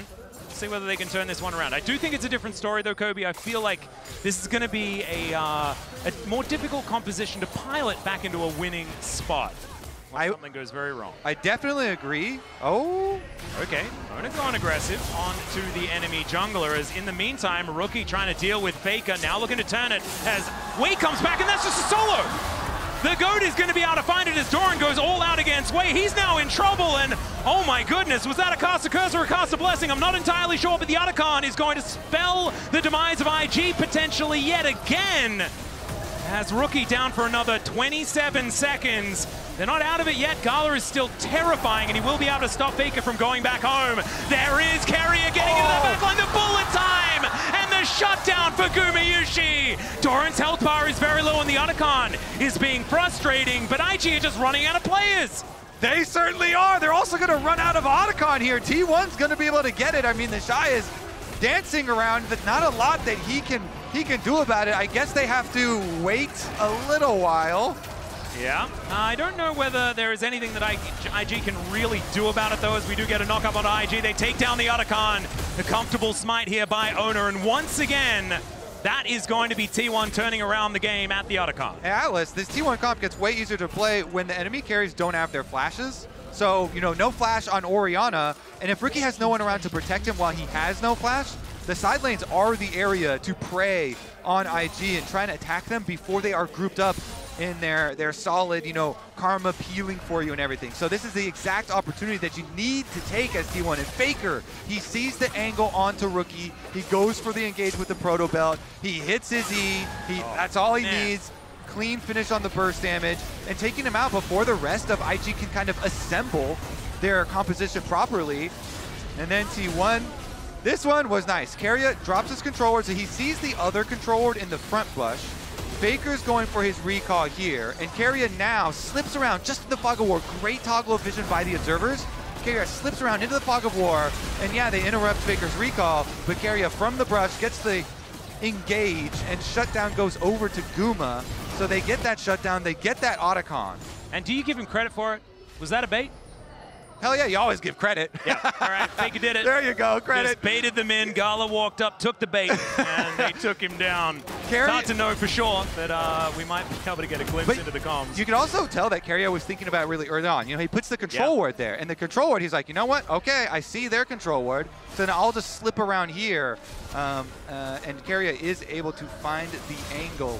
Is that going to be enough, though, Atlas? You know, the IG comp is still really good if they can play like a safe, more standard, like regular team fight on their terms. But T1, like, they have so much burst damage here, and Faker just continues to get more and more money. The Akali getting this side lane tower. The Darksteel is fully stacked, so plenty of burst damage. The Shadow Flame now done as well, so he's going to be able to make short work of Gala if he ever does manage to connect some of these shuriken backflips. We saw what happened to Rookie as well. And so the carries need to beware. And IG, I honestly still think that they're in a great position in this game. Drake advantage is going to be theirs. The Mountain Soul, as we said, coming up in 25 seconds. That'd be Soul Point for them also, but it's gaining more stats for this Scion to become even more unkillable. And T1 just need to navigate around the Shy and kill everyone else before they go for it, as Wei halves the health bar of Carrier with one combo. That's going to sting. Okay. Wei here with the 2 items. Definitely painful. Doran. He's going to look for the flank angle. There's a Flash Cataclysm to come on through. Finally, the knockup does come in now for Owner, who goes down to half health. Carrier trying to get himself out of there, and he will! Gumayusi gets a decent amount of damage, but leaves himself exposed and just blows up Wei, who gets on top of him, but that's not where he wants to be. Great knockup there onto the Shy as Doran gets on in there. He's looking for Gala as the Shockwave does not do enough, but he does take down Carrier. Fake is doing work though, and Mako is running for the hills. Doran cuts apart this Scion, and T1, it's a difficult comp to make work, but the world champ's looking pretty good with it. The 3-tiered engage from T1. They will take them down. They will cut IG to pieces. And it's only Rookie left standing here, and now he's looking to use that dissonance movement speed to run the heck out of there. T1 want to get themselves this outer turret, but their minion wave is going to wear off, so they're going to have to take a Consolation Dragon. And Rookie is still scary, but after a fight like that, T1 going to be feeling a whole lot better. Yeah, the multiple layers of engage here. So they want to blow the summoner spells off Gala early. So teleport in from Doran. He arrives, and Owner says, okay, I'll go in first. He goes after Gala, then Carrier. And Carrier, as you said, like he barely escaped with his life there. But they got their summoner spells out of Gala. Gala's kind of pretty far on the back, and so Doran can walk away, but Wei cannot on the Wukong. So Guma's able to take him down the front line. And then the next tier of engage from Doran and Owner right back in onto Gala, and they complete the assassination. Yeah, a very optimistic Shockwave that catches Carrier mid-battle dance, but he was already out of the fight, right? He had done his contribution, and so the fact that that one comes in doesn't really mean too much for how this one goes. And yeah, some frustration here on IG's side, as you can see. It's only a 500 gold lead. The problem is, as this game is feeling like it's slipping out of the hands of IG every time these fights are gone for. We've mentioned it already. That's exactly how this composition wants to work. It's just not quite happening. And it's 3 items now on Gala. You know, that trough is not quite there anymore, and feeling a little bit better. But T1 certainly did capitalize on that time where he wasn't necessarily as strong. Yeah, Guma, meanwhile, feeling pretty good about his Lord Doms. Doran is going deep. Yeah, he's got 3 items now completed. The rest of T1 comes on over. That is going to be a solo Shockwave onto the Kazante as the Shy crashes into them. That is phenomenal damage as they take down Gumayusi. The Shy deals with Doran as well, and T1, now it's their turn to run the heck out of there. Faker, he goes in, he finds Gala in the back line, and then just gets shot in the head. T1 are going to fall. That's an ace for IG, who turn it all on its head. That's going to be Baron for IG as well. T1, they just lose it all up by the top tower. IG, they're going to push top as well as gain Baron here. Rookie's going to be able to get that tower. My God. Okay, let's have a look at what just happened here, as it looked like they just wanted to finish off the turret. So Rookie dodges the Q3 from Doran, and then he's also going to dodge the engage from Carrier. Even though T1 are able to get the tower down, when Carrier goes in, he also uses this Karma speed up. He's able to dodge. Meanwhile, IG with the engage onto Guma just blow Guma up, and T1 are without anything left. And Faker just realizes they're probably not getting out of there. Wants to go for some heroics, and it just does not do anything. And we mentioned it already, like this is a finesse composition out of T1. You have to get your ducks in a row. The setup has to be perfect. You cannot be going haphazard like that. The rush of blood to the head will cost them a massive amount of gold already on that Red Bull Brown power play, sitting at 2,000. And that's for another 2.5 minutes that they can utilize that buff. And it's a Caitlyn. Sieging is what she loves. That's what she wants to do all game. Oh, yes, it is. Now IG, they can group up. They can get their 4-1 split push going. They have Orianna shields. They have Karma shields. So they can kind of comfortably move up, take the vision through the jungle first, try and ward out any of these flank angles to make sure that you don't let T1 get an ideal assassination angle off. Oh, teleport flank angle here from Faker. who gets behind IG. Let's see whether they can actually get forward. Carrier's health bar already very low as Ona taking so much damage. Puts Rookie into the Cataclysm. Is now Faker dashing forward, but they've lost Carrier already. The bullet time not quite doing that much, but the all-out comes on through. Rookie in trouble. Faker gets Gala. The Shuriken backflip doesn't land, but it doesn't seem to matter. Is down. Oh, no, never mind. Faker is going to be taken out. Wei still looking for it. Doran hunting for the Shy. And Wei will survive, but Doran is looking absolutely terrifying. Gumayushi's putting the bullets into the Shy, but they are bouncing off the armor. This Scion is he's really hitting towards that immortal stage, as the teleport is going to be employed here by Doran. Unfortunately for Gumayushi, all he can do is really hit minions and run, and Rookie is going to stop that from being a possibility, as he is strutting. So, yeah, Misfortune does run pretty fast. Let's see whether Gumayushi can make the great escape here, as Boots of Swiftness going to be able to walk between these turrets. Make it rain slows down Rookie, and I think he's out. I think he's fine. I think Gumayushi's just going to walk it off. Never mind, there's a train coming. There's a train coming. And he just walks between the walls. The flash comes on through from the Shy. Can he actually connect to Q, though? That's the question. The answer is yes. Dissonance comes down, and finally the axe hammers in to Gumayushi, and he will die. But that took what felt like a year. And so maybe T1 are going to be able to reset. IG just circumnavigated all of Summoner's Rift. He really did. I would all. say that is not appropriate utilization of a Baron. All right, well, let's take a look at the skirmish through the river now, because Wei's got his Guardian Angel, feels very confident here. Faker. Yeah, Ace in the hole comes down. There's the Cyclone to chain the CC. Grand Entrance comes through just to buy some space. Carrier able to save Faker for now. Does throw down the Cyclone. Redemption is really good, though. That will keep Faker alive, and Ona now moving in.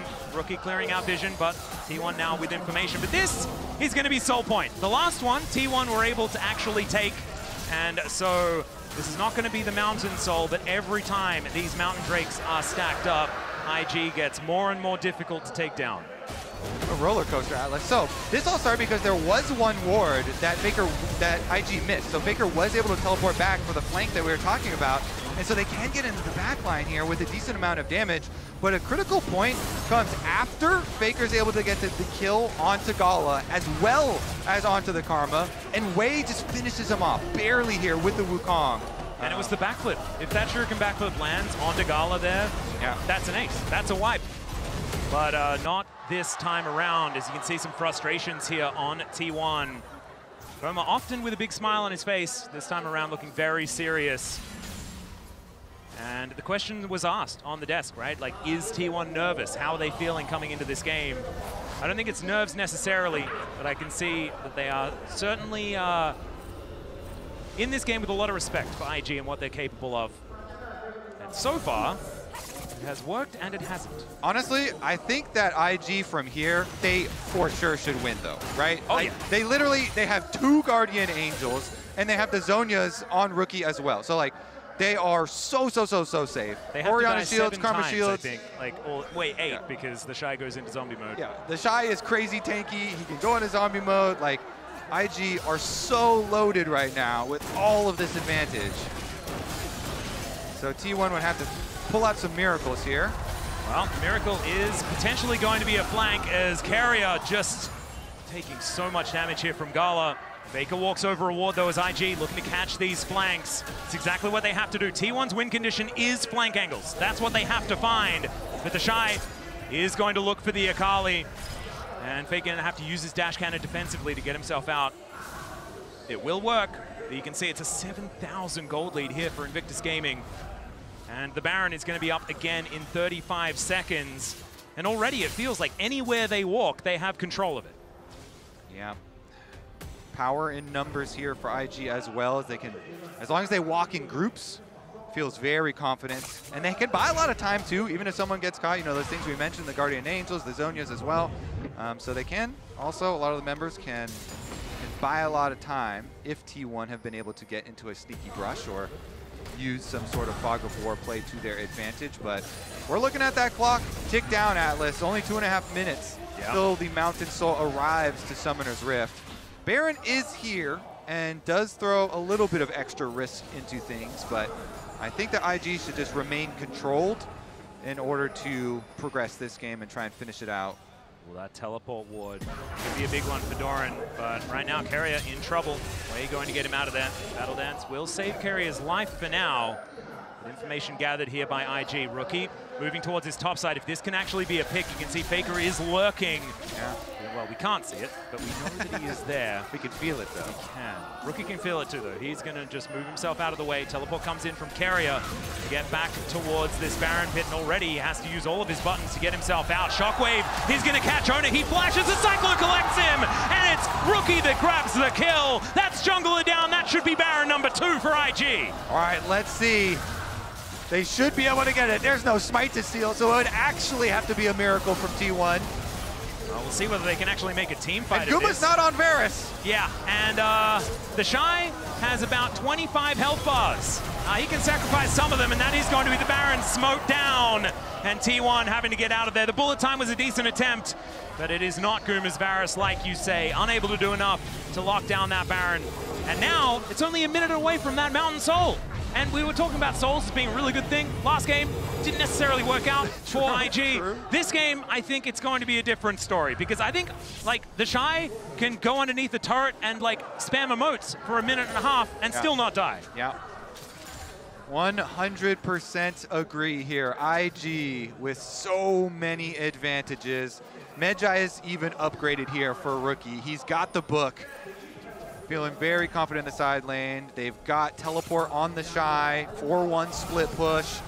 Multiple people shadowing here to make sure they can just use the Baron, create all of this lead up space into the soul fight. Litter this jungle full of wards, make sure that T1 have such a difficult time to approach that it becomes almost impossible. Yeah, Gala does a fair bit of damage, as we can see there. 4 items now completed, getting very, very close to just filling out that build.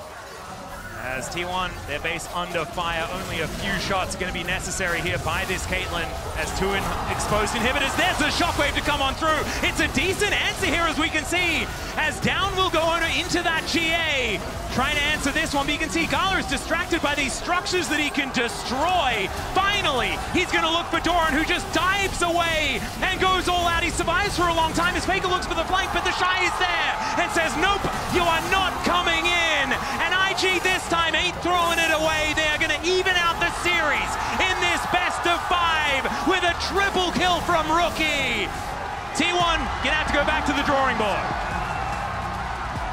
Play-in's looking pretty spicy this year, Atlas. I'm looking forward to the next best of 5 between these two teams that we're going to have afterwards, right, Kobe? We're going to have one of those, right? Can we convince everyone? Elimination on the line, 1-1. IG versus T1 here gets evened up. Oh, man, what an incredible series this is turning out to be. But now, to break down the beginnings of what has become a best of 3 is our gorgeous analyst desk. Feature. It's amazing the fact that Absolute we're in cinema. a series like this. I was not promised this, but I'm here for it. I mean, it's been a nail-biter. It feels like both games have been constant moments back and forth. So hard to predict at each point of the game who's going to come out ahead. And it's been down to every single little moment, little outplays, little just displays of talent from each side. You know what? I want to take a look at that gold graph because we've been talking about this. I want to see if the gold shows it because it's been team fight after team fight after team fight. IG do it this time. They take it until the end. They take it until the Nexus, and I'm just... It's been a lot of fights. They had to work for this one. Yeah, because even for us, when we were trying to build a segment like this, it's like, okay, IG has control of this game now. No, T1 has control of this game now because a lot of it was like T1 trying to dive on towards Gala. And what we saw from Gala in the last few months, we're seeing that and then more now. He has been protected very well with a composition like this, and he is playing, he's playing this Caitlyn on the edge. It was very clear. T1 came in with a game plan. It was to kill Gala with this Akali, make that work. And I do think as the game went on, it started to get more and more difficult. And even if they got Gala, it wouldn't necessarily work. But this was a great example where they're trying to get on top of him. You know, you see Faker making sure Mako can't be there to assist, but he can't get on top of Gala initially. Keria goes down. He finds access later, but Gala's getting the peel, getting the shields, getting the support from his team. Yeah, Summoner heal, the Redemption heal, the shielding from both champions. This composition I thought was really smart from IG side. I think the drafts have been great from this team. And then on top of that, their Dragon controls, exceptional. The ward to be able to catch out Akali that's coming on flanks multiple times throughout this game, really well done. So like IG is a new beast coming into this tournament. Absolutely. And we saw T1 trying to maneuver around this right off the bat with the early swap, dodging the matchup, not giving Caitlyn and Gala that lead, but he still manages to do it because despite Faker's flank, despite Keria's flank, it was just impossible to touch him.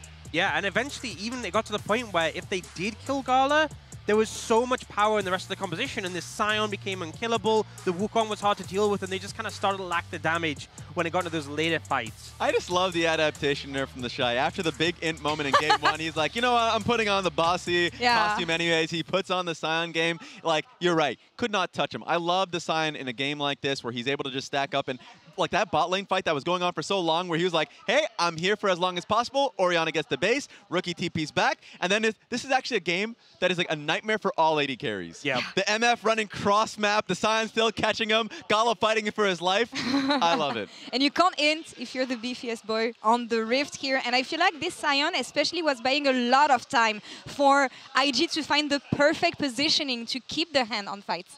Yeah, 100%. I mean, I feel like it just gave them so much space, and it was so hard to deal with. And you saw some of the times later where the MF autoing this Sion, I can't even imagine how long it would take just consistently hitting this brick wall to really do anything. I gotta say, I got scared though. Yeah. I got scared. There was a lot of opportunities for T1 to find some good fights, and it took this one moment from IG on the top lane and thanks to the reliable Cisco network, Wei and the Shy introduced T1 to the bounce house to claim an ace for IG. My God, we already talked about how tough a composition like this is to run, and the Akali is going straight towards Gala, and it just doesn't mean anything. That knock-up from Sign was massive. Yeah, and here, I think really the critical moment for me was when Faker ends up going in. This route for Mako locks him up. He wants the R2 onto Gala, but the team response is immediate, doesn't let him get that follow-up. But look how low Gala ends up being, but the peel is there, and they keep him alive. And that's why, you know, I keep gassing up the composition. Because it works. It was so well done. And on top of that, I think it's crazy to take a step back and look that this could have been a 2-0 start to the series for Invictus Gaming. Yeah. Based off of what I thought were two great compositions, really strong dragon control from them. I think they're playing out really patiently. Like Orianna, like, got to push out top side when Akali was in the top bush. Jarvan was in tri bush, waiting to get on them. But I feel like they've been playing an incredibly patient game in Invictus Gaming. And that's what I like, because we've talked about this patience. We've talked about the fact that they should have waited during the last game. And for me, this patience was showcased especially throughout the vision setups that they had. Yeah, I feel like they took a lot more time with this one. I think they knew that with their composition in this one, really the timer was working against T1. Yeah. And I think T1, for me, there's been some question marks. You know, the MF that came in here didn't give me too much confidence. The Trundle in game 1 into the Kiana. I feel like one of the concerns I had for T1 is you're coming in on a fresh patch. You're coming in not super warmed up. You're coming into Worlds. As you said, they normally are a ramp-up team. This is not them at their best. Yeah. And you only have today. If you don't win this series, you're out. And it is 1-1 in the series. They're still with very good chances of making it, but it's not the best form we've seen from them this year. Yeah. And meanwhile, for Invictus Gaming, I think they're honing on to what their identity really is. The Shy being on tanks for both games, both the Rek'Sai and the Sion, putting all your eggs in towards Gala, getting a control mage, and just playing a straight, simple front-to-back composition. When I was seeing them playing Jason and swapping it between top and mid, I didn't think it was working out well for them at all. So then being able to see what is a clear vision from this team right into this tournament, it's working out well for them. We are seeing T1 on blue side Yeah. for next game. So 2 questions. First one, what do you want to see them prioritize, and who's taking out to match point here? Ooh. It's tough. I mean, we need to see a playmaker for Owner. I think we were right at the beginning of the day in trying to like get him empowered. He is an incredibly strong jungler, but right now it feels like a lot is going well for Wei, so that would be one thing that I would want to see from them. Yeah, I think just you need more DPS in the composition. That was what was lacking game 2. The Jarvan pick was good, but it just felt like, you know, you need more for late game insurance if you're going up against a composition like IG had in that situation. So I think just there were some glaring weaknesses game 1 and game 2 of the comps. Game 1, they could still make it work. Game 2, they really couldn't. Yeah. And I didn't know if I can put the stock into like all the scrim rumors about Invictus Gaming. Now it feels like I can. Now I feel like the jacket, I'm wearing it's back. It's back. Finally believes. I didn't believe after game 1. I'm fully believing in them now. So I think it's going to be Invictus Gaming taking this one. Oh, yeah, all right. We'll see this right after the break. It's 1-1 in this first series at Worlds so far, and it is delivering. Let's see who takes us to match point right after this. Hope it didn't curse them. Yeah, he's got 3 items now completed. The rest of T1 comes on over. That is going to be a solo shockwave onto the Cassante as the Shy crashes into them. That is phenomenal damage as they take down Gumayushi. The Shy deals with Doran as well, and T1, now it's their turn to run the heck out of their Faker. He goes in, he finds Gala in the back line, and then just gets shot in the head. T1 are going to fall. That's an ace for IG, who turn it all on its head.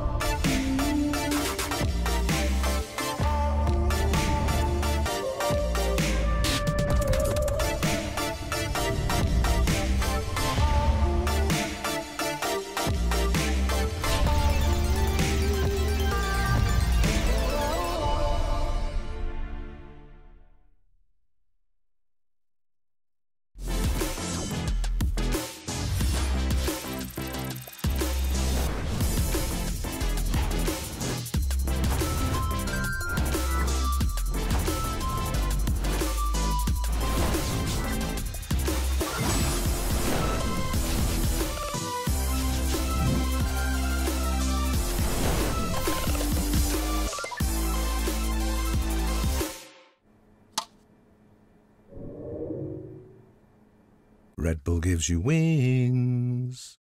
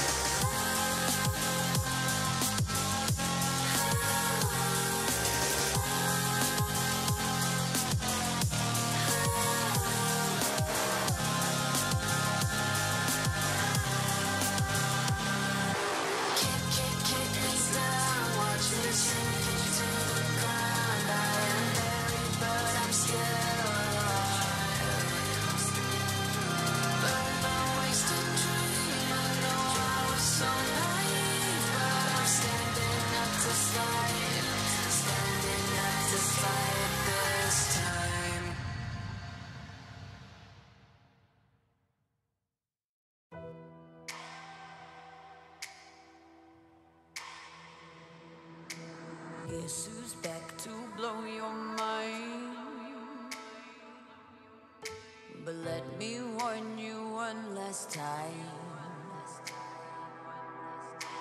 Guess who's back to change your life? But it's not gonna be just fine. Whoa, I've got you under my spell tonight. Whoa, we're both heading to hell tonight. So don't ever listen to a word they say.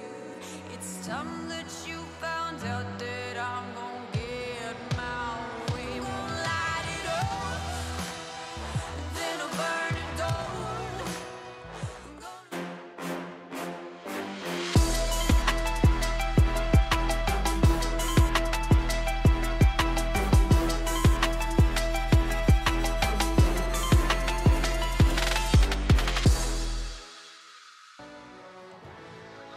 ladies and gentlemen, to Worlds 2025. It's the play-ins, it's a best of 5, but now it's been transformed into a best of 3 as IG has equalized the series. And Kobe, we were walking back after game 1 and we were like, the only thing we really need for this to be perfect is for IG to win the next game. And guess what? They won the next game. And now it doesn't matter what happens. It's a banger series. And it's interesting that you say equalize as well, because Rumble priority, he's still available here. We're getting deeper into Fearless. And I feel like this might be the Rumble game. We'll see, though. Also, this is all going to change, right? Because finally, we've got a side switch. So T1 will move over to the blue side. We have the Kai'Sa remaining. That will stay as first ban here, understandably so. They're still going to get rid of Braum here in the first round. I wonder what they're fishing for. It looks like they're fishing for a first pick. We'll just have to see what it is. Yeah, it opens up a lot more melee engaged supports for yourself. Also kind of dissuades the Lucian Braum combination and stuff like that. But all right, let's see. Is the Poppy still gonna get banned? Because that thing value also is like still so high with later and later into Fearless. I would have expected if they were going to go for a Rumble V1 that Braum would have been an Ornn, right? But instead, the Braum is going to be banned away. Yunara is what was left up, and Gumayushi's going to play it. This is a champion he hasn't necessarily found a whole lot of success on, and we'll see whether he is going to be able to take it to Gala and IG in this game. Okay, investing in it really early on. That's a champ that definitely benefits if the team comp you're playing against are kind of short range and they group up a lot, so you get a lot of splash damage benefits. It's a champion that does not benefit when the enemies have point-and-click CC that can lock you down. So yeah, this is, you know, Vi is in the past when Zeri was a mega big problem of super hyper carry, that point-and-click, that is the solution. So see if that works on Yunara as well. The guaranteed engage, and Vi has been a good champion, a lot played 4-way, so see what they want to pair it with here. I will say, the equalizer we were talking about. Okay. All right, so that's going to be locked in. The Shy going to be taking the flamethrower towards that top side, and this core already from IG is pretty hard for T1 to deal with.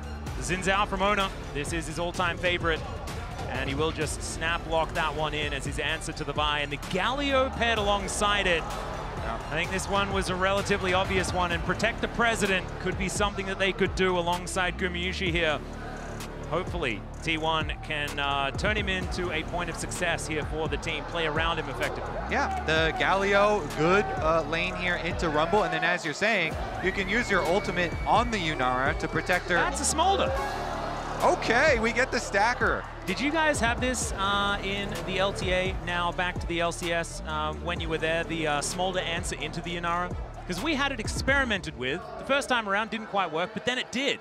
So it sometimes does make things happen. We also played a decent amount on the patch where Yunara got Giga nerfed. So we actually didn't get as much Yunara even to start out those trades. But yeah, here we go. We are going to get it on stage here. Gala going to opt into it. And is going to be still going to go for Ornn ban out on the other side. Yeah. So get rid of that one. Yeah, I mean, it is Faker as well. So you're like, you know what? We're not guaranteed that it's going to be like a Galio counter directly into the Rumble. Yeah, I saw the Galio locked in, and I'm like, that's going to Faker. Yeah. But you're exactly right. It is a very popular anti-Rumble. Yeah.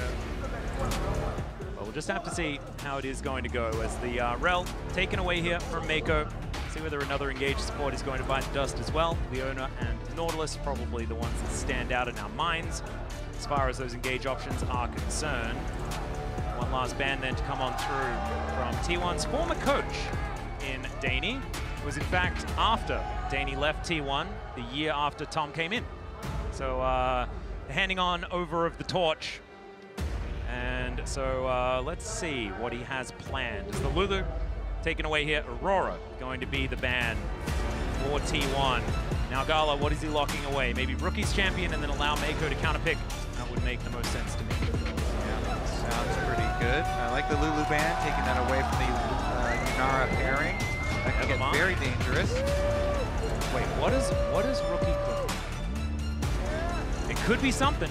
So Ari got buffed on this patch. Well, I mean, they want to see where this Galio goes.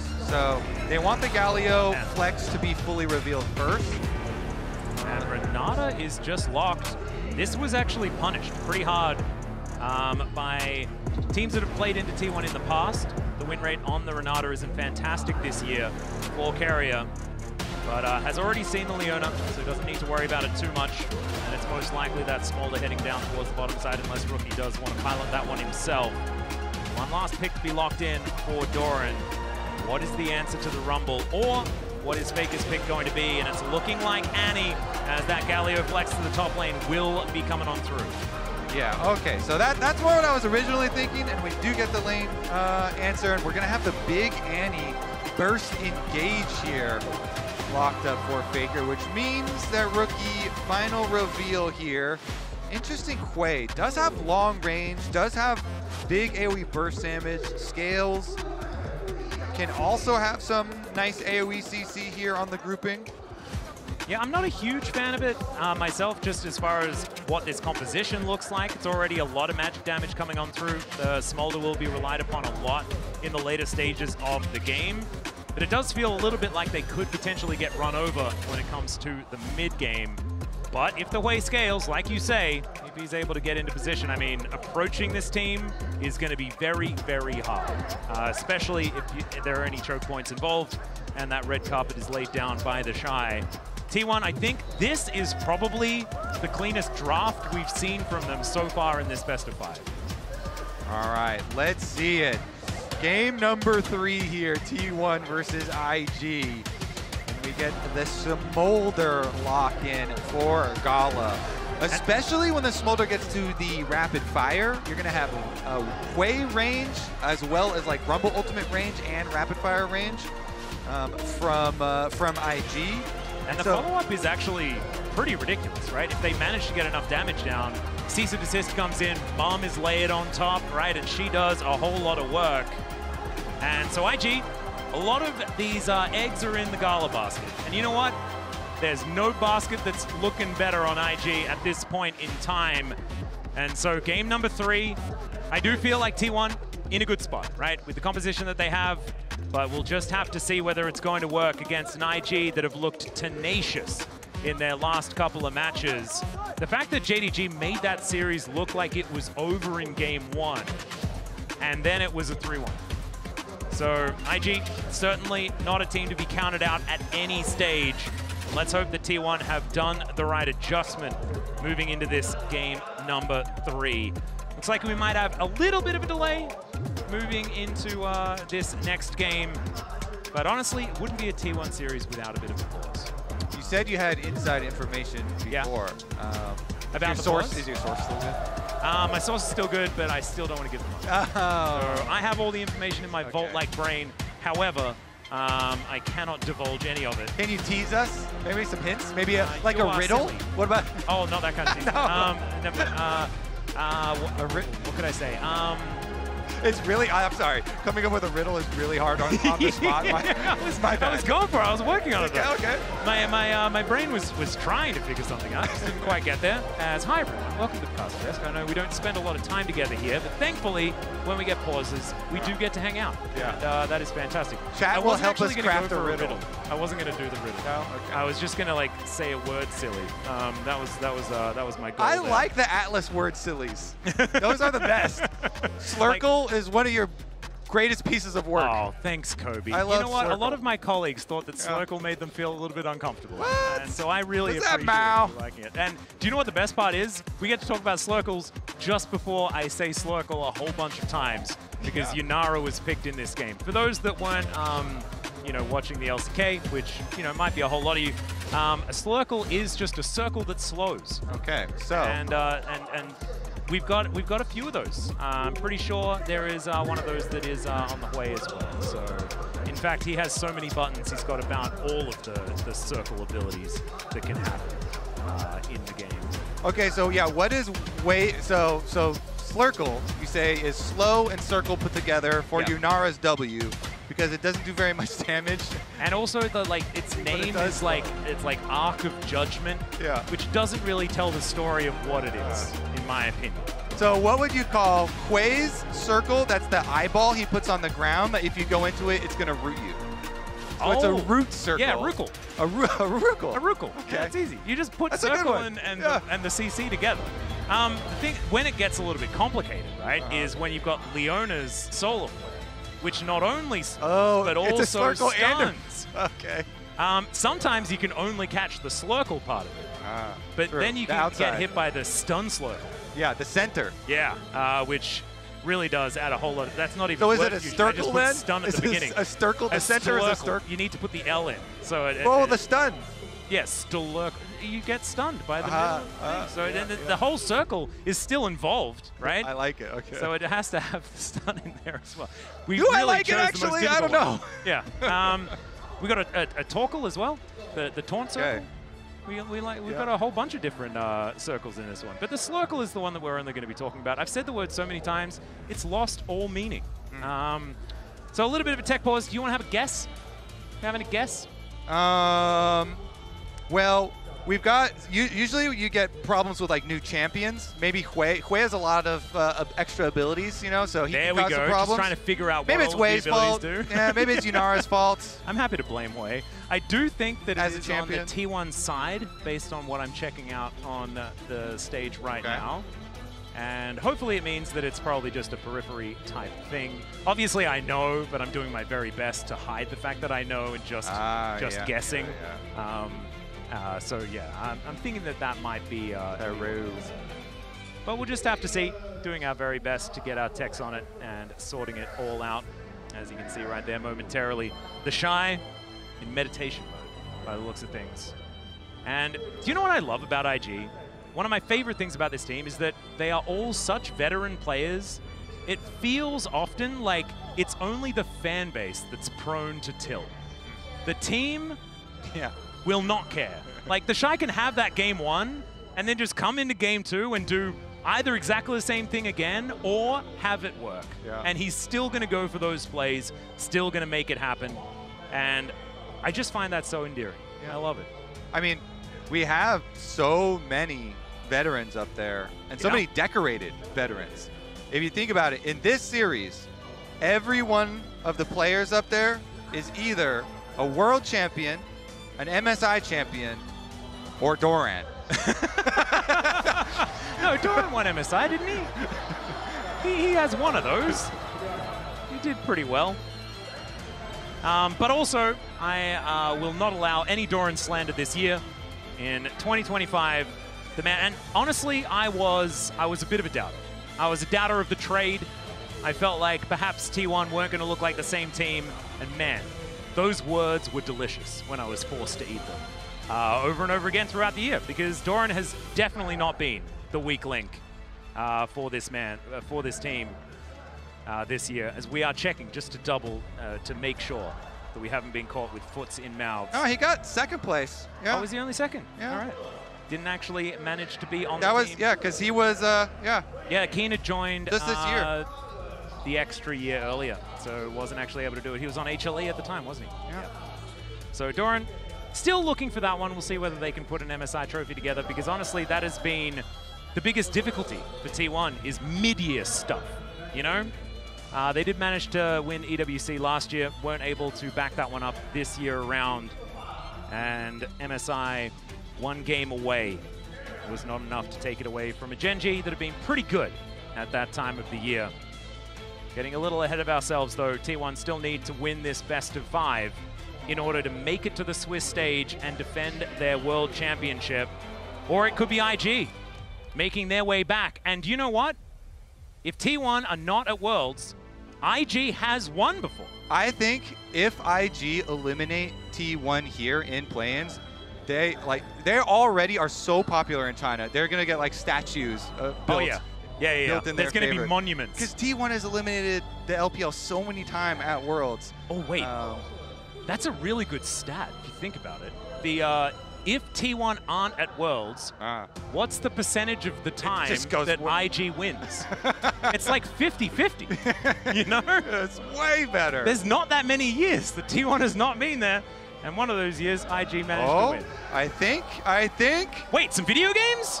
All right, here we are, ladies and gentlemen. We want to apologize for prattling on for so incredibly long. I want to say thank you to the players for pausing the game for us so that we could talk about nothing for a long time. But now we are back and ready to get onto the Rift here for game number 3. And the fans here as well, certainly sounding pretty ready to get back onto the Rift for this one. And what are the comps again, Kobe? Well, we did get the Hui coming in late. I just want to give credit to Wei himself, because I came into this series, I legit thought that Owner was going to be, Owner versus Wei was going to be the biggest gap, and Owner was going to gap him. But Wei has been so good. That Wukong game definitely outclassed him. And so let's see if Wei, as the Gyos go out. Wow. IG fans getting loud. Their first taste of victory was pretty sweet here in game number 2. And that does mean they've won one of the games, and the other game they were winning for 80% of it.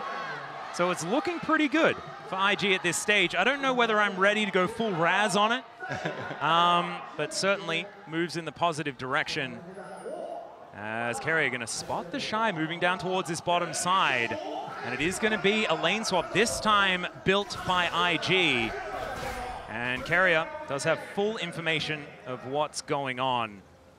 So Guma standing in this brush. I don't know whether T1 are too worried about going into a lane swap type scenario, because Yunara also wants to be scaling in this game. Maybe not as much as Smolder does. Not quite as infinitely, but still going to be feeling better on a few items rather than less. Yeah, I think this is smart from IG. You get to stack your Smolder really easily. If the Smolder had to play into the double range lane there and had to deal with the level 1 of Yunara is actually quite strong because your Q is so strong, then I think this should help out the Smolder scaling and stacking quite significantly. Plus you get out of the Galio Rumble answer there. Ooh, Slurkle flies forward but doesn't manage to find the Shy. So I guess we'll see, how much will the payment actually be this time around? The Caitlyn Karma was able to get 3 plates worth of payment of extra gold for the lane swap. And I do feel like Caitlyn is the quintessential I'm going to destroy your turret at 4 minutes, right? Like that's the champion that she is. Yunara, not necessarily quite as much that. And once the Shy hits level 6, it's going to be even more difficult to get lane states in positions that you want just because of the flexibility that the Equalizer gives you. Now we do have a roam over from Mako though, for a little bit of an angle, hanging out in the fog of war for now to see whether Faker is going to move forward. Rookie down relatively low, and now Mako going to show himself. Molten Shield comes out, there's the flash, but it's not quite early enough as the chomp comes through, but Faker is going to live. But still, flash employed, that is a big deal. The Shy now in trouble as well. As Gumushi presses Q and does a bunch of damage. Not quite enough, the Shy will survive. That is a nice value window for Mako, because not only do you get the flash, but also the Zenith Blade still following and connecting means a lot of follow-up damage there. They still get the stun, they get a big chunk onto Annie, and Annie with no flash and receiving a large chunk makes it even more difficult here to deal with poke around mid lane. And we see Vi's going mid lane, but Owner's bottom, and they're going for it. Yeah, Mako's going to turn up here as they're at least looking to gank a plate towards this bottom side, as there is the knock up, and down goes the Shy. There's first blood for Owner on this Xin Zhao. This is what we wanted to see out of this, guys. Now Mako could be in trouble as well, but instead, T1 going to take their prize and back away. Wei moving towards this bottom side as we say it. And IG, they get a teleport in, but remember, that's a turtle port. That's going to take a while to get them there. And there's a handshake for Mako. Very polite, but unfortunately, not going to be able to stop the back here of Owner, who is now back towards his jungle. Dude, how clean is Carrier? I mean, they go for the plate, like you say, like, oh, we're just mining some gold off your turret, don't mind us. And the Carrier moves up, he slides the handshake through, right onto the Shy, gets the Rumble, they lock him up and immediately delete him. And the bailout gives you so much freedom to do that if you can guarantee the kills. As Carrier, speaking of kills, this could be another one that Mako just going to try and zone him away from the turret, get the Shy some much needed money. And now looking to try and put some pressure on. Gumushi makes his way back. A 2v2 has reformed. As Slurkle actually getting more value than it normally does. Carrier down below 50% though. This is a difficulty as the minion wave also being frustrating. And IG will need to back away. Gumushi gets towards the wave, which is exactly what he wanted. Right, clean up those CS. Carrier is fine. Of course, Carrier has no summer spells after the dive, and so had to be a little bit careful there. Yep, zapping down the wave is Guma though. And if we have a look at the CS margins between the two bottom laners, although one of them is missing, it is pretty close. Another Zenith Blade going to connect, but already a lot of damage onto Mako, but Faker is already dead. Ona gets the knock up and takes down the Leona in trade. Now Carrier and Gumushi moving in as well. Wind becomes lightning, doing so much work, and the handshake holds onto the Shy. As now IG looking to turn it around. He's going to silence himself. Carrier gets taken out. They trade it for the Rumble, then the bailout. It secures Ona his life, and he gets himself out of there. Gumushi now trying to deal with Rookie, whose way is getting a bunch of work done. The flash forward from Guma. He's crazy. And Rookie's going to be able to get himself out of there, but man, Guma is angry about what happened in Game 2. Honestly, I love the action in this series. It is getting bloody in Game 3, and it's very heavily in favor of T1, this blood, Atlas. Yeah, the Shy is unhinged, man. He just goes for anything that's a potential play.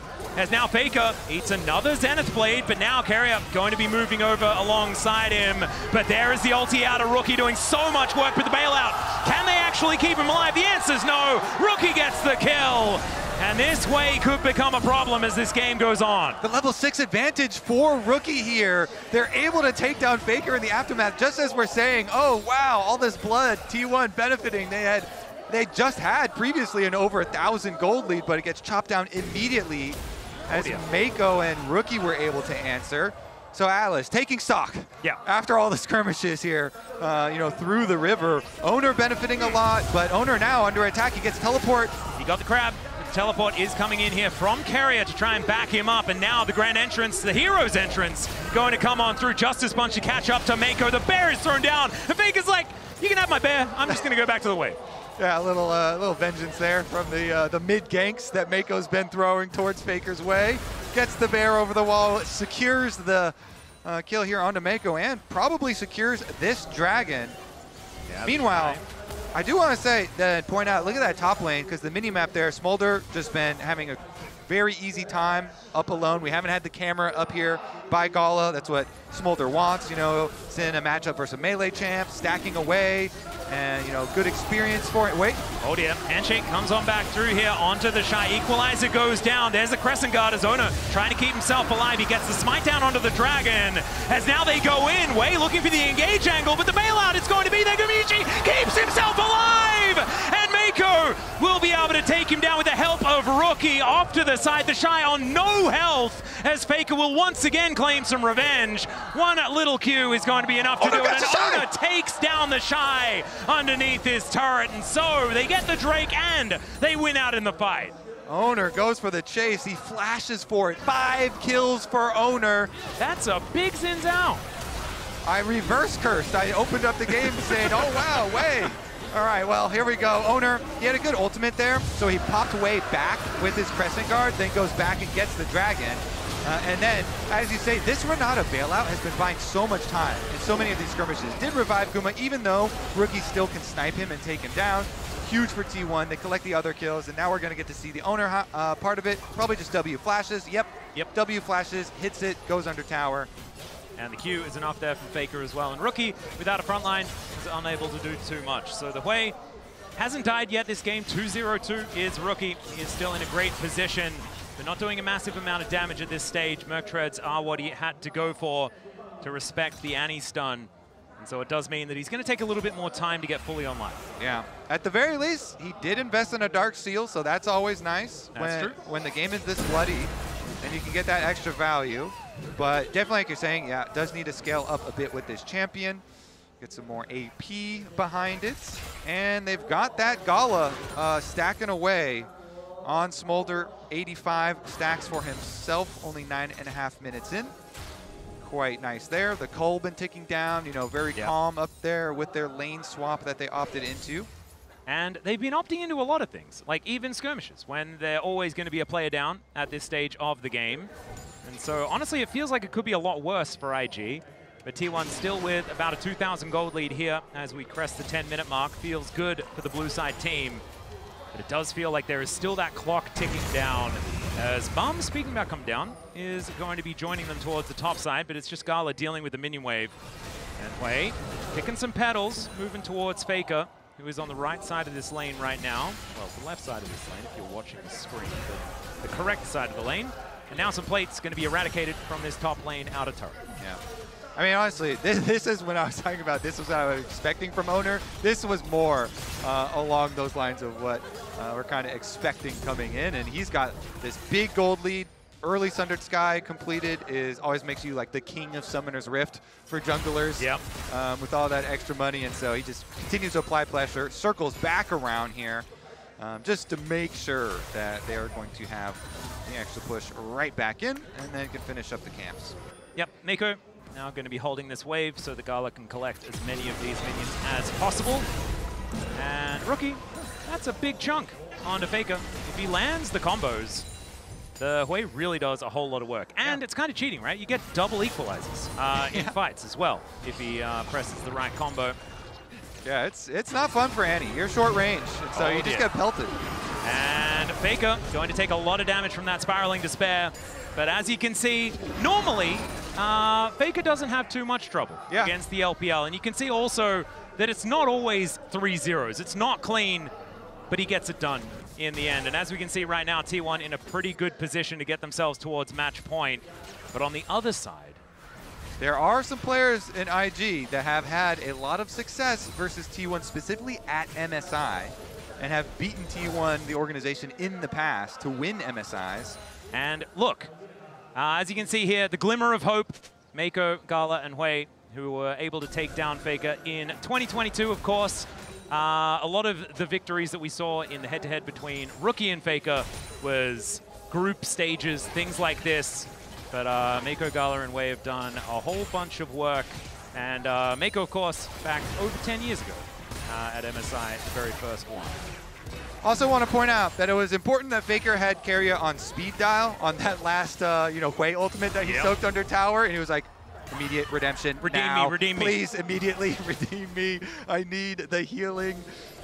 So he was able to survive that, but yeah, it is the onslaught from the Hui trying to poke him down under tower, creating the pressure. Still though, Owner is massive with those 5 kills, so he's going to work in tandem with the duo lane there to go steal away the blue, use that pressure, the benefit of all these early skirmishes that they have been able to get for themselves and use that power. Yeah, speaking of power, this is exactly what T1 wanted as far as this matchup is concerned. Galio has been historically pretty good into the Rumble. Finally, we are actually seeing those two champions going head-to-head. It has a bunch of the items that makes you feel a lot better in the matchup as well. There's a whole bunch of buttons going to be pressed, and you can see that Rookie feeling very good about his position in this game. And as you mentioned before, Owner, he is going to be able to take down this dragon. Let's see whether this is going to be the cease and desist that will actually work, and it does in the blink of an eye. Tibbers gets angry, but he is just 50 gold going over to IG at this stage, as now Gala sneezes on the minion wave. Owner comes on over, but they have full information as to what's happening, and with Rookie and Hui unlocked from the mid lane, there is no way that this dive is happening. Ooh, yeah, they defend the bottom side and they delete the mid lane there. That was very nicely done, super easy for IG. Rookie here on the Hui, looks like he's going to scale pretty quickly, Atlas. He's going to be accelerated in that scaling endeavors. Almost a 2,000 individual gold lead. And we mentioned the early Dark Seal with all these extra stacks, so much extra power. Blackfire Torch been completed. Lots of damage behind this champion. And if you're looking at how the comps are going to interact later, even though T1 had this big early gold lead, not only did that get chopped down there with the extra kill, but even so, IG are not too scared of later on because they do have range advantages later on. They've got really, really quickly stacking Smolder here, 145 already for Gala. 145 at 14 and a half minutes is absurd. Yeah, he is stacking super quick. Their Hui, like we said, is rich and is doing very well in the opener. So, you're going to get to that rapid fire cannon point for Smolder really quickly. So then you can use your rapid fire poke, your Hui poke, and as long as Vi chooses correct timings, Vi and Leona, then it's going to be hard for T1. They're going to have to choose their moment really quickly since they are at the range disadvantage, and you just kind of like got to go for it and make the play fairly quick. Yeah. Owner might be able to do that. I mean, he is very strong on Xin, and maybe can find a way to just kind of bully himself in there and get a Galio ult on top or something. See whether he can find an angle. Of course, Xin Galio has been a combo that T1 have used many, many times in the past. It's not often the Doran on the Galio combo, but Wei's going to make his way down towards the bottom side, and Doran on the Galio is on our screen, but not for long, as the Shy is going to be able to burn him down. Just checkmate as the jungler walks in. Yep. Nicely done. Pretty easy there. They knew that T1 were on the top side of the map, collecting those grubs. 3 grubs for 1 Doran. Yeah. You like that trade? I would say it's probably not necessarily the best, especially with this ticking time bomb that is the small dragon that is here on the top side. I feel like IG have found stability, and they've also found themselves a slight gold lead. The one thing that's in T1's favor is the fact that they've stacked up 2 Drakes, and Hextech Soul is ludicrous. We have not necessarily seen it be, you know, immune to losing, but it does certainly help out. And Gumayusi on this Yunara has not necessarily had, you know, those big team fights to really prove himself just yet. We'll see whether he will be able to get that space in order to do so, because he not only has Bailout available, but he also has the Galio there with a heroic entrance. He's got this Xin Zhao who's mega fed to help stand in front. See whether it is going to work. As once again, the Shy versus Doran on the top side right now. And with the fact that this game is slowed down, I can't help but feel like T1 need to be starting to get nervous. Yeah, the big thing for T1 is like, how are they going to force the issue here? Whoa, there's a flash taunt. His owner's going to move on up to try and take down the Shy. They're walking down the red carpet. He flashes away. The Winds of War comes in, and there's the knock-up. 3 Talon strike, and down goes the Shy. A 4th death for this Rumble, but killing the Shy, is that a win condition? I don't think so, unless, although I don't think it's a win condition for T1 anyway.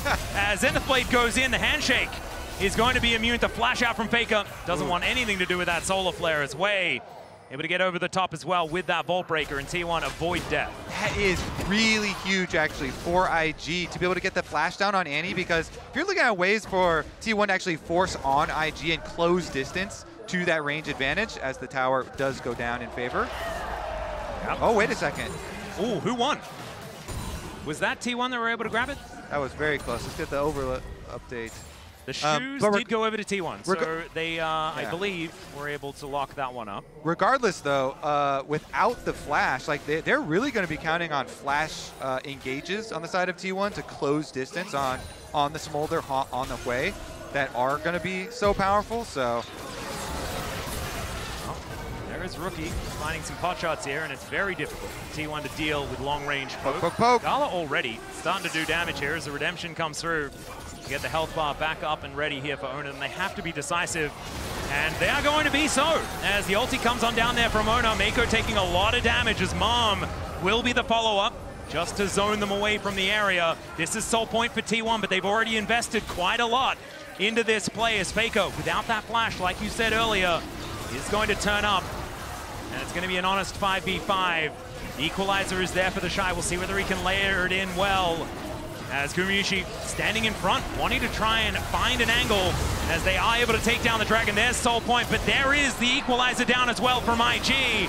Not necessarily getting the work done that they wanted to, though, as the Bear is going to crash on top of the Rumble. He's the first to go down as Gumayusi grabs the kill in the fight, and it's Doran staying alive for so long. IG, that was not the play you were looking for. Yeah, that was definitely not it. The Shy walks in, he gets blown up right into Tibbers, right into T1. They actually get all of their kills.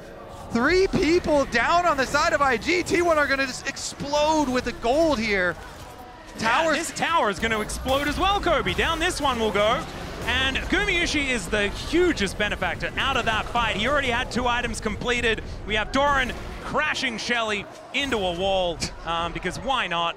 And now the Yunara Smolder conversation gets a little bit different, as she is now sitting on 3-1 and 3. That was such an overchase. This is where you also want the comms listening. Okay, so Wei initially tries to go for the steal there, and it costs him his flash on the way out. But then they walk forward. The Shy is so far away from the whole rest of the team, and they're going into Owner and, Doran in the pit, who are both tanky. And they're fine in the back of the pit, so the Shy just gets blown up by the other members of T1 on the top side, then the rest of IG like funneled themselves into the bad spot, right into the Galio ultimate that's in a great circle itself inside of the Dragon pit, and so that was... And speaking of circles, the Spiraling Despair was only on to Carrier. Yeah. And he went down to like 2 health and then didn't even die. And from that point on, Rookie had no mana, was not actually able to participate at all. And now we've moved to a 3,000 gold lead, and Soul Point and Otacon is on the map. T1 are looking for an angle in, but IG do manage to get a few extra members down here early. Truly a head scratcher there from IG. T1 very happy though. Owner 7 kills, fully stacked bounty on his head. He's got his upgraded boots as well, both items. So yeah, they want to force around Otacon. T1 definitely would like another skirmish here immediately afterwards. This Galio ult has a little bit longer on a cooldown, so may not immediately. They could wait for Doran's cooldown here for Galio ult to come up and then force. We'll see whether they do look for that angle, as you do have Heroic Entrance able to move him from the mid lane, so extra pressure available here for T1 as the Chu goes wide. And Snare is going to connect onto Owner, but damage onto the Xin Zhao isn't exactly the most permanent. Okay, the flash in from Owner, he finds the knock-up, they chase after Gala. Redemption, can it get the kill as Hostile Takeover comes on through as well? Gala surviving for a very long time. The flash forward from Gumayushi though puts him down, and Rookie will follow suit. Both carries in the blink of an eye, and this one is firmly in T1's hands now. T1 want another fight around Otacon, and they get their fight. Nice initiation there. They're gonna get the prize afterwards as well. And man, if you like, when I was looking at this composition, I wasn't thinking Flash Auto was going to be the engage option, but that's exactly what Owner was going for. As Gala does get knocked away to relative safety, but he had no health. He just couldn't fight anymore. Yeah, Carrier's ultimate does follow, and then Guma's like, I got this. Goes in with the flash, with the dash, closes the distance to chase down the rest of them. And Owner, so much better of a game this time around. You know, charges up his 3-talent strike, preps for the engage, goes for the flash, gets the initial flash out of Gala there, making the Smolder vulnerable to the follow-up engage from T1, and they just blow it wide open. IG had been stacking so well. I mean, now Smolder, is 236, but they've lost all this big advantage of gold lead that they had and all of everything that was going for IG. Now it's T1 with very large item advantage off the gold, and Dragon Soul coming imminently. And Hextech Soul will mean that this poke composition is going to struggle a little bit to maintain their position, right? Because it's all about holding on to the phalanx, hold the line, as it were, as the Hextech is going to be leaving Owner out to dry. Now Gala flaps over the wall. It's so much damage, though. Still, Circle not going to be saving the Xin Zhao, and that is shut down money over to Rookie. That Hex technology is dangerous, Atlas. It certainly They warned is. us against this in Arcane. We learnt about it from Arcane. It's now Rookie. Oh no, you should have learnt about it as well. Doran going to be able to finish him off. He's now in an awkward position, but they don't have to deal with the Hui, who's such a problem. Faker finds the angle onto the Rumble, and somehow their most fed member dying turned into an inhibitor turret? Yeah, T1 are just going to flash on you. Everyone flashing over walls here. Doran flashes in, Faker flashes in, T1, they actually even take, wait, Dragon's going down. Yep, they were looking for the Dragon here. Hostile takeover will be avoided for now, but it's a double taunt beautifully placed here by Doran. It is Wade denying the soul, but they also managed to get themselves out. The Hex Gates are going to come on through, as well as Gala is going to survive on about 10 health and get out with the highway robbery. I don't think it's going to save the game, but it was pretty funny as another one comes in and Faker says, yeah, fool me once. Yeah, fool me twice. No, that's not going to happen. As Voltbreaker gets way over the wall, and Owner has respawned and will be able to take down the Vi. Wants to be able to hand the kill over, but isn't going to do so, and will be able to secure it here. 18-8 is the kill score. There's been a lot of deaths in this game, and it's starting to get silly. casting with you is always fun, Atlas, but man, I am having fun this series. Yeah. Is this what they call the T1 circus? No, this is called Rise Group, baby. That's what we like to call it. T1 has decided to give us a little bit of a taste from the LCK, and we appreciate it. They were, of course, in the Legend Group, but this has Rise all over it. This has been so much fun. These Hex Gates just providing the extra layer of comedy over the game. And after all of these shenanigans, we are still heading towards a Hex Soul. We are still heading towards another opportunity for T1 to try and collect it.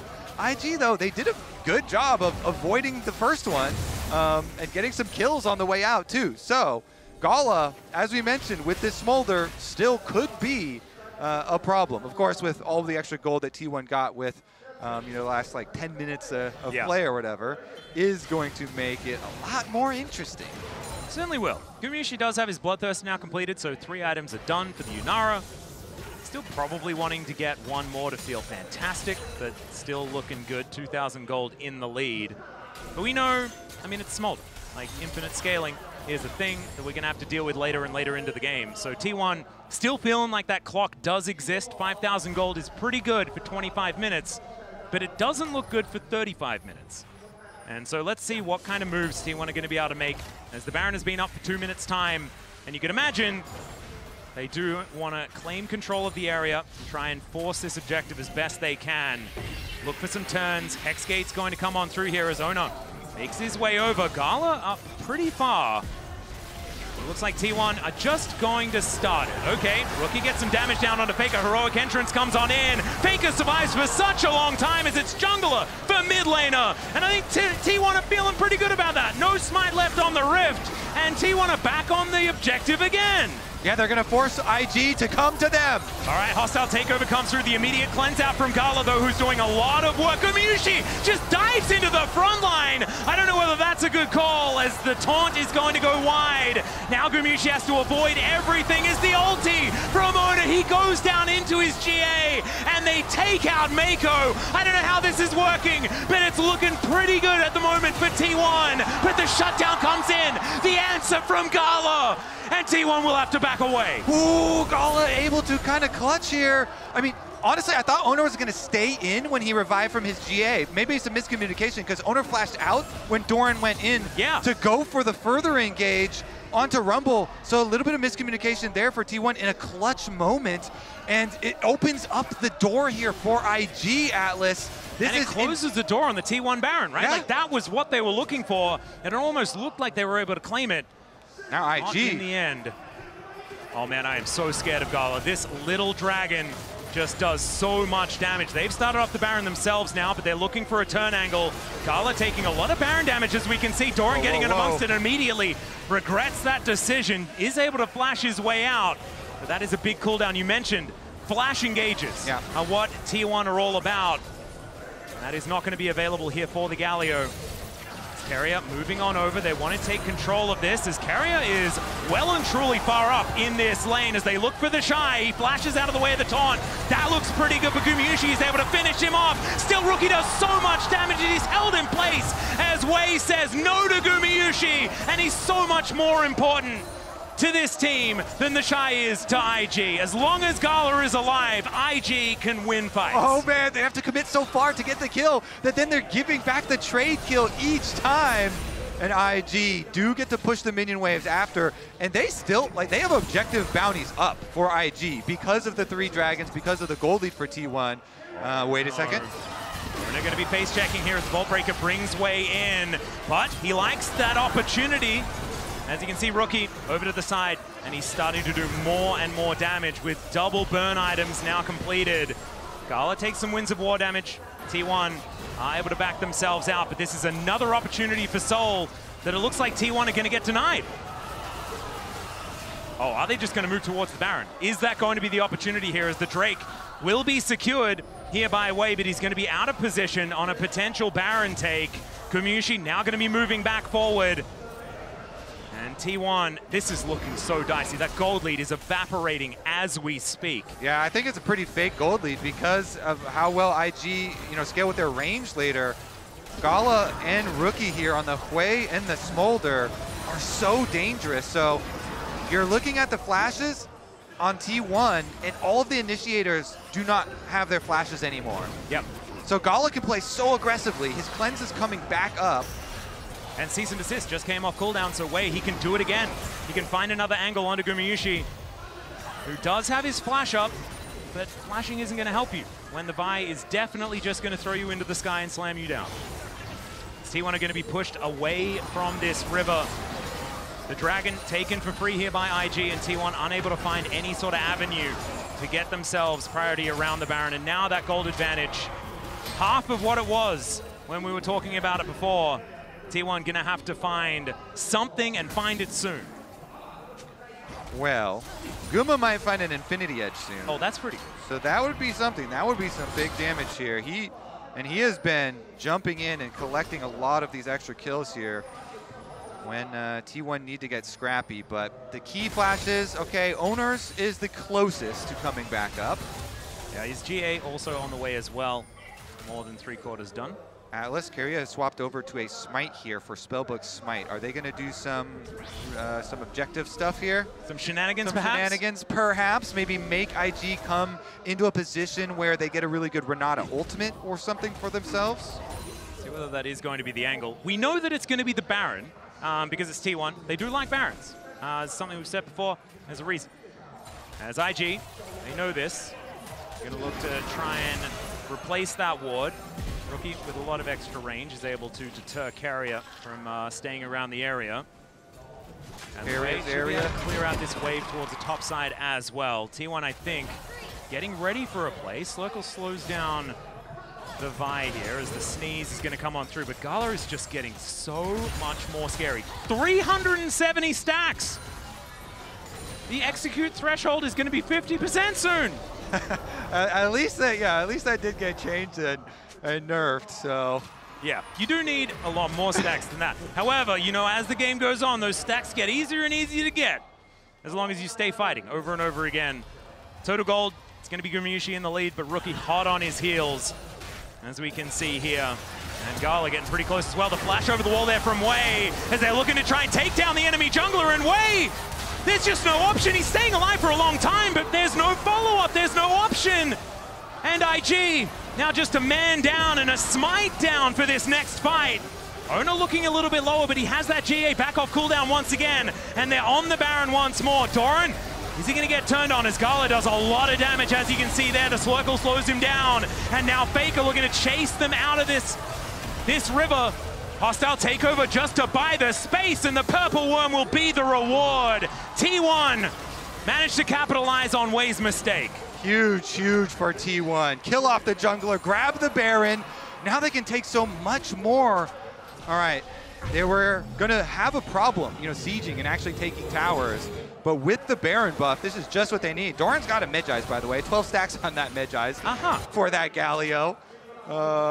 Definitely some power there. All right, T1, is this Baron going to be exactly what they need to actually tip it over? Because the next Dragon Soul that comes up is just over a minute away, so they can use this Baron to take so much extra space on the map.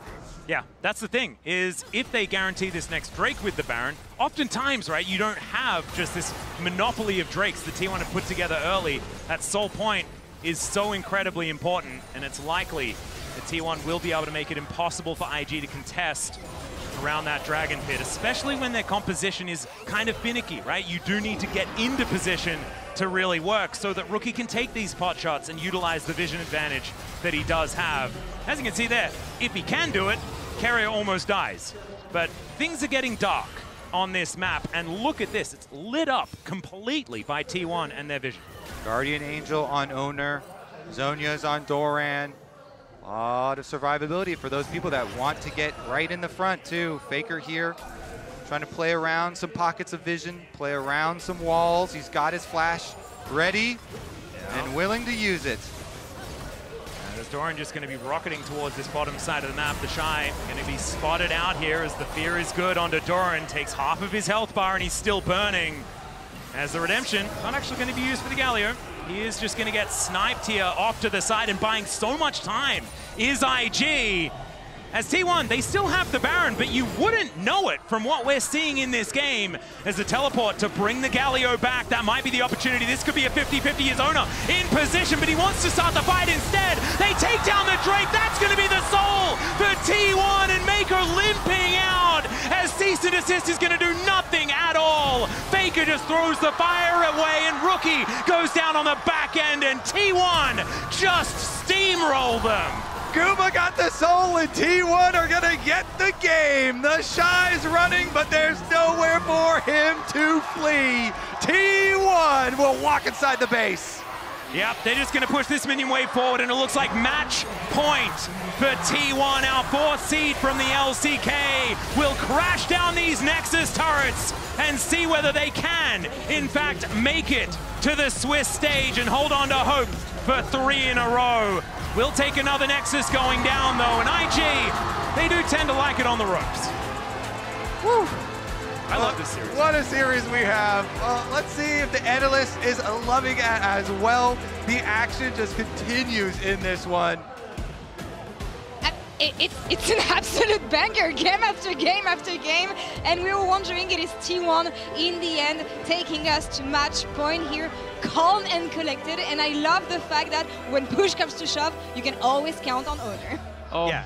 I mean, Owner was absolutely massive in that early game. It got a little bit chaotic, I've got to say. You know, Gala came up huge on the Smolder. I felt like maybe IG didn't have the patience for that comp, but they definitely started to make it work in the mid-game. That's the thing. I was like, the composition looked great. I know both of us were looking at this game and saying, okay, we like it from Invictus Gaming, but can they operate it?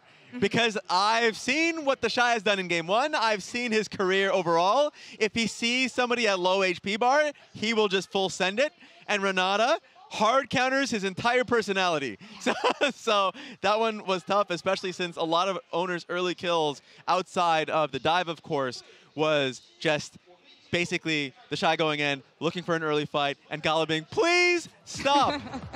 And we were talking about T1's composition so far and their approach they had in this series. Ox, do you feel like it's getting better now?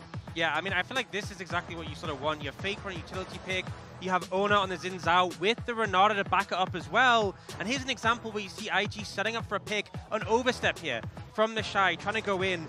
And you see the bailout. Carrier doesn't put it on himself, puts it on his jungler instead. And it means Owner's able to turn the play around. And another example here where the bailout comes out clutch and it's an overcommit from IG. I feel like they were forcing too much in the early game when it wasn't necessary. Exactly. Like, this fight is not necessary. Like, mid lane is getting completely punished. This is a great game from Rookie. Of course, gets the actual snipe in that fight. But, like, he is owning mid lane. You even see Vi coming in to, like, help with a dive bot throughout mid. But then the game is just accelerating through all of this, and now you have an extra strong Xin Zhao. Yeah, and we saw IG, they kept on going, they kept on trying, but there's a point, even with a Smolder, it's getting harder to make out plays. Like, we saw how strong Gala eventually became, and I feel like if they weren't at such a deficit when they got to that point, the game would have been a lot easier. Yeah, and he was stacking incredibly well. I mean, we've been seeing these lane swaps, and the fact that he was put up in the top side of the map against the Galio, I thought was great for him. And so it's just another game where I feel like Gala is doing a lot, and if his team wasn't, like, putting themselves in a hole, this would be a completely different series. Is it going to be enough for them to come back here, though? Because T1 taking us to match point here, it was in IG's favor, I want to say, couple misplays aside on the side of the Shy in the first part of the series. It feels like T1 with the draft they have right now and the way they're playing together, it's not looking great for IG. It's not, but I got to hold firm. Every time I flip-flop, I am wrong. Where's the jacket? Well, I was about to say, where's the jacket, Raz? What are you doing? Okay, fine, man. I'll put it back on. I have to. Someone has to. Like, the thing about Why'd you take it off? No flip-flops around. No. Look, I was still holding firm with him, but I was like, yes, the confidence is a little whimpering. But yes, I'm still gonna. It's a little hot in the venue too. A lot of people here, of course. Yeah. All right. The sun is beaming down on us. I'm just hearing excuses. Oh, God. Look, a little bit shaky in confidence, but I think what we're seeing from this team is, like, really good foundations. But then T1 just has the aura. You guys want to tell me what's going to happen next? What do we want to see from either team? What have we learned so far from both of these teams? Again, one spot in the main event in the sweet stage tomorrow at the end of this series. I see President Gala. I see what I think is an Ornn. The Shy must be on Ornn duty, all right? Okay. If we can put in an extra kitten in the composition as well, like an Enchanter support, that would be nice. But for me, just put on the Ornn duty. I think this team has been doing well when they get into the late stage games. That's also tracks, I think, in their regular season and also in playoffs. If they're even, they do quite well in late game team fighting. We just need to see that, and I feel like you must protect the president. Mm-hmm. Yeah, I feel What about Team? I mean, yeah, of course. For me, you know, it was pretty straightforward. Shut down Gala. You know, I think they did a pretty good job in some of these games. Some strong early skirmishes for Ona, like the Zinzao worked really well. And Lake of Insurance, I think the Yunara definitely did that there. But these games would be messy back and forth. So I think the game 2, when they had the Akali, didn't give them the outs when they got to the later stages. So making sure they have that scaling option when they get to the later stages. And we're going deeper and deeper into both teams' champion pool here. Again, playing in Fearless. Draft any specific champion that we want to see so far. We see the goal graph. I think it's... Every game has been back and forth. Maybe the most controlled game from T1 here. So I'm, again, fairly worried for IG for the rest of the 35k damage. You're asking about a champion. Let the Kai'Sa go. Don't ban the Kai'Sa. Let him have it. Never going to happen. Never going to happen. Please. I think, yeah. I'm begging. T1 must have understood how to play around IG so far. And they're the first team taking us to match point here. Can IG bring it back? Can they bring us to game 5? Can they save their chances of making it to the main stage and advancing to Sweet Stage tomorrow? We're going to take a short break and we'll be back right after this. Front, wanting to try and find an angle as they are able to take down the Dragon. There's Soul Point, but there is the equalizer down as well from IG. Not necessarily getting the work done that they wanted to, though, as the Bear is going to crash on top of the Rumble. He's the first to go down. It's Gumayusi, grabs a kill in the fight, and it's Doran staying alive for so long. IG, that was not the play you were looking for. T1, they actually get all of their kills.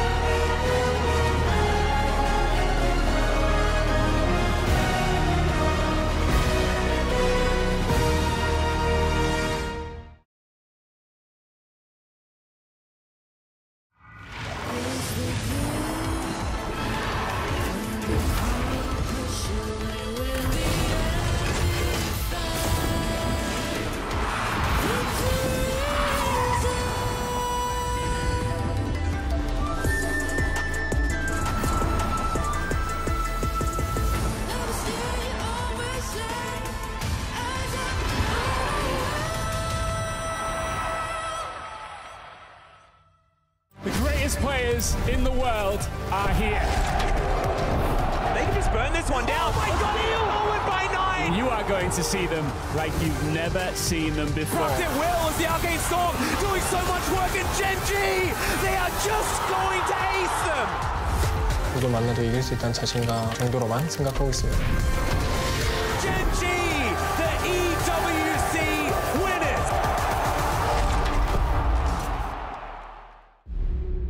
Locking down the Drake is now Doran. Decent position. Double break down my walls, but I won't rise again. Cause I stand tall in my environment. How could I ever close my eyes as they silence sins? They try to take me down with their violence. Oh, they go back in. Bishop flashes in, and down goes Knight.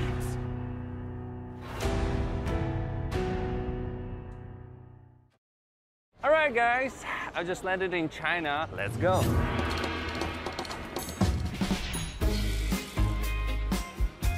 Play the local way, pay your way.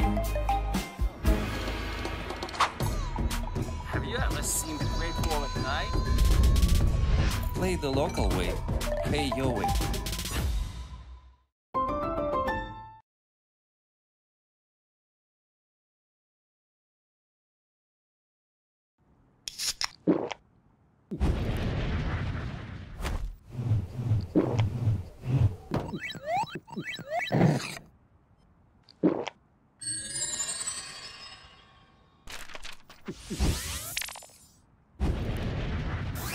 Red Bull gives you wings.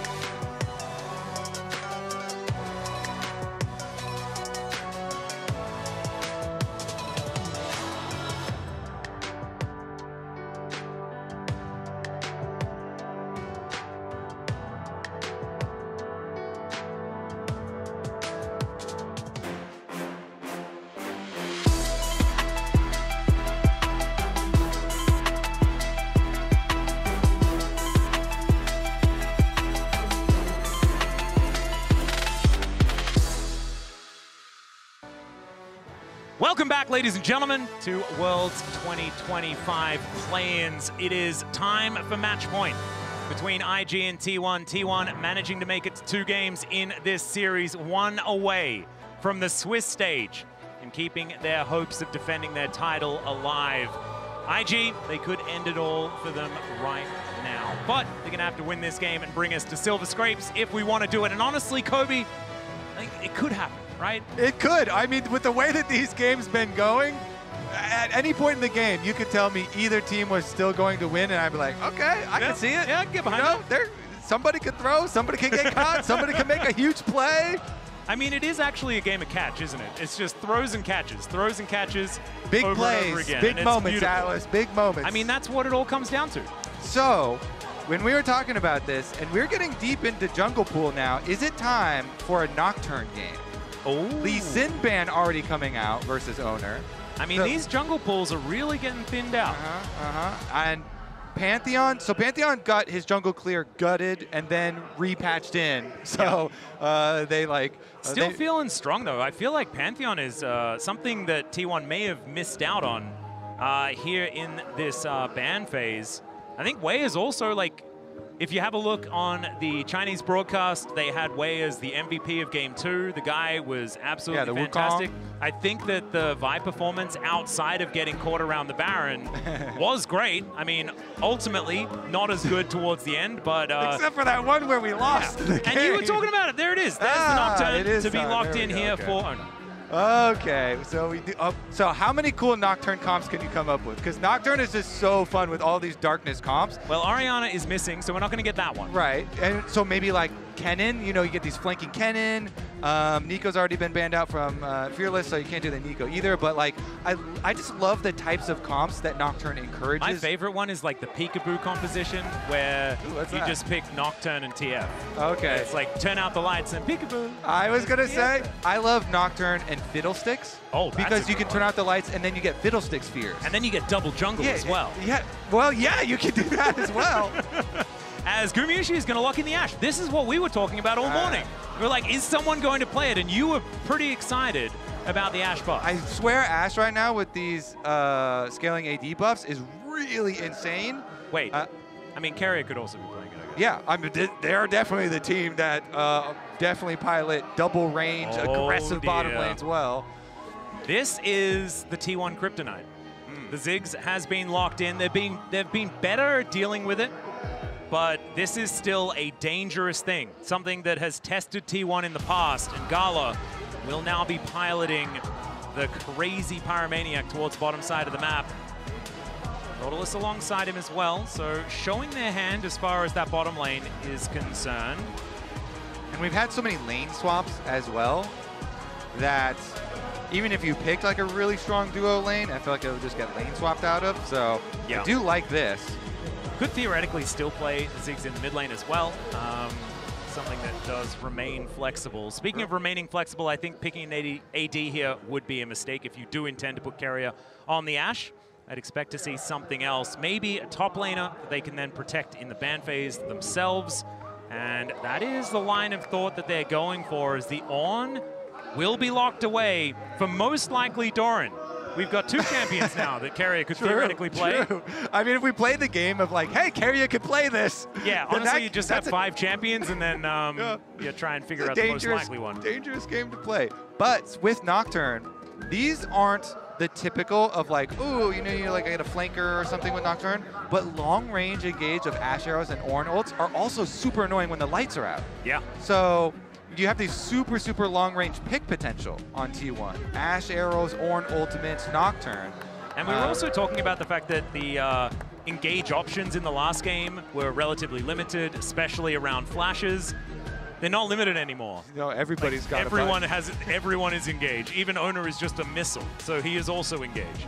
And similar for IG here, you know, with point and click with Nautilus, I love like Ziggs combo kill, you know, comps where point and click with Nautilus, point and click with Pantheon as well to lock people in place, get big Ziggs combinations. So you could go kill combos, you know, hook somebody in, root them in place, knock them back, satchel charge.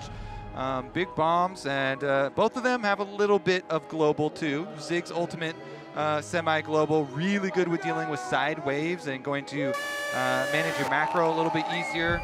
Yep. And Pantheon ultimate, but let's catch up on here. They have we have a couple of top laners Ornn. banned away. This is what we were expecting, protecting Doran's pick with the Gwen and the Yorick taken off the board. The Shy is not a player that I have had concerns about champion pool with ever, so I expect he's able to find something, and the Aatrox is the thing that's scaring me the most. Seraphine and Rel going to be taken away from Carrier. And now Gumayusi going to see what he's going to lock in. I'd expect... Okay, never mind. The Maokai consideration. He's playing the Carrier game that we were playing. Oh, well, all of these champions. Rolling the dice through the support pool at the moment. But we'll see what does actually get locked in. The Sona would worry me. Yeah, because T1 that played Sona Tarek versus IG at MSI 2019 resulted in the 16-minute, 1-second loss. Like Jackie Love Draven did do it and just blasted. And just to remind everyone, this is what I was talking about before when it comes to the Ziggs. T1 currently 0-5 versus the champion in split 3 of the LCK. They have struggled to deal with it as it is going to be the Lulu locked in. So anyone can kind of be a tank. And you were talking about Nocturne combos. This is a fun one as well. The Wild Growth on top of the Paranoia coming in means that Owner is not only going to be tankier, but he becomes a large source of CC. You're exactly right.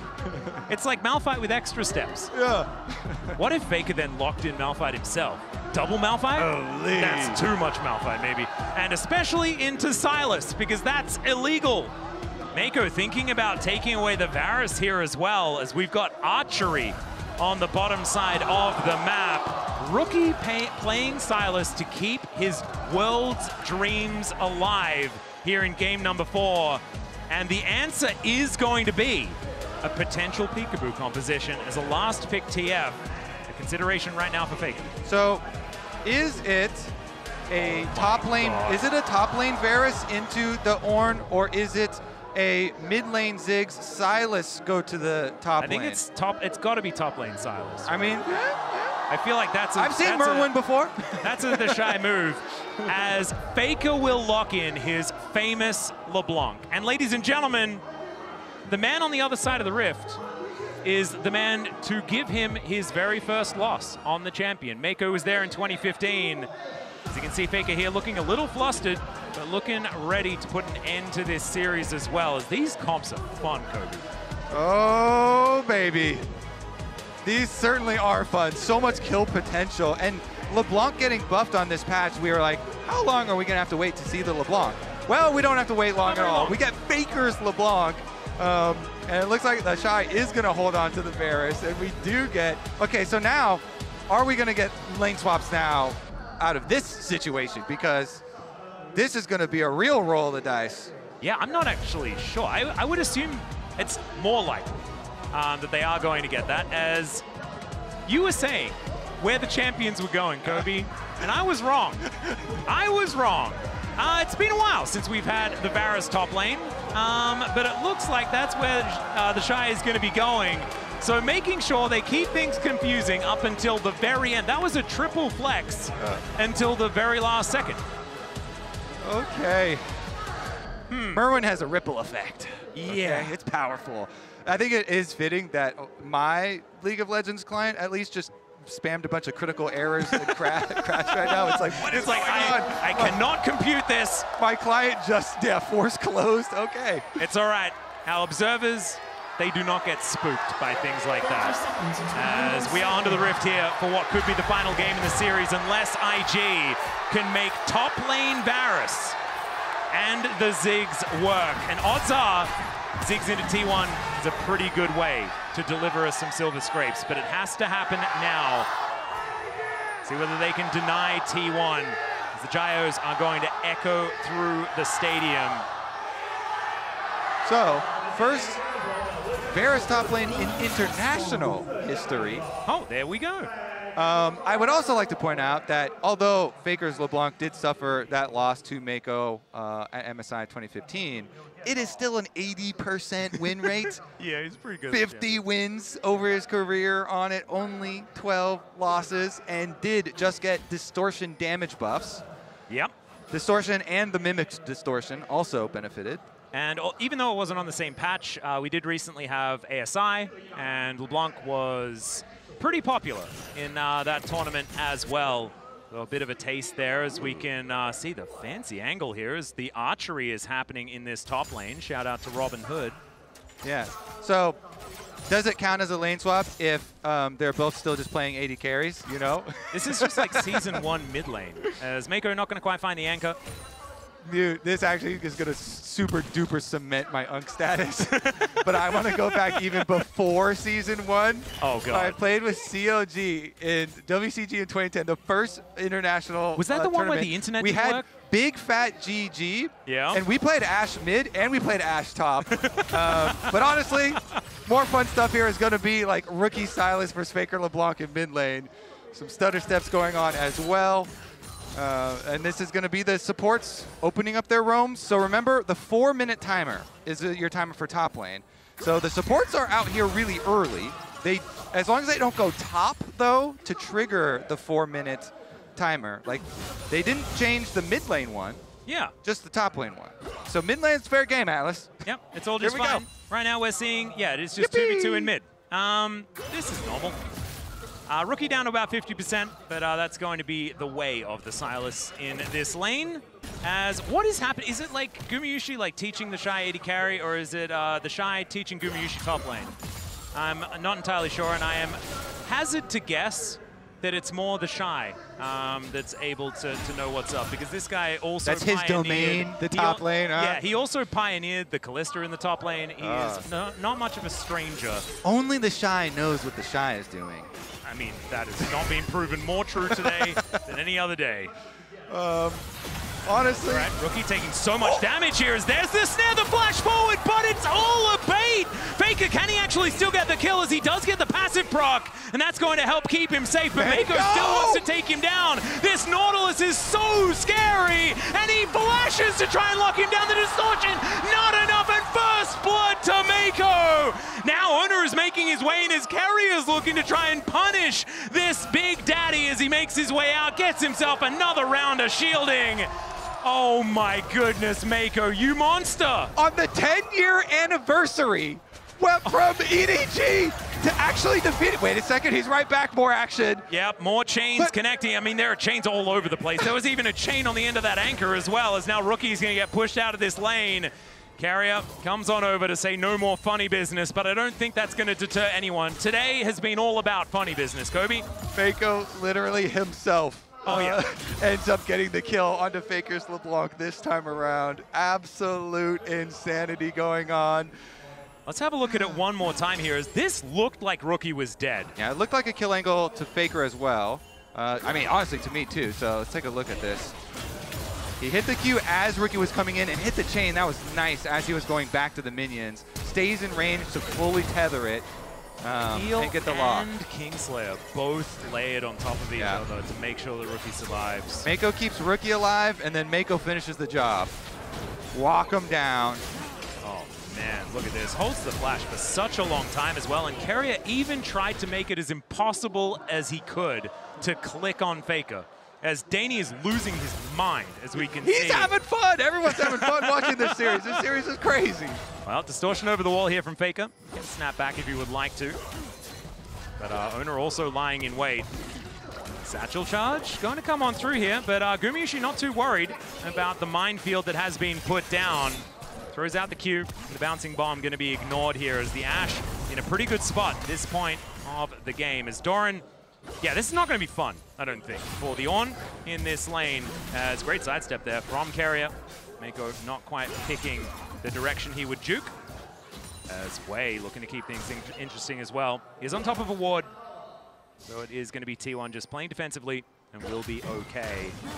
Faker dashes forward, and Rookie is looking a little worse for wear. But after what happened in the early stages, I don't think they're going to overcommit for that. I gotta be honest, Atlas. I totally thought the supports were at some point going to leave mid lane, and the lane swap was only going to be early stuff. But man, everyone camping around that mid lane, supports and jungles. At least our bottom laners have finally met back up. X-Splash. She does move far enough away to keep himself fully safe. And everything is going to sort of relax itself, right? We've got a 500 gold lead approximately here for IG, who have benefited from this early game. That first blood going over to Mako is basically the gold lead. Yeah.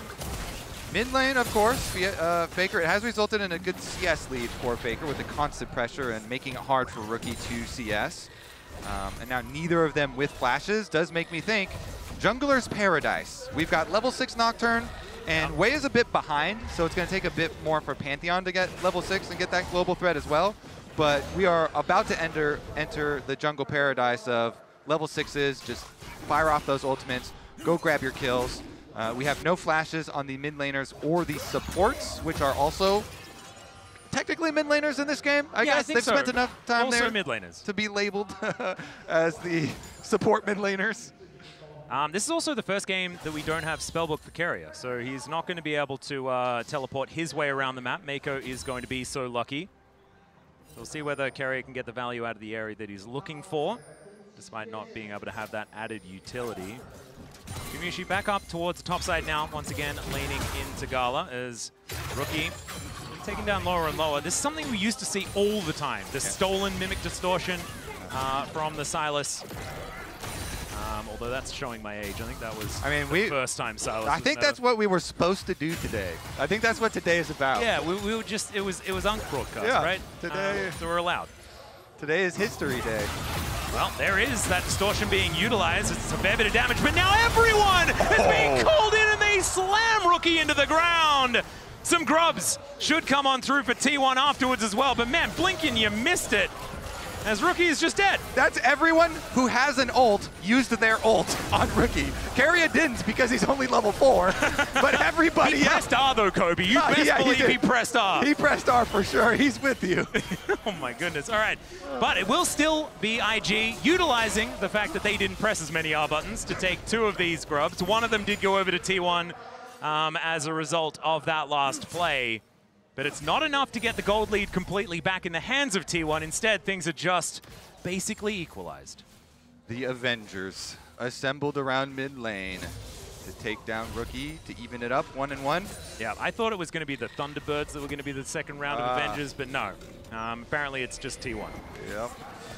Well, let's take a look at the aftermath. So you do get the credit towards your objective as far as getting the double grubs. Another lock in here. Faker continues to apply some pressure, going for the trades, but you don't get the Void Mite spawns, the little void voidlings or whatever. Yep. For your split pushing or your tower taking later. So it's a little bit reduced, but I think T1 feel pretty good about their situation, getting the kill here onto Faker. He did also invest in the early heal cutting here against Rookie in this lane where, you know, so many uses of the Kingmaker as well as Mako's heal, I guess, since Mako's that was very effective heal early on in that early trade. I also feel like there might be a Sundered Sky coming in, and that may be even the bigger issue. As here's the kitchen sink falling from the sky. Ash Arrow, Ornn ultimate, they all collide at the same time. Honestly, kind of impressive that Faker still was able to get the last hit of the kill with everything just it's pretty impressive. hitting at the same time. I mean, that was damage soup that just landed on him. And was enough to deal with Rookie. That's one of those times where you're like, you just start pinging all of the R buttons that just hit you. I want to do an investigation and see, like, what was the actual time difference between each R button press, as Doran's got some visitors. Well, he is also going to call in his friends, but it's going to be too late, and now Ona might be in an awkward position, still able to get the kill on a Maker, who unfortunately had turret aggro in that play. So a 1-for-1 will be the result, but the Shy able to push this wave in and also possibly put some pressure on this turret, utilizing the Ziggs. Is Ona going to move on over? And only throws out a Duskbringer. So that's all she wrote for T1's defense, and that should be first turret going over to IG. That was really nice answer from Owner. You know, lays down the Q right before he arrives with his ultimate, and with the tower damage there, does get the counter kill. So ends up being a 1-for-1 on their dive on Doran. Doran, though, of course, is suffering significantly with the Shy here having his Varus top, pretty good CS numbers for himself, but he teleports right back out. Gala down here to the bottom side, so I think they do want to fight it. They're not going to give it to T1 for free. Yep, Faker looking for a flank, but he is spotted on vision. Rookie with the Enchanted Crystal Arrow already prepped. Doran can't come, though. This is 4v5, guaranteed. Yep, Wei couldn't get on in there as the flash is going to be employed. Depth charge comes down, but he creates so much distance, and all the buttons go entirely wide. They were thrown after Faker. He lands the chains, and IG just kind of left confused with no T1 to fight. Unless they found some. Yeah, they do find just chase them a little more. Not T1's to fight, though. Gala is hitting a turret, and maybe T1 are going to be tempted to try and defend this. Right now, 3 versus 3. You've got Rookie moving towards the top side, and T1 are going to be able to at least deny some of the extra plates that have come on in. Okay, so Gala getting some more turret damage there, some more advantage, turret plate money for IG. And having opened up the map on the top side as well after their dive situation, does make you a little bit more worried. You know, we mentioned with the Pantheon ult and the Ziggs ultimate, you have a decent amount of global on that side too. It's not just that they have to play into Nocturne ultimate, but they've got some pretty good uses themselves. There's also Blade of the Ruin King completed here from the Shy already. And oftentimes in Ziggs compositions, we often talk about, oh, but they won't have the same level of consistent damage. They won't have the same ability to take neutrals, things like this. When you've got like an on-hit Varus on your team anyway, I mean, it's just a mage and an AD carry, right? It's just a regular composition. And so they're not going to run into any of those issues in this particular game. Unless the Shy does something crazy, because this is not like he's playing a Scion. What? The Shy never does crazy stuff. Yeah, no, surely we can rely on that. It's going to be absolutely fine. Hawkshot going to give some vision over to T1. As Gala takes some damage from the volley, double flashes employed. Mega Inferno Bomb goes down. There's a Grand Starfall, but the instant Wild Growth is fantastic. Paranoia comes in, but still Owner is taking so much damage. The flash from Rookie is able to shut him down, and now the Shy looking for Doran. He's tanking up the turret, and he's happy to do so as IG. They slam T1 on multiple fronts. IG are popping off. They want to send us to Silver Scrapes. They want to send us to a 5th game, Atlas.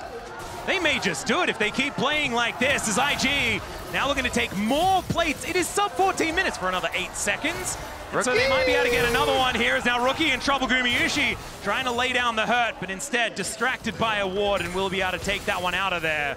T1 by no means out of this one, but the signs of life from IG going to be putting some worry into the T1 fans. I love staying in attack mode there for IG. There's no hesitation. They have another mode? Yeah, they immediately throw these semi-global ults that we're kind of trying to hype up.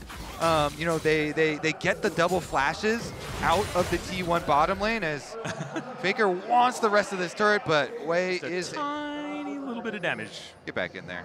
He just needs to... What is that thing? Click on that thing? What is that? Yeah, okay, there we go. Nailed it. So it does take a turret shot, but that is fine. We'll be able to claim that global gold. That's going to close the gap just a little bit. I do, but again, yeah, I love how they just attack the, you know, the Ashe and the Lulu here. No flashes now on either of them. Really, really big stuff. Mako forces them initially, then they have the follow-up. They got the Ziggs ultimate, the Pantheon ultimate, and Rookie flanking through. So even though Owner tried to cover with Darkness, they just full send. Flash under tower, and then the Shy takes care of Doran himself. Doran also threw the wrong direction. Yeah, Doran was like, let me out of here. I got to get this way. Yeah, he's like, save yourself, Ram friend. I'm getting out of here.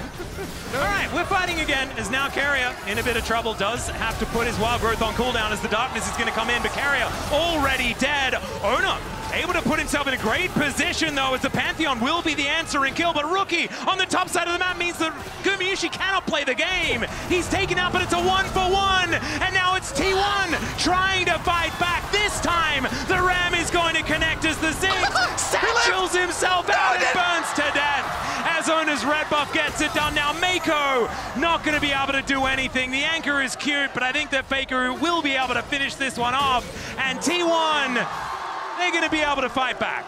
Atlas, this is peak League of Legends right here, sure, baby. It's not ping pong, Kobe. Maybe it's just battle. Like one team wins, and the next person wins right back. Okay, so immediately right onto Carrier and Guma, and they couldn't even decide. And they're like, okay, fine, we get the Carrier, but then Nocturne. Darkness does so much work here. Because they don't actually have vision, they're able to get the shutdown. T1 kites backwards. We're back to action, baby! Yep. Carrier just out of the death chamber and might just be put back in it here as the Glitterlance not quite enough, and Wei will be able to put him down. Faker looking for a bit of a recall here, but Rookie might be able to find him. Faker able to distort his way out and will be able to keep himself safe, but still Rookie denying the back angle, and it's more turrets going down for the Ziggs. Man, I'm looking over here, I can see Orcs. Oh, they're going for the Shy! Left as they are looking for the Shy. Can they find the fear? And they will be able to do so. This time, the Shy doesn't have a lot of that funny business available. He's doing a lot of damage, and now the cavalry is going to come in as he bought enough time to allow IG to capitalize on this one. As Paranoia just to buy the space, and we'll see whether it works. He looks to turn it, they take down Gala, and Owner is still alive. He survives through it all, and Wei is going to fall at the same time. The knock-up onto Mako, he's dead, and T1. Oh my God, Owner, you are an absolute gem. Holy, Owner does not run away, Atlas. He turns around, he goes right back in. He lives in addition to getting all the kills. That is insanity from T1. My goodness. And now the Dragon going to be secured here. That is going to be the second going over to T1. Our soul going to be a mountain yet again. And let's have a look at this one more time because, man, the Shy going down, that was understandable, but he did buy a lot of time, and it looked pretty decent, honestly, for IG. Yeah, and Owner flashed to start this play. So we start the play seeing his flash. So he's not going to have flash for later for escaping. So IG, they're like, all right, we're coming down the river. We'll go for Durant first, then the darkness. And I was like, oh, maybe he'll run away with it. But no, he goes right back in on the stun timer. He has the spell shield. He gets the extra healing. He stays alive with the passive healing, with the Conqueror stacking. The Umbral Blades. Just getting all of that health back. But man, Owner, zero fear in that moment. I think he thought that he was going to die. He's like, well, let's send it. Saw the arrow come in and just launched himself like a missile into IG. Yeah, and who's even collapsing on surviving who? at the end is absurd. Because, like, you just get the paranoia damage down, your job is done. Great play. The fact that he lived is just absurd. As the Shy has killed a lot of minions, as we're seeing here. The Rift Herald is going to be employed in the mid lane. And now Paranoia comes down yet again. The Shy in trouble once more as the Ram, looking for the knock-up, will be able to find it. The arrow from downtown connects from Gumayusi, and Faker is now able to close in as well. The Grand Skyfall comes in, the Mega Inferno Bomb, not quite enough as Owner just barely limping away. And now the fight is going to continue. Mako trying to throw out the CC. The Satchel's good as Gala's bouncing bombs aren't quite connecting. T1 still not able to quite find the fight, and now the re-engage from Mako as Faker is going to get executed, but Gumayushi's the problem. He flashes to create the space, and Gala, they've been ignoring him this whole time. Finally, they're going to move over as he runs out of mana, takes down Carrier, but he will die as a result, and Doran and Gumayusi walk away victorious. And T1 keep up the pace. They keep the pressure high, continuing to force another and another fight. They see the Shy, they go kill the Shy. Immediate Nocturne ultimate from Owner. He's going sicko mode in this game. Doran is able to hit the ultimate on him, right into the ultimate from Guma as well, and so he's stunned. Owner snipes him with the Q then afterwards. Then they throw the Ziggs ultimate at Owner. Rookie actually steals the Ornn ultimate and isn't able to reactivate it there in the brush, and so they don't finish off Owner. He goes to live. The rest of T1 could push them off. Guma's doing so much work here with the Ashe, pelting them from the side, so even when Faker goes down there, Guna puts out so much damage, or Gumayusi puts out so much damage and keeps them slowed with the Ashe. And Rookie just couldn't make his way back in again, so Gala kind of left out to dry. Now the Otacon has been started by IG. This has been a point of contention for this team. We'll see whether they can make it work this time around here in Game 4. Man, this is feeling like they're throwing the gauntlet as now the Paranoia comes down. Doran finds a huge knock-up, and the AoE is massive. The wild growth absurd by T1, and their team fighting is just too good, ladies and gentlemen. Gala keeping himself alive, but there are too many people here. Rookie finds the clone of all things, but the Otacon will stay up. And T1 did lose two in the process. Can Rookie do it? Can he be the hero? But he cannot in this moment. Still, they saved the Otacon, and that may actually be the biggest deal in this moment. Wait, they've got a teleport from Doran. They can teleport Doran back in. Faker and Carrier are flanking them. There's the teleports coming in. It's actually answered here by IG as well. Oh, Gala gets executed. Faker finds him in the brush. He thought he was safe, and honestly, so did we, because there wasn't the vision as Doran slams his head into the wall, but he is so incredibly tanky. The flash out from Carrier to avoid the re-engage as Rookie is doing a fair bit of work. Doran doesn't have damage himself, and now the Shy has made his way in. It's another hook connecting, but Owner is also respawned. Ladies and gentlemen, Doran will be dying in this fight, but yeah, we have Paranoia coming up very, very soon. And the Ashe Arrow is 8 seconds away. I do not think it's Otacon time. Please let me breathe. No way, buddy. Let's keep the action going. T1, they approach, they fire. As Gumayushi's going to find it, and Rookie's going to get punished once again. It's being in a brush that's going to be their downfall, and it's Carrier that's able to get the last hit, but Gumayusi is kiting like a madman. Another wild growth. And T1, it feels like the same team fight that they won before. Well, they're going to go win it again. That was all one team fight right there, Atlas. They continue it. The R buttons come back up. They immediately press them. They find the engage. Guma here with the Ashe Arrow re-engages, sets it up, and the Otacon this time will be the final prize. They're going to be able to pick it up here. It's 23 kills to 13. I like those numbers. numbers. Oh, it's absolutely ridiculous. A bloodbath here in our game number 4 between T1 and IG, but IG are circling the drain now, and this is where they need to get it together if we want to see the silver scrapes. And that's also Soul Point on the board as well. Mountain Soul will make this team so tanky. As let's see this one as, yeah, he watched Scala walk into the brush. Yeah. He's like, Ziggs only waddles so quickly. Yeah. Oh man, beautifully played though. It's exactly what a LeBlanc is built to do. Okay, so then, here we go. Hawk shot from Guma, sets him up. They throw down the blue trinket. He hits him with the Ash Arrow. We already talked about Owner was ready with the Nocturne ultimate, and even though he goes down this time around, T1 successful re-engage. Picture-in-picture will show that they are getting another objective, but don't let that distract you from the next fight, because we're moments away. This is the thing. I am not convinced that T1's going to win this game yet. Right now, everything is pointing towards that being the likely outcome. But you best believe I will not be baited into expecting something, as the arrow is going to stop the back from Wei, and now he's trapped. He's not going to be able to escape. He doesn't have the Grand Starfall, and now the jungler is going to be dead at 23 minutes and 50 seconds in the game.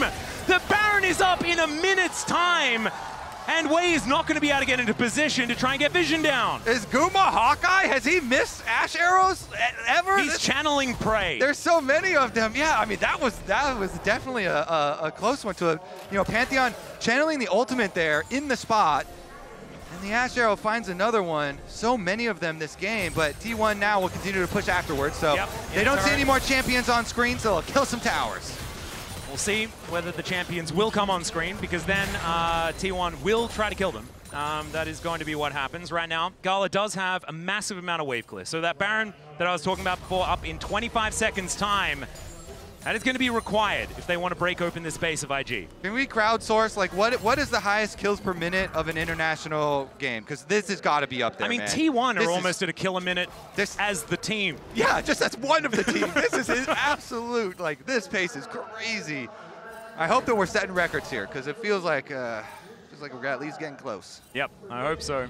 And they're going to have to keep it up, as the Baron is going to spawn, as we were talking about. And IG, they need to try and get into this darkness and make something happen, but the vision control just from the champions of T1 is ridiculous. Hawkshot and Paranoia, not only do they get vision themselves, they take it away from you. It's so unfair. Have absolutely every option, as Faker is also able to get all the way around this map to wherever he needs to be to clear out these pink wards if he would like to. And that's a dream scenario for LeBlanc. When your team does have that luxury of controlling so much vision, you're a trickster. You're this burst mage that wants to go for distortion combos. Yeah, you capitalize on information. Way better than any other champion. And IG grouping up, getting themselves in there. The flash in from Mako does trigger the flash out from Carrier. All right, IG, can they...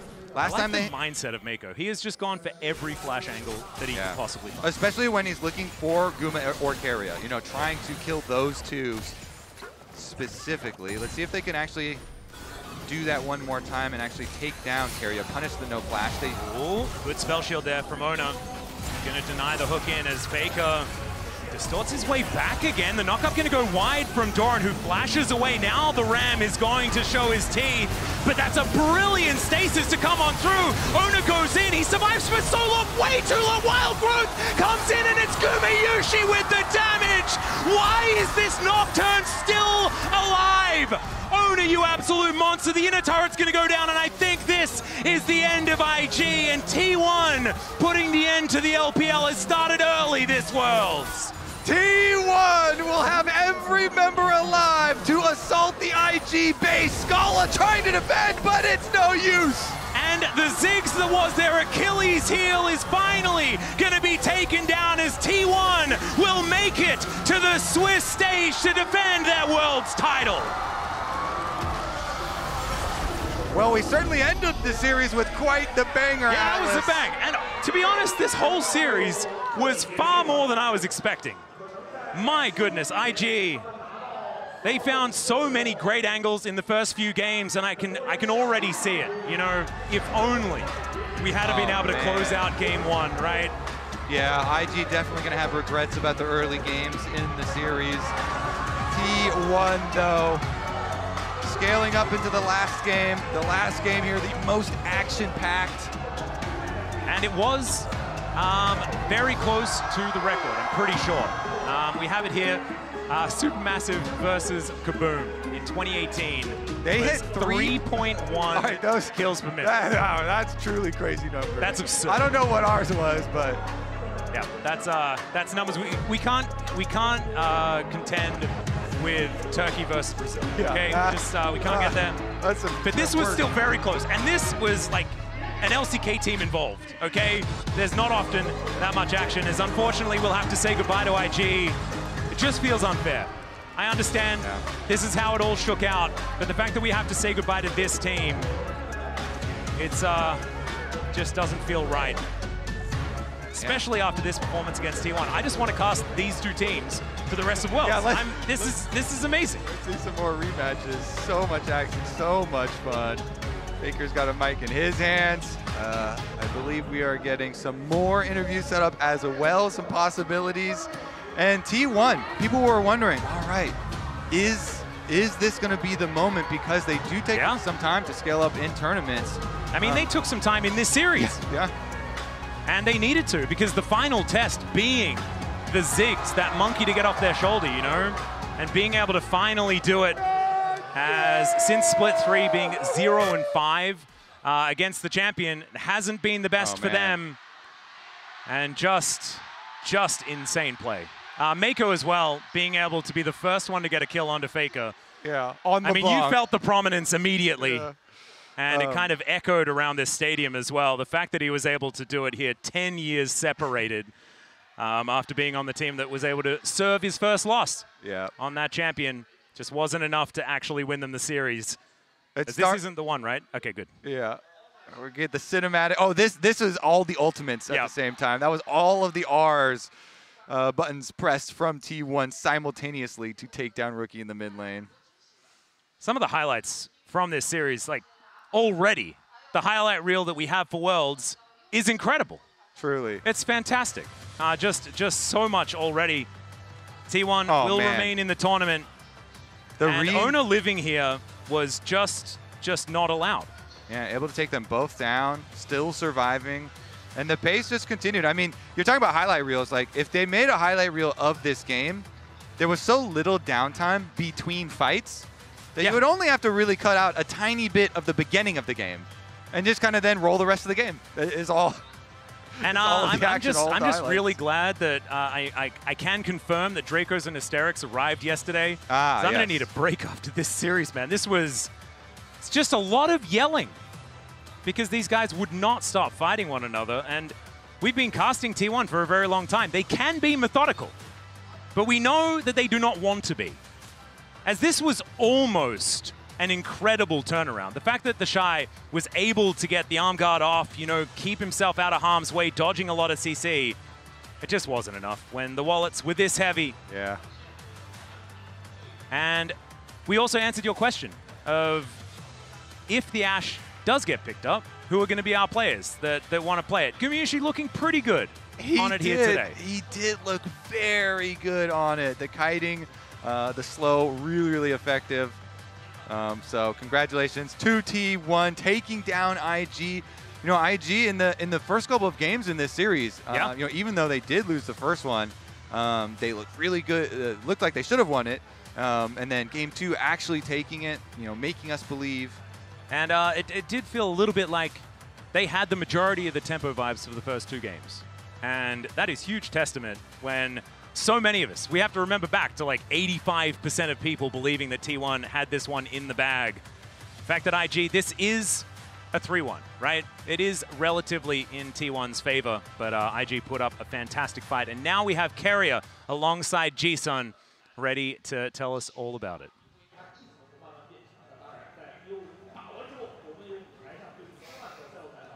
Thank you very much, and I'm here joined by Keria. Congratulations on the win and happy birthday. 생일 정말 축하드리고요. 승리도 축하드립니다. 감사합니다. So you had your birthday on such an important game day, and you managed to get the win and advance to the Swiss stage. How do you feel right now? 오늘 정말 중요한 날인데 또 생일이었잖아요. 많은 게 걸린 날이었는데 승리와 함께 스위스 스테이지 진출하셨습니다. 소감이 어떠신가요? 일단 오늘 생일이기도 하고 되게 또 많은 분들이 지켜봐 주시는 또 빅경기였는데 승리할 수 있게 돼서 너무 기쁜 것 같고 그리고 집으로 바로 안 돌아가서 다행인 것 같습니다. Yeah, today was a very important day, very special day for me. If I could get a win, I knew that I will be able to get a lot of celebration from the fans, and I'm just so happy that I'm not going straight back home. And then today, well, it was a do or die match for both teams, and it was an elimination, a single best-of-5 series to determine the fate of both teams. So how did you mentally prepare for this intense playing stage? 오늘 사실은 정말 걸린 게 많았고 사실 단 한 판의 다전제로 5세트 다전제로 결정되는 그런 플레인 스테이지였는데요. 멘탈적으로는 어떻게 준비하셨는지 특히나 T1은 조금 토너먼트가 진행됨에 따라서 폼을 끌어올리는데 어떤 식으로 준비하셨는지 궁금합니다. 원래 스위스 스테이지 진행할 때는 좀 지더라도 좀 발전할 여지가 많다고 생각해서 좀 여유롭게 대회를 진행했던 것 같은데 오늘 같은 경우는 발전할 여지도 없이 지면 끝이기 때문에 좀 다 토너먼트 4강, 8강 그런 대회 대하듯이 준비했던 것 같아요. Yeah, well, when we originally play, Swiss stage in the past Worlds, it was more like if we, drop a game or two, if we make some mistakes, there's always room to improve and room to make it up for it. But this time, it was a do or die. There's no room for mistakes. So we kind of approached this playing stage match as a knockout stage match, just like quarters or semifinals. And although today was a 3-1 victory, every game was so intense. It was team fight after team fight. Well, LPL teams, especially IG, are known to, be really good at team fights. But today it was just a team fight, a masterclass by T1. So how did you pull that off? 사실은 오늘 3대1 승리긴 했지만 매판이 굉장히 좀 팽팽했던 것 같습니다. 한타도 굉장히 많이 나왔고 교전 위주의 게임이 많이 나왔는데 사실은 IG를 포함한 LPL 팀들이 이런 교전이 굉장히 좋다고 알려져 있는데 오늘은 T1의 교전력이 더 빛났던 것 같습니다. 어떻게 이런 경기력이 나왔나요? 사실 LPL 팀들이 교전이 되게 강하긴 하지만 또 저희 팀 같은 경우에는 또 LCK 내에서도 좀 교전이 장점인 팀이라고 생각해서 좀 전 세계 어느 팀이랑 비교해도 교전력 하나는 안 밀린다고 생각하고 있는 것 같아요. For sure, LPL teams have really good team fighting skills, but I believe T1 is one of the best team fighting teams in the LCK as well, and I thought we were just as good as them, so I was pretty confident coming into the match. And lastly, before we go, any final message to all the fans out there? 마지막으로 팬분들께 한 말씀 부탁드립니다. 일단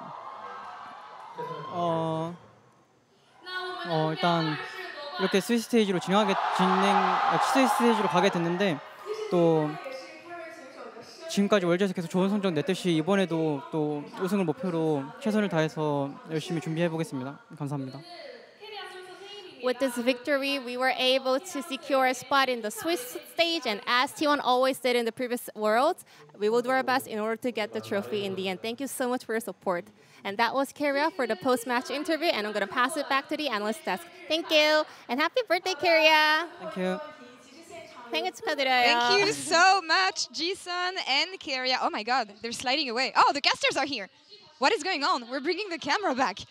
All right. It is going to come back to us soon. As we said at the beginning of the day, there is no Worlds without T1. Wait, you guys are here as well? Yeah, we are. Hello. We just didn't want you running the desk. Actually, Raz was a little upset. Thank you for joining. He was trying to hide it. Yeah, but you know what? You stick to it. You didn't flip-flop, and I appreciate you for this, Raz. I'm learning a lesson. I should just flip-flop now. What am I talking about? I knew what I needed to do, but it is what it is. IG put up a real fight. Yeah. I loved it. I wish we got to see them continue on in the actual Worlds. But yes, it is what it is. Yeah, it is brutal to see them go like this because being completely honest, from what I've seen in the LPL, from what we've been talking about as well, I did not expect them to put up such a fight against T1 today. Yeah, it was really fierce. And at times I was worried for T1. I feel like they really ramped up over the course of play-ins. Play-ins just happened to be one best of 5, so, it went pretty quickly. True. But it did feel like they had to find their footing from the beginning of the series to this point. Even like every single game was like fierce fight throughout. There were crazy fights. So I think if things had gone a bit differently, could have seen it really go in IG's favor, and they should be proud of their performance today. And IG went out in IG fashion. It was just hilarious to see, of course, just going throughout the entire series. It was just a complete slog. And you know what? What Atlas said, completely correct. T1 can play a slow and methodical game. But if IG puts on the boxing gloves, T1 will do the exact same thing. And so just being able to see how IG had leads in some of these games, but T1 put on the classic T1 magic and was able to out-team fight them in a lot of those cases, like, that was fun to see. And then, as I say, IG losing in IG ways, I was talking about like maybe putting the Shy on a tank. No, he went Varus top into the Nocturne LeBlanc composition. I was like, all right, let's see what happens. They threw down the gauntlet. But guys, I see this replay and the other replays we had just now. It was just pure chaos. Yes. For 4 games straight. Yeah, absolutely. And you know, T1 are a team who will get into a fist fight with you. They will be willing to take that down. And there were some hectic moments. I feel like you look at some of these, the low health bars, you're thinking maybe if it just went slightly differently, a little bit more damage here, a little bit more damage there. And I guess IG will be thinking that going home from this. But and what better intro to Worlds? To be in a situation where it's IG versus T1, banger after banger, every game puts you on your toes. You think IG's winning out a game? No, T1 takes it. You think T1's taking a game? No, IG takes it. What better way to introduce like either new fans or really get old fans like wanting more? And I gotta say, I am personally happy to see the world champions defending their titles and joining the Swiss stage. There is no worlds without T1. Yeah. Back to back to back, still possible. Repeats? You know, still possible. Still possible. Statistically still possible. I think the chances of getting the 3-peat would have gone down substantially if they had lost today. I think you're right. Yeah. Gonna have to check with stats guy on that one. Well, we're not oh yeah, have sorry, to I check didn't that check out. with the stats team before saying that. My bad. Something doesn't change though for T1. We've seen that all here. We've talked about this at the beginning of the day. Owner. Big boy pants, every time he needs, he is the player that T1 can count on, every time. And he's the player of the series. There it is. I mean, might as well be. The fact that he's able to have as much pressure on the map, and especially with fights like these, like this game in particular, where it's like, yes, you're going to be Mirana, and guess who you're going to boost up? It's going to be Owner. Early game presence that he has is something that you have to take note of for the rest of the Worlds. Yeah, and we've seen Owner and Carry be just such a phenomenal duo, but it feels like Owner, on a lot of these champions, we have so many in the meta where you get your spike on that Sundered Sky, and it's not just the fact you have that early impact, but at that point you're just such a threat in team fights. And if you're mechanically proficient on picks like this in Zhao, you can do so much, you can do so much work. You're such a powerful team fight in your own right. And even on this Nocturne, he was just an absolute menace, causing chaos, and felt like he was just pushing the limit of his health bar, diving in situations. So I'm like, oh, he's probably just... He's not dead. He's still not dead. He's still going. Here is a great example. Yeah. He went in there and he didn't die. He's just honestly pulling magic out of a hat. And I'm so glad to see him continue this form. We've seen it all year long. He's now at Worlds, and we're seeing that Worlds form Owner once again. I mean, that's the thing. Owner's world form, we know that T1 is a different beast at Worlds. From what you guys have been watching in the LCK, the form at MSI until what we saw today, what is the hope for T1? How strong do they look? They look very strong, and they look very strong. And the issue is, even in some of their weakness points, like Worlds historically, it is a ramp up. Like Swiss stage, you might slip and fall a little bit, but you're only going to get stronger and stronger. So I feel like that's just going to be a point to look at for T1. I think they came into Worlds last year looking a lot weaker than they look this year, right? And they won last year. Okay. Yeah. So the fact that that happened, I feel like the possibility absolutely there. You know, there's obviously tough opponents ahead of them. There's a lot of tough opponents in the Swiss stage, but the potential is 100% there. And we know how clutch this team can be when it comes to this tournament. You know what? I'm going to put you guys on the spot. We're minutes away from the Swiss stage draw show. I didn't ask you this before. I'm going to ask this on air, and in chat you can say that as well. What would be your hot take, your hot prediction ahead of Swiss stage? Oh. One thing that you want to see, one thing that you think is going to happen. What I want to see, yeah. I want to see your face when KT does not make it to knockout stage. My face right now. I will laugh it off. And she's already throwing like whatever at the TV screen. You know what's going to be amazing is that Dan and I can handshake for the fact that maybe our teams are both going to disappoint us. Yeah. I'm going with there with no expectations. I'm on the KT side. You're on the Top Esports side. I'm on the Top Esports side as well. Say it loud and proud, buddy. For the sake of Europe, I'm happy that they're here. True. Yeah, I mean, honestly, I think Top Esports will probably do pretty good in Swiss. It's knockouts where they have a tendency to get 3-0'd, you know, so we'll see. Yeah, and going into Swiss, some of the matchups that are possible are really exciting. Like for me, You have one, yeah. Give us T1 some of versus them. BLG, the literal World Finals is a possibility. With Pool 1 being BLG and obviously Pool 3 for T1, that's something that I'm excited for. CFO versus TES, that's the first stand rematch. TES has to prove themselves. Surely they could take CFO down this time around. Right, Dan? Surely. Right? Are you going to fall for it? Are you going to fall for it I heard a again? yeah. I heard a yeah. And then Fly versus Fnatic. Like, Fly Fnatic? that's a thing too. True, true. Repo against his former team I may when not- he had success in Europe. I may That's not want to exciting. see 100 Thieves versus G2, but River is here. He made it! He actually made it. Dokla tweeted that. He made it. Yeah. So he will be joining the rest of his team here at Worlds. My hot take is that we're going to, as a region, we're going to make it out of Swiss this time. I love that that's That a is hot a hot take. take. That is a very hot It's take. a hot take. We never made it out of Swiss. Ever Yeah. since this format has been introduced, nothing. No one. I'm sweating a No little one bit showing up. because I made the point about 100 Thieves. Just hearing about the fact that their practice has been boomed, I'm like, oh God, please. Now we're back to FlyQuest being our sole hope. So Yeah. my palms are sweaty. And with T1 being in now the Swiss stage, it's just going to be a real coin flip as to which opponent we get. It's crazy we haven't talked about Gen G at all, though. Yeah, we haven't. MSI champions, back-to-back. Yeah, We knew the hopes that was on this team's shoulders last year. Gen G We'll see looked about that. pretty good, you know? You have all the hot takes today. Yeah, hot take. I love it. Pretty strong Got the Emily team. lukewarm take. I love it.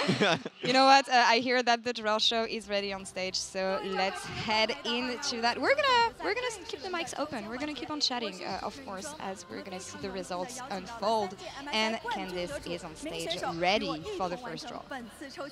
首先想问一下 I 明 cannot 选手 wait. 在正式抽签开始之前 All right, 有什么 please 想说的吗？ give it to us.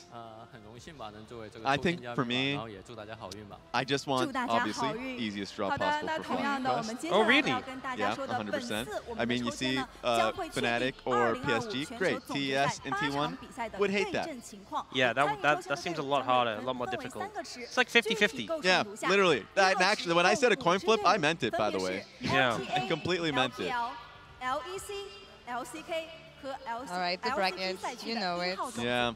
We're 2号 getting 池 used to 共 it. Oh 6 God, 支 my 队伍 palms are 包 already 含 sweaty, 2赛 guys. 区的2号种子。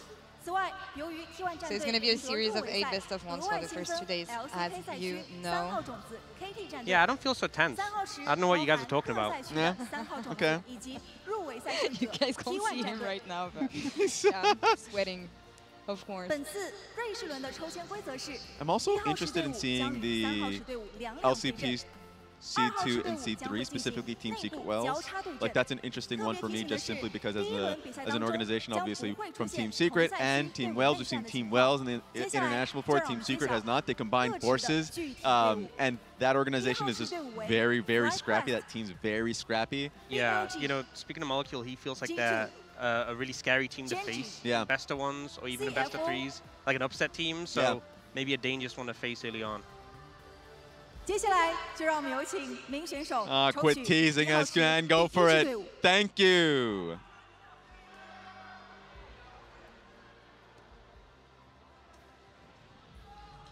Oh. Of course. We were just talking about them, Yeah. Gen G, the reigning champion. Yeah, they're rather good team. As I've described. I think they're okay. I think they had an okay year. Fairly solid. Yeah, pretty good. 有请名选手抽取 Keen 第 has 2 just 支队伍 been a star. All right, so we're going to have Tier 1 teams against Tier 3 teams and Tier 2 teams versus Tier 2 teams. That is the way it's going to go for the first round. FlyQuest. FlyQuest. Okay, all right. FlyQuest has had a really dominant year overall. I mean, Split 2 and Split 2. Split 2 finals was very close between them and Cloud9, but ever since that point, they have only continued to dominate their international performance. Of course, versus G2. Everyone remembers that one. Everyone loved that one. I loved it personally. Yeah, and just to be clear, these are the Seed 1 teams, so it's not Gen G against FlyQuest. We just pull them all out in order. Exactly. And the Seed 3 will be later. Next up is G2. Yeah. So as we said, we're drawing the Tier 1 teams for now. 有请名选手抽取下一支队伍。 So I'm just going to write it down. But yes. And for G2, I mean, let's see what we get out of this one. What's this next ball? Who's left? CFO. CFO. CFO being the only team that made it to every international event this year. Yeah, huge achievement for them, honestly. Exactly. And I'm excited about Honkyu again. Yeah, for sure. He's been making waves. I mean, he's won Player of the Year within the region. He won Rookie of the Year within that region. Of course, he was on the Team of the Year. He's just had an incredible year overall. Driver, I feel like, has only gotten stronger and stronger as well. He's been playing a lot more carry matchups, so that's something to be interested in. And BLG, of course. And BLG. Big question mark on this team, though. As many question marks as they had junglers this year. That is very true. I mean, Shadow came in really clutch for the team. The LEC champion! Exactly. Oh my goodness. And now we're going straight into it.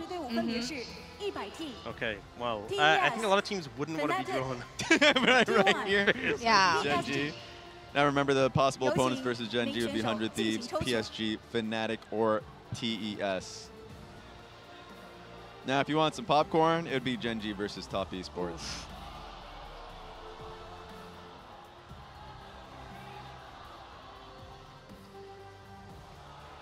PSG. All right, Gen.G versus PSG is my understanding of that one. Yeah, a bit of a rough matchup for anyone going against Gen.G. Yeah. So. Yeah, that's the thing. Better get it out of the way now. Yeah, I mean, Maple's come back. You have Karsa for that team. It's Flash Wolves of old. Maybe they can get that magic back in order. T1. Yeah, and the second team drawn, I believe, was FlyQuest. So how do you feel about that one, Raz? Oh, God, why is I knew the worst could happen, and first IG, now FlyQuest. How do you feel? Feel bad. Oh, Very really? Bad. Yeah. Do you really? I mean, you guys put up a good fight against Gen.G last year, so why not? True. In a best of one scenario, I like those odds. G2, I believe, up against Top Esports. We like that. You like it? Oh, okay. Do you, Ox? Yeah, yes. What about your thoughts, Ox? Not so sure. Yeah? I'm coping. I'm going to be coping all the stage. Yeah, historically, but you never know when things can change. And yeah, things have not been in our favor so far. What is going to be the next team drawn here? Fnatic? Fnatic. Up against CFO. Yeah, I think that's CFO. That's an interesting matchup. Yeah, I think CFO, a lot of people have them kind of as a dark horse. You know, been getting good scrims against strong LPL and LCK teams. So it might be a challenge for Fnatic, but definitely not unbeatable. I wonder what this next one is. Why do we face all of the... This is going to be a rough week, guys. Oh, man. BLG versus 100 BLG Thieves. for you guys? Oh, no. BLG versus 100 Thieves. Fly versus T1. Yeah. Yeah. Could you imagine a scenario you would have felt worse about? I think that was just a nightmare scenario overall, guys. How are you guys feeling? Let's see. What do we have? G2, TES. I don't feel bad. I don't feel good, but I don't feel bad either. True. CFO Fnatic is going to be a bloodbath. Yeah, it will be. That is the only thing I expect from this matchup. Are we winning? I don't know. Again, I'm not going to say. There will always be. I feel like you just can't be a doubter of CFO for the year that no, that's the thing. Bill's point, yeah. I definitely feel better than you do right now, Braz. I can say that. Yeah, I think that's fair. How do you feel, Ox? Oh, yeah, go on. I just wanted to answer for you for some reason. You know, I feel okay. I think LCK team's doing pretty well, but that was kind of expected. Yeah. I think for Top Esports, Alright. who even knows? So the rest of these teams are the Tier 2 teams matched up against each other. HLE. For 3 more matchup. HLE is the first team. HLE had to come back, honestly. They started strong, made it to first 10, and then they dipped a bit, I feel, and then came back by the end of the year. Yeah, road to MSI was rough for them, Yeah. and they obviously didn't make it to MSI. Bit of a resurgence in playoffs. Yeah. So. And Viper's a maniac, so I mean. And it's Peanuts' last run at Worlds. Yeah, it is.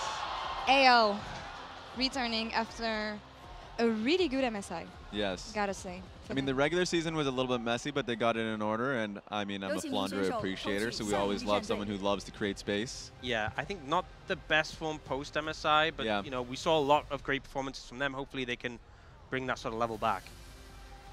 Hopefully, like the short boot camp that they've had, of course, as you said, and Vivo Cade Stars. I mean, they were a big surprise, of course, getting in the finals, taking down 100 Thieves in the fashion that they've done. Desamis and Miru were real standouts there for that team. They kept on ramping up all year. Exactly. Started really low, and yeah, the addition of Miru in the mid lane really helped out the team. And First time we Morteus, see of course, yeah, exactly. And Morteus, I think, as an 80 carry, a rookie 80 carry, has had a really strong showing. And we get Trimby again. True. I'm Team excited. Secret Wells. All right. TSW. And Team Secret Wells is a really fun team. Yeah. I mean, just watching their mid jungle duo and how chaotic they are, the carry junglers, the Silas is a fun one there. So super aggressive. You know. Exactly. Absolutely expect them trying to make the game a bloodbath. Sometimes opponents try and deny them from that. We'll True. see how it plays out in their matchup.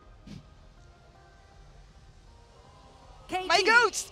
KT, how do you feel about them? I don't feel anything, Raz, when it comes to KT. That's the a rule. very diplomatic answer. Yes. I made mistakes in the past. We'll see how it goes.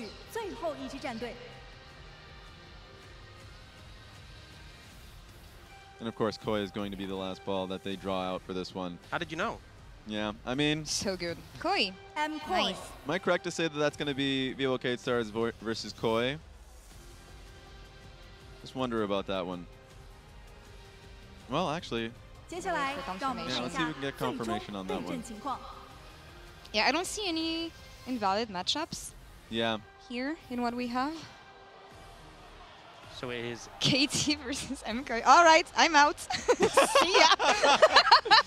Yeah. Team Secret Wells versus Vivo K-Star has to be the most bloodiest game, I think, of Swiss. That one's going to be fun. The fact that we have HLE against AL, which I'd say the two strongest C2 teams, going up against each other. So I think the other teams, I feel like kind of dodged some bullets there. Yeah. With the fact those two teams are matching up against each other. It has to be, I think, the funnest match. A very high-level match, obviously.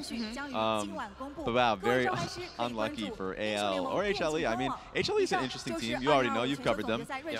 Where I feel as though the mechanical skill of those players are through the roof, but making constant mistakes from that team. So I feel like this could be an amazing Worlds for them. Obviously, first-hand champions, but ever since then, a little shaky. I believe in Peanut's last run.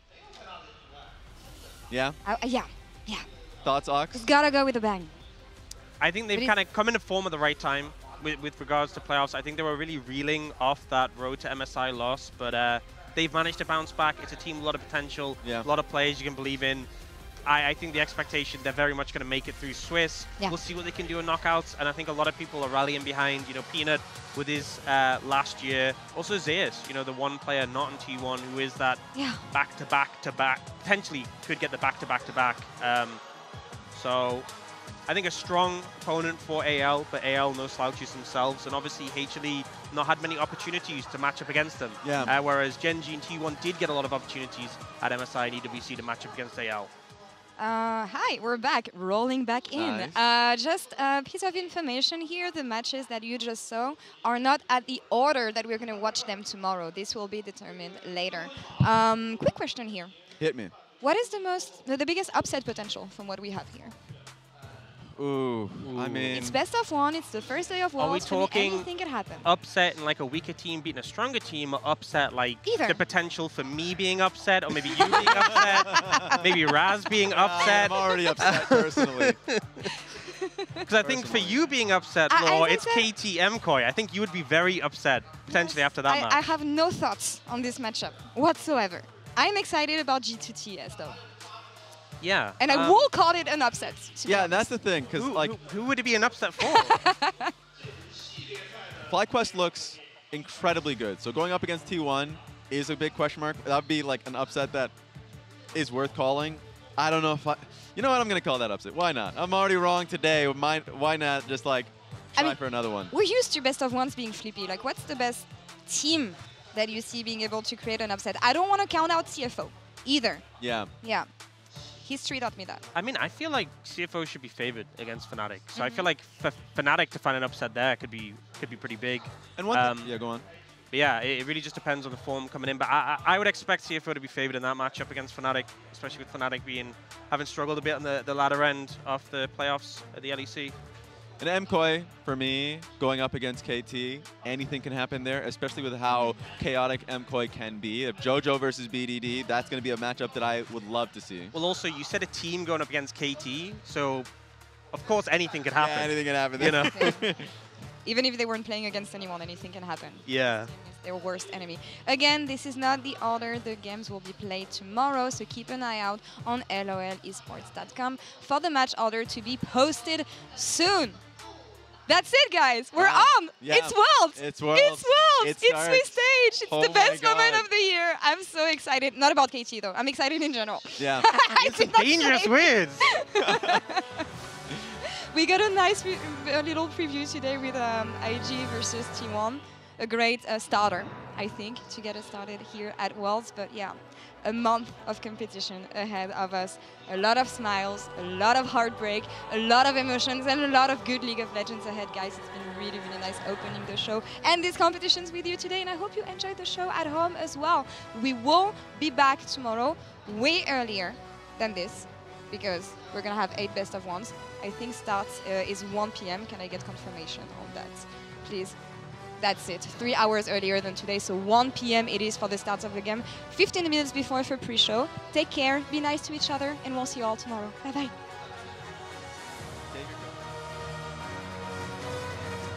T1, the reigning world champions, the back-to-back defending champions here, versus IG in the opener. I just can't believe it. I can't believe that this is the matchup we get the very first time.